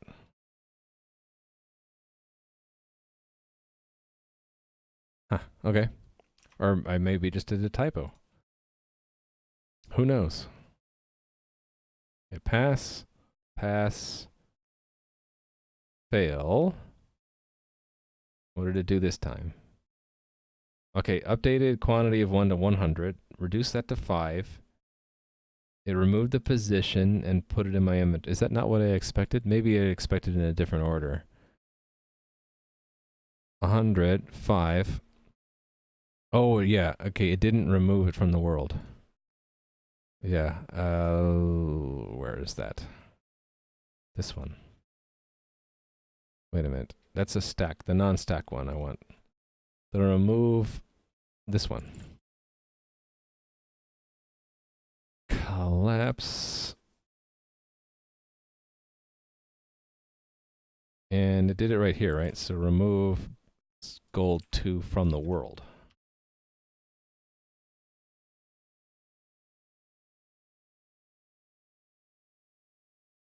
Yep, okay, good. So then that's between a slot and a new slot, and the next one is it just fits into 2 existing slots. So we'll have 3 gold entities then, right? So we'll think a third one. One with 95 and the other with let's say 10 and then 10, right? So 2 will be the one in the world. So 3 is the one not in the world. So we'll put a 3 here. And so it should destroy the entity really and fill up 1 and the rest in 3. So that should fill up 1, and then 3 should be changed to have 15, right? Because it was started with 10. Yep. In fact, let me make it a different number. Let's make it 40, and then it should go to 45. And then it should just destroy the entity 2. And then this should have gold 3 here and null here. Yep, almost 5 hours today. I'm having fun. This is a very important capability to have, right? I probably just have these orders wrong. So fills 1 up to 100. It modified 2 down to 35. What? And then it put it into the inventory. Okay, it didn't count right. It didn't count right. Oh no, this is the wrong number. 3. There we go. Fixed it. There we go. Let's try again. Hey, it works. First try. After I fix the test. Okay, and then split between the slot and the world. Didn't I already do that here? No, I didn't. Okay, so wait a minute.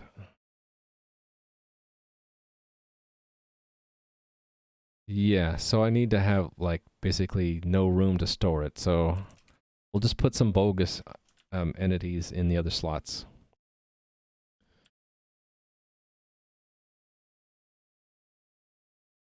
Or actually, we'll just reduce the number of slots that we have, right? Let's just have only one slot in the player's inventory. That's the easiest. So we have one where we have space for 5 gold, and we have 10 gold to pick up, and there's only one inventory slot, right? So it should fill it up, and then reduce that to 5, not take it from the world, and this should just have the one entity in it, right? So it's still in the world, but it's less of it. That should work, right? Yay. First try. And then pick up stack no room at all. Alright, well, that's easy. It's really easy to do. I just make the stack full of gold to begin with.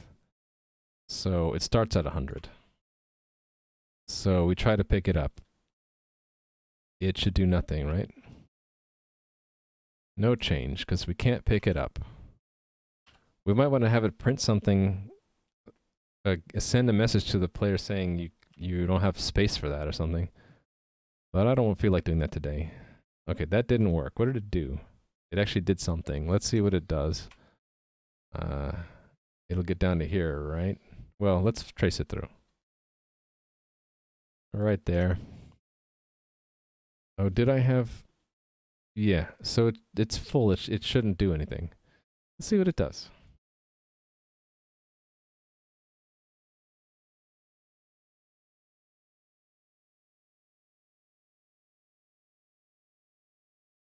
Quantity left is 10. Going through the slots. It has no room for it there. We're done. Quantity left is 10. Item split is false, so it skips there. It shouldn't find any free slot, so it'll skip there. And it'll go... Why is it doing that? Oh, it's modifying the... I think it should only do it if there are any actions to do, right? This should be empty now. Yeah. Okay. So this we should only do if we did something. So that should be there. If we didn't have any actions to do, then we don't need to modify the inventory. Yay! Alright, let's run them all. And then I'll try it in the real test game, and then I'll end the stream. Because, yeah, way over time. I gotta eat something. Gotta do chores. Uh-oh. And my Windows is gonna restart in 15 minutes. Let's have it pick a different time. Yeah, it wanted to do updates. So let's say, let's give me another half an hour. Yeah, bug me then.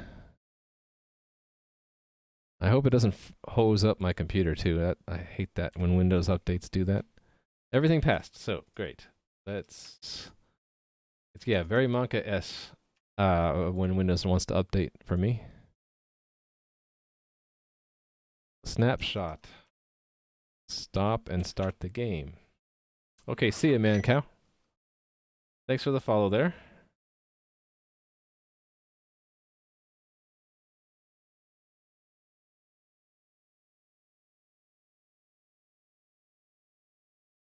All right, so we're back up and running.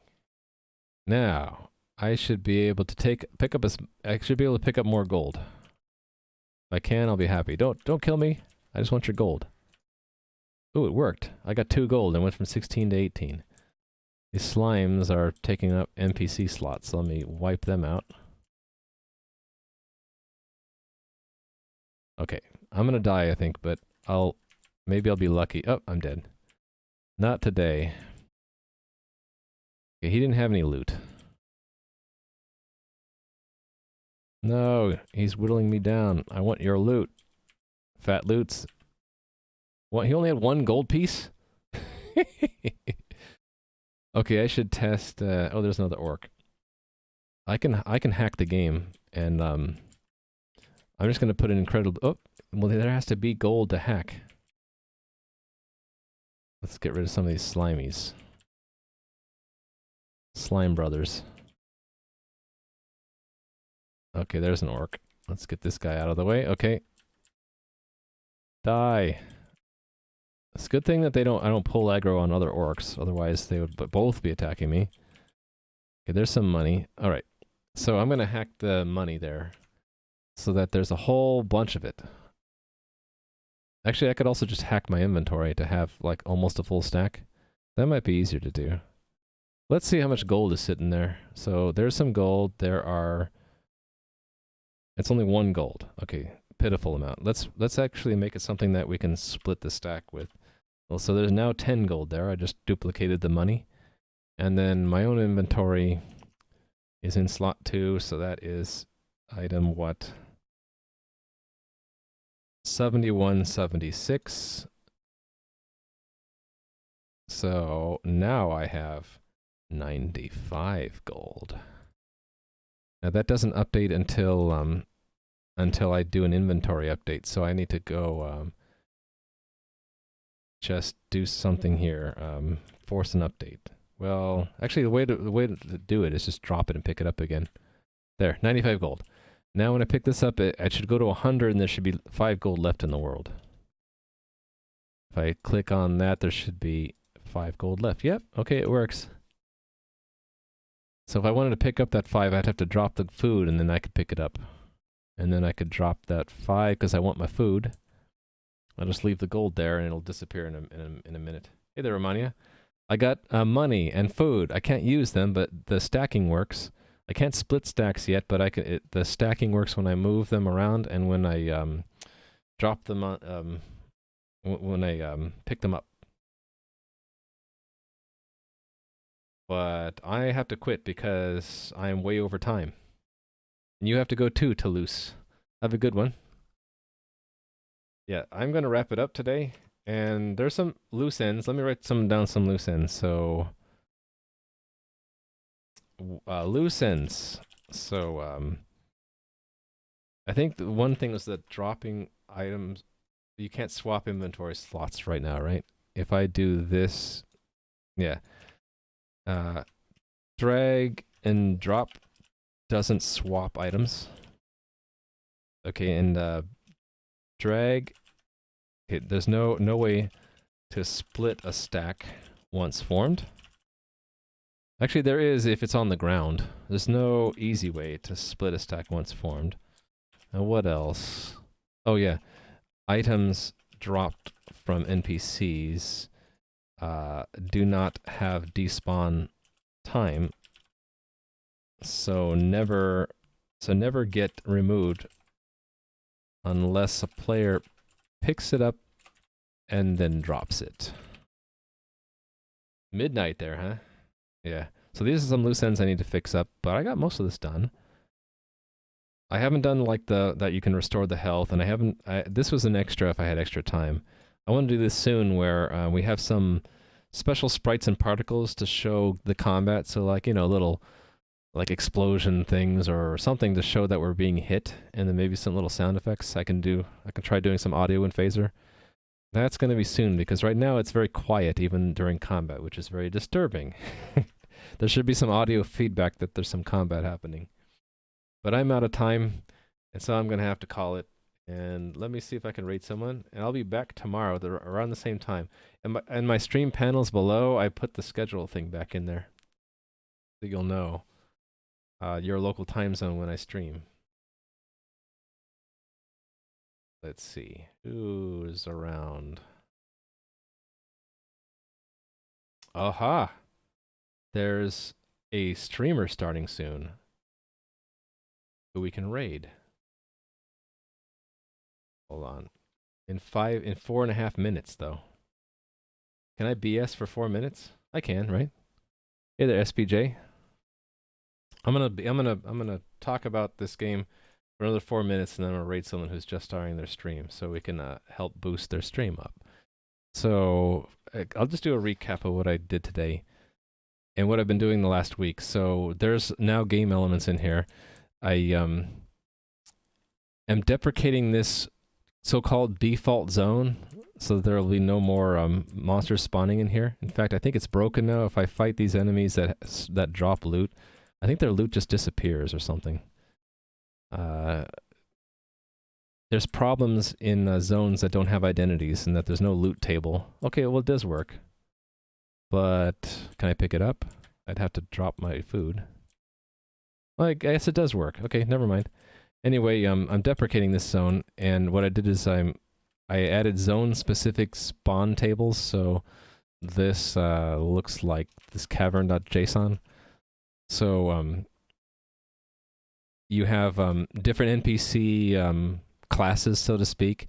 So in this class, it's the orc, and it has like for the spawn origin. Here are the coordinates on the map with that radius. So that means that around this area of the map, these orcs will spawn. And the slimes have a different origin over here. And it has like a range for hit points instead of a fixed number.